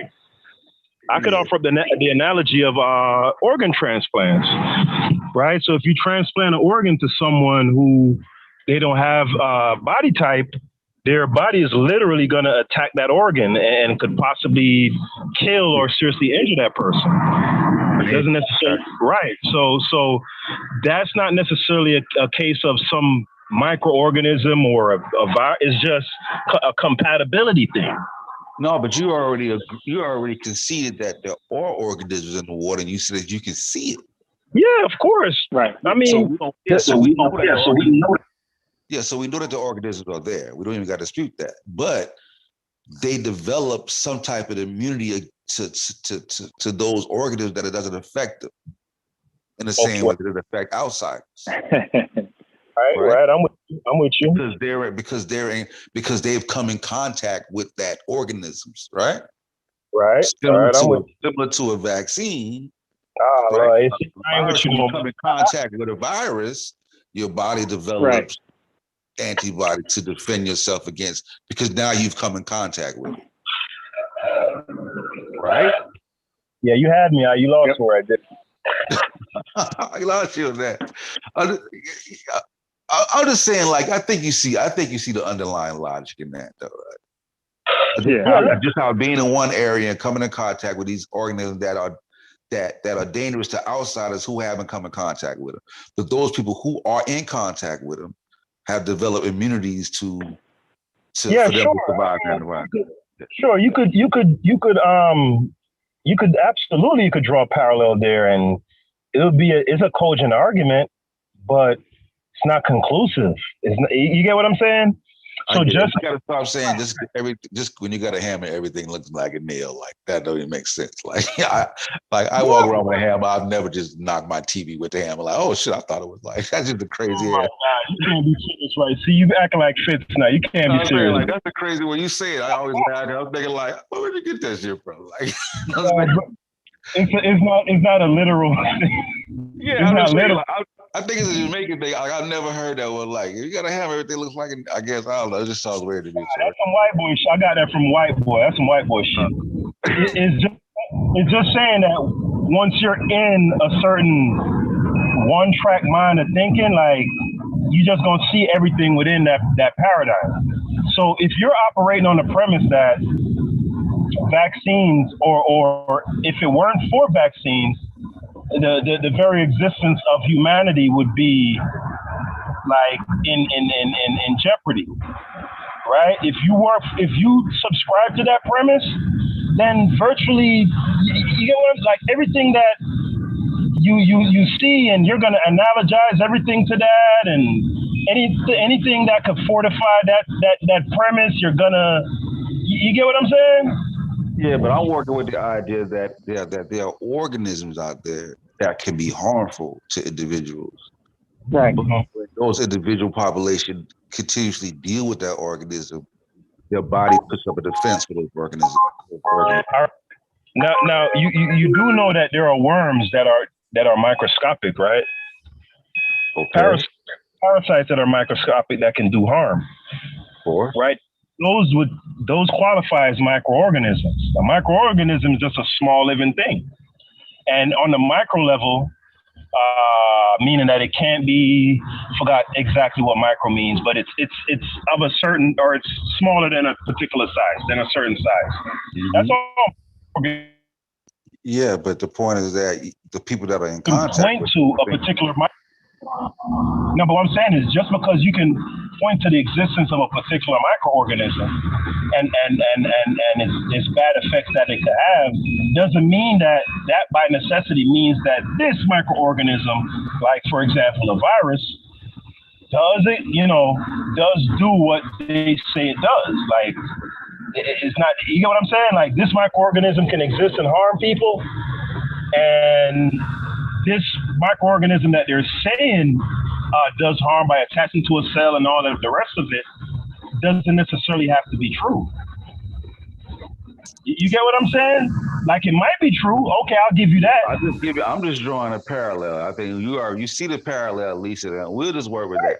Yeah, I can see that. Like, yeah, I can see the thinking is like you at least admit that. You said that the organism in the water, you can see that there are those type of organisms, microscopic organisms that can affect humans in a dangerous way. But those humans over there have developed some type of immunity to fight off. Or they are acclimatized. That's the word I would use. I wouldn't use immunity. What does that mean? Like with acclimatized? Like what do you mean? Meaning that they're acclimated to it, right? So that organism, that microorganism, may not necessarily be good or bad or it's not necessarily good or bad, right? It's just that it is suited to their microbiome. Again, just as you draw a parallel to a vaccine priming the body to handle a pathogen, I drew my own parallel to an organ could save your life, right? If you were to say have a liver issue and you needed a liver, the same liver that could save your life could very well kill me. Yeah, right? that's different because you're taking somebody else's organ and put them in somebody else's body. But I'm talking about, But what I'm saying is, what makes that organ take to one person and cause disruption to another is compatibility. Yeah, and the compatibility being that those people live amongst that organism. Like, because you can't say that it's not that it's. I mean, you can put the water under the microscope and see its harmful effect to people that live outside that population. I mean, listen, if you drink dirty water, your gut gets sick, bro. Like, that's how that goes. Yeah, unless you're in the environment, but if you continue to do it over time, then right. you don't get sick from that same dirty water. It doesn't necessarily mean that it has anything to do with a virus or a bacteria. No, I'm not saying. I'm just coming to the I ain't even with the virus yet. I'm just cementing that we agree on the microscopic element. That's all I'm saying. When you said climatize, I just wanted some clarity on when you mean climatize, like, because I didn't want you to take away the fact that these microorganisms have a negative effect, but immunities are built up. I didn't want you to take that away because we were just on like agreement. Yeah. All I said was I personally wouldn't use the word immunity. Your argument is certainly certainly cogent. Now, it's certainly cogent, it's certainly rational. But yeah, I wouldn't use that word because I don't subscribe to the paradigm that you and them biased do. So that's the language that I would use. Yeah, we don't got to use immunity. How about defense? The body has a defense mechanism. I wouldn't use that either. Throw the whole vocabulary out. How about a dam? Like a dam, like a beaver dam or something. God damn, I like, yeah, you can just anything that leaves. He's like, nope, I'm not gonna use it. Oh no. Climatize. Which is, is not compatible with your microbiome, your system. It's not a matter of immunity or defense. All of that shit is saying the same thing. Immunity, defense. What you're trying to do is slow roll me. Trying to slow roll me, but he is scary. I ain't trying to slow roll. Come on now, bro. A hustle. I ain't trying to slow roll you, bro. I'm just trying to, say, like, we got, figure out what we can agree on. Like, because when you brought the water, I'm like, yo, that's you being slick, bro. Hey, Sosa. Yeah. You ain't slick to a can of paint, bro. I try to get you to put the mask on, huh? I feel like I try to get Haskell to put the mask on. This is a star. Put the bandana on. Check it out. Hey, unbiased. The minute that I accede to what he's saying, like, yeah.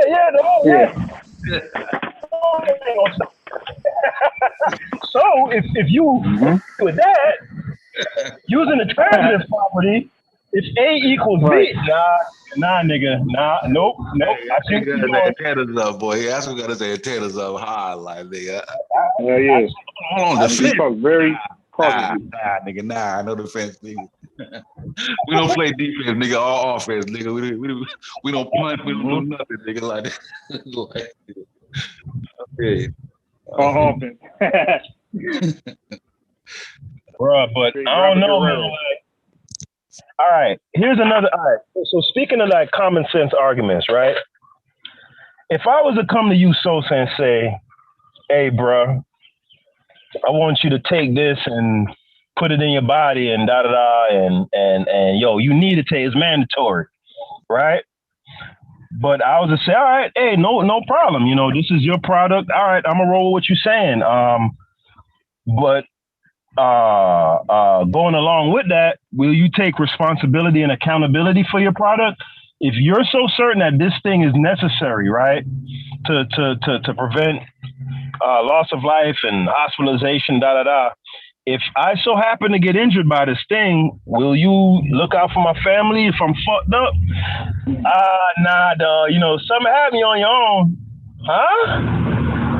How that work? How that work, bro? First of all, in 1987, right, they already made legislation. It was the same way. Hold on, unbiased. You want to talk about it? You just said me because you went to 1987 too quick on me. Like, listen, I'm not speaking on that. I'm making another point. Listen, in 1987, right, Reagan signed into law legislation that insulated the manufacturers of vaccines, right? Now think about this.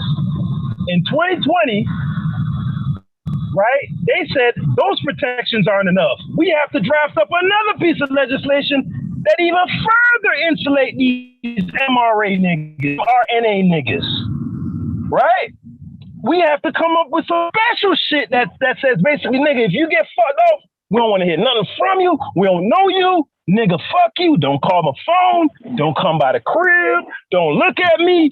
Hey, bro. Hey, that's on you, my nigga. It's all on you. Right? That's not what it says. Yes, it is. Yes, it does. It completely indemnifies. It completely indemnifies the manufacturers of the vaccine. Completely, 100%. That's what it says, bro. That is what it says. Right. Now, hold on. Let me finish my point, bro. I'm gonna wrap it up real quick. But don't the government take on responsibility, though? Hold on. I don't want to lose my train of thought. I'm biased. The 87 legislation basically said, yo, y'all niggas is filing too many suits and we need these vaccines because otherwise we all gonna die, right? So we have to put some protections in place for these manufacturers so that they'll keep producing these vaccines, right? So, but we're still gonna leave some sort of recourse for for the other side, for saying if this vaccine, so we ain't gonna just let y'all just go ham, but we still gonna, you know what I mean? This new legislation said, all right, that's not good enough. We need 100% John Gotti, Teflon Don, completely, bitch, don't say nothing to me for these shits. And then you're gonna tell me that I got to take that? Now, on a common sense level, Sosa? Nah, bro. I smell a rat. Nah, I'm good. Forget all the science shit. Just on a street. I'm not a street nigga, but just on a game level, on some street shit, like, you know what I mean? Like, nah, bro. It's nah. This ain't passing the smell test, bro. You can't sue the manufacturer. Who can you sue though? You can't sue nobody, bitch. You fucked up. You fucked. If that vaccine fuck you up, please. You fucked up in the game, bro. Send a link for that. Send a link. I need a link for that. I mean, like, what is the vaccine for? Huh? To fuck you up. Like, what else they did that with Haskell though? You know, listen, in the beginning when people started opening businesses, right? A lot of time when something happened, which they used to be the somebody, and their whole business would go belly. So that's right. So this is how you got the LLC, right? Right. Yep. Right. You separate the entity from because otherwise people wouldn't go into business. Because if you can just type everything, you know what I'm saying? So there are protections in place where you can still sue, you know what I'm saying? And it protects the person and the business. You can still get paid, but it also protects the business owner. See, you speaking to the point that I'm making, Sosa. It protects. You can still sue. Right. You can still sue somebody. No, you can't sue by these mRNA vaccines, bro. You can't, bro. Period. I'm kept, bro. So how'd you learn that? That's another thing I'm gonna have to source up on another round. You'll get beat up on that one, bro. Yeah, please. You know what? Yeah. You know what? You lost me now. Let's write it down. Is there a way to record like When we come back on the next, we can talk. We got. You can't. Hold on. If you get screwed by a vaccine, you can't sue. If you get screwed by a vaccine, you can't sue. You can't sue nobody. He's asked out. Wait, the polio thing, right? I said I was gonna look into that. What was the other thing? You can't sue, and I think it was chlorine. Cholera. Cholera. Right. Can't sue. Can't sue. Yeah, you're gonna prove it's not a virus. It's something else. Okay, so that's homework. Cause to be honest with you, we've been talking. Short homework right there. I really feel like just kind of vibing right. You know what I'm saying? I don't feel like sourcing now. I just want to vibe right now. Yeah, we don't gotta go there, but yeah, we can put a bit of that. Yeah. That's gonna be but Sosa, I don't know if you're a street guy or not, right? I'm not a street guy, but most black people were, even if they're not in the streets, they're around the streets. They're not completely square, right? Now, on just a common sense, just a street nigga level, if a nigga came to you and said, "Hey, you got to take this," but because what you just spoke on, Sosa, about the LLC, it gives the business protection, but it still gives the consumer recourse. And if what I'm saying is actual fact, right, we're just presuming for the sake of argument, right, that these new protections for the mRNA doesn't just give them protections, it literally makes them Teflon, like impenetrable, like can't be touched, right? Assuming that is true, do you find that problematic? Assuming it's true. Wait, hold on. Wait. Hold on. But let me add to that. So don't focus on the companies, because if the companies are protected, like Sosa just eloquently pointed it out, that the company will be the person, right? And the protection, the person you will actually sue, bringing claims with, will be something else, and that would be the LLC, the business. So if the vaccine companies cannot be touched, but you could sue something else. Right. That's not a good, right. Okay. It insulates I didn't know that was the argument that I thought he was just making an argument like, yo, we had to do this because people are filing too many frivolous lawsuits, but we still give the consumer some recourse. I thought that was the fundamental thing. I was just using that's why I was using the founding of the LLC as to how we got to the LLC. Oh, okay. So what you're saying is not be able to sue the individual. You still have recourse. It just got okay.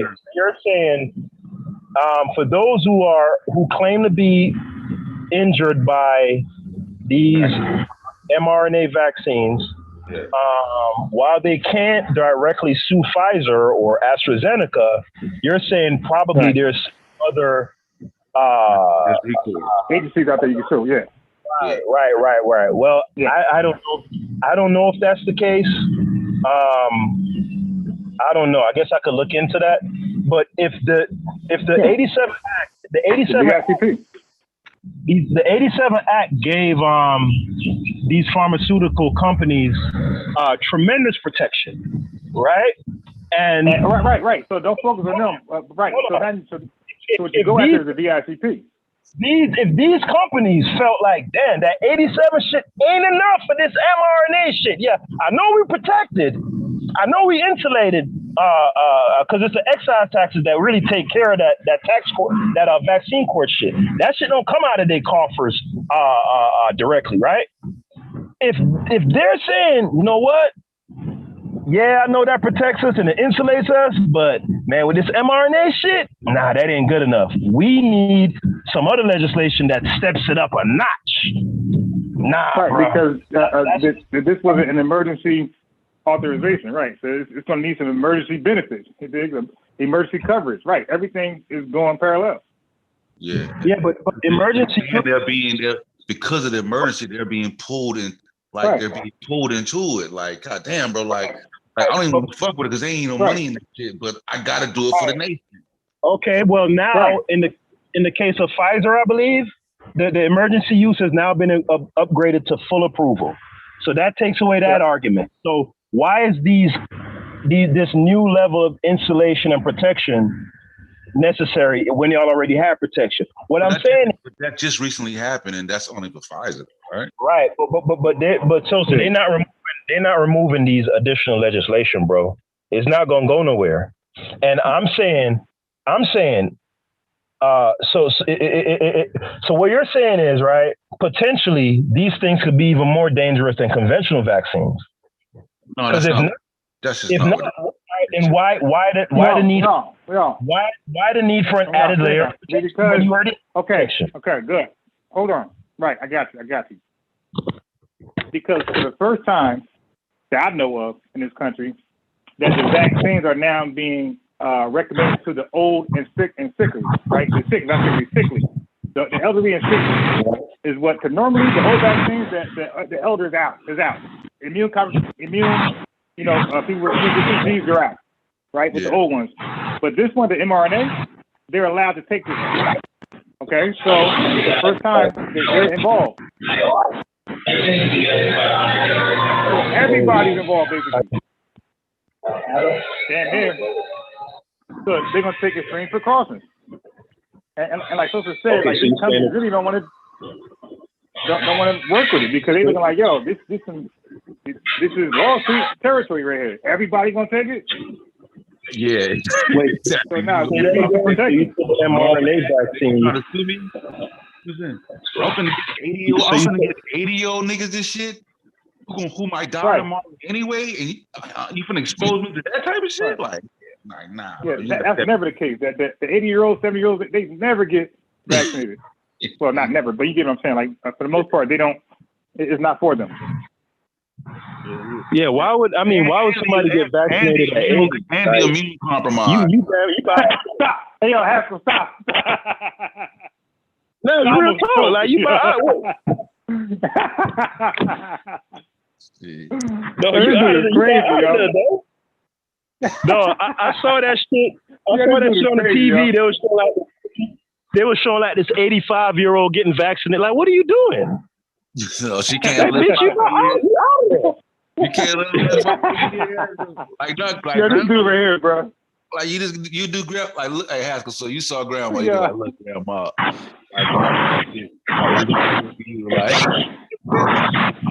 Bruh, you 87 years old. Like, what are you doing? Nigga, like, chill, let her do a thing. Come on, bro.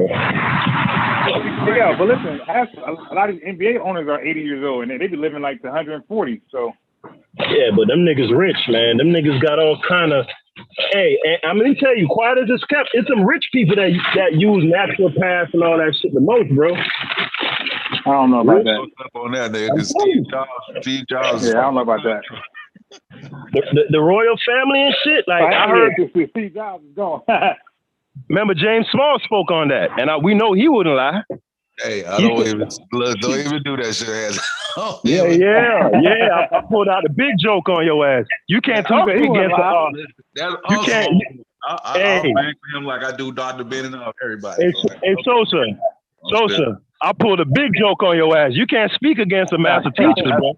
That's a deuce of diamonds. That's a deuce of diamonds. We didn't even play with the deuce of diamonds. Like, I'm like, that's just a regular tip. My man said, he said deuce of diamonds. Scoop that up, nigga. 4 diamonds, nigga. That's a book, nigga.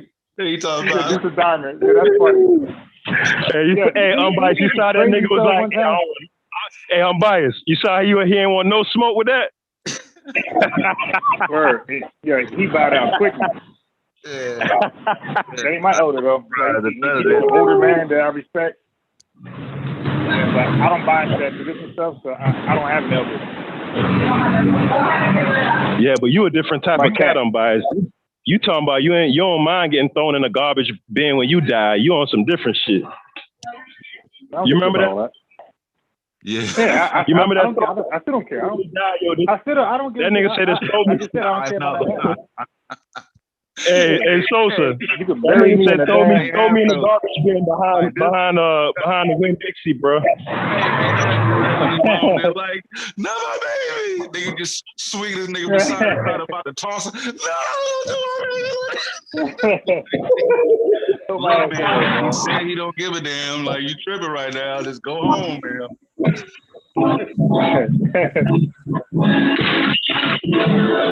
why I hate cooking, man. The kitchen all sloppy, man. Yeah. Clean the kitchen. Yeah, I'm giving them all that burial stuff, that religious garbage. Yeah. Well, I'm finna slide up out here, man. I'll give Bill a job, brother. Yeah, we out. You gotta go. That's my team losing. Yeah, that's my team losing because it's lies, man. All right. Who you watching? We out of here. I'm watching Kansas City get smoked by the Cleveland. I thought I said Cavaliers, the Cleveland Browns.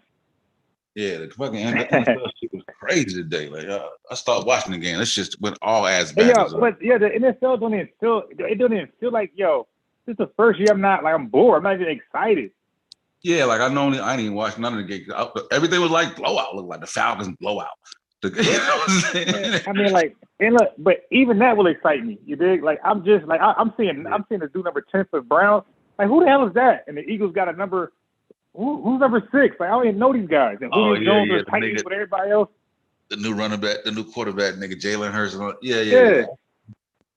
I'm seeing like these receivers. Like, who are you guys? Like, I'm not excited. Yeah. But all right, let me get to this game because now I got mad teams, by the way. I got mad NFL teams, and most of them won so far. Yeah, I got so right now my KC team losing. and I'm playing FanDuel. I'll probably get blown out. And usually I never play the first day because the first day it's a toss up. You don't know who the fuck what, bro. That's why.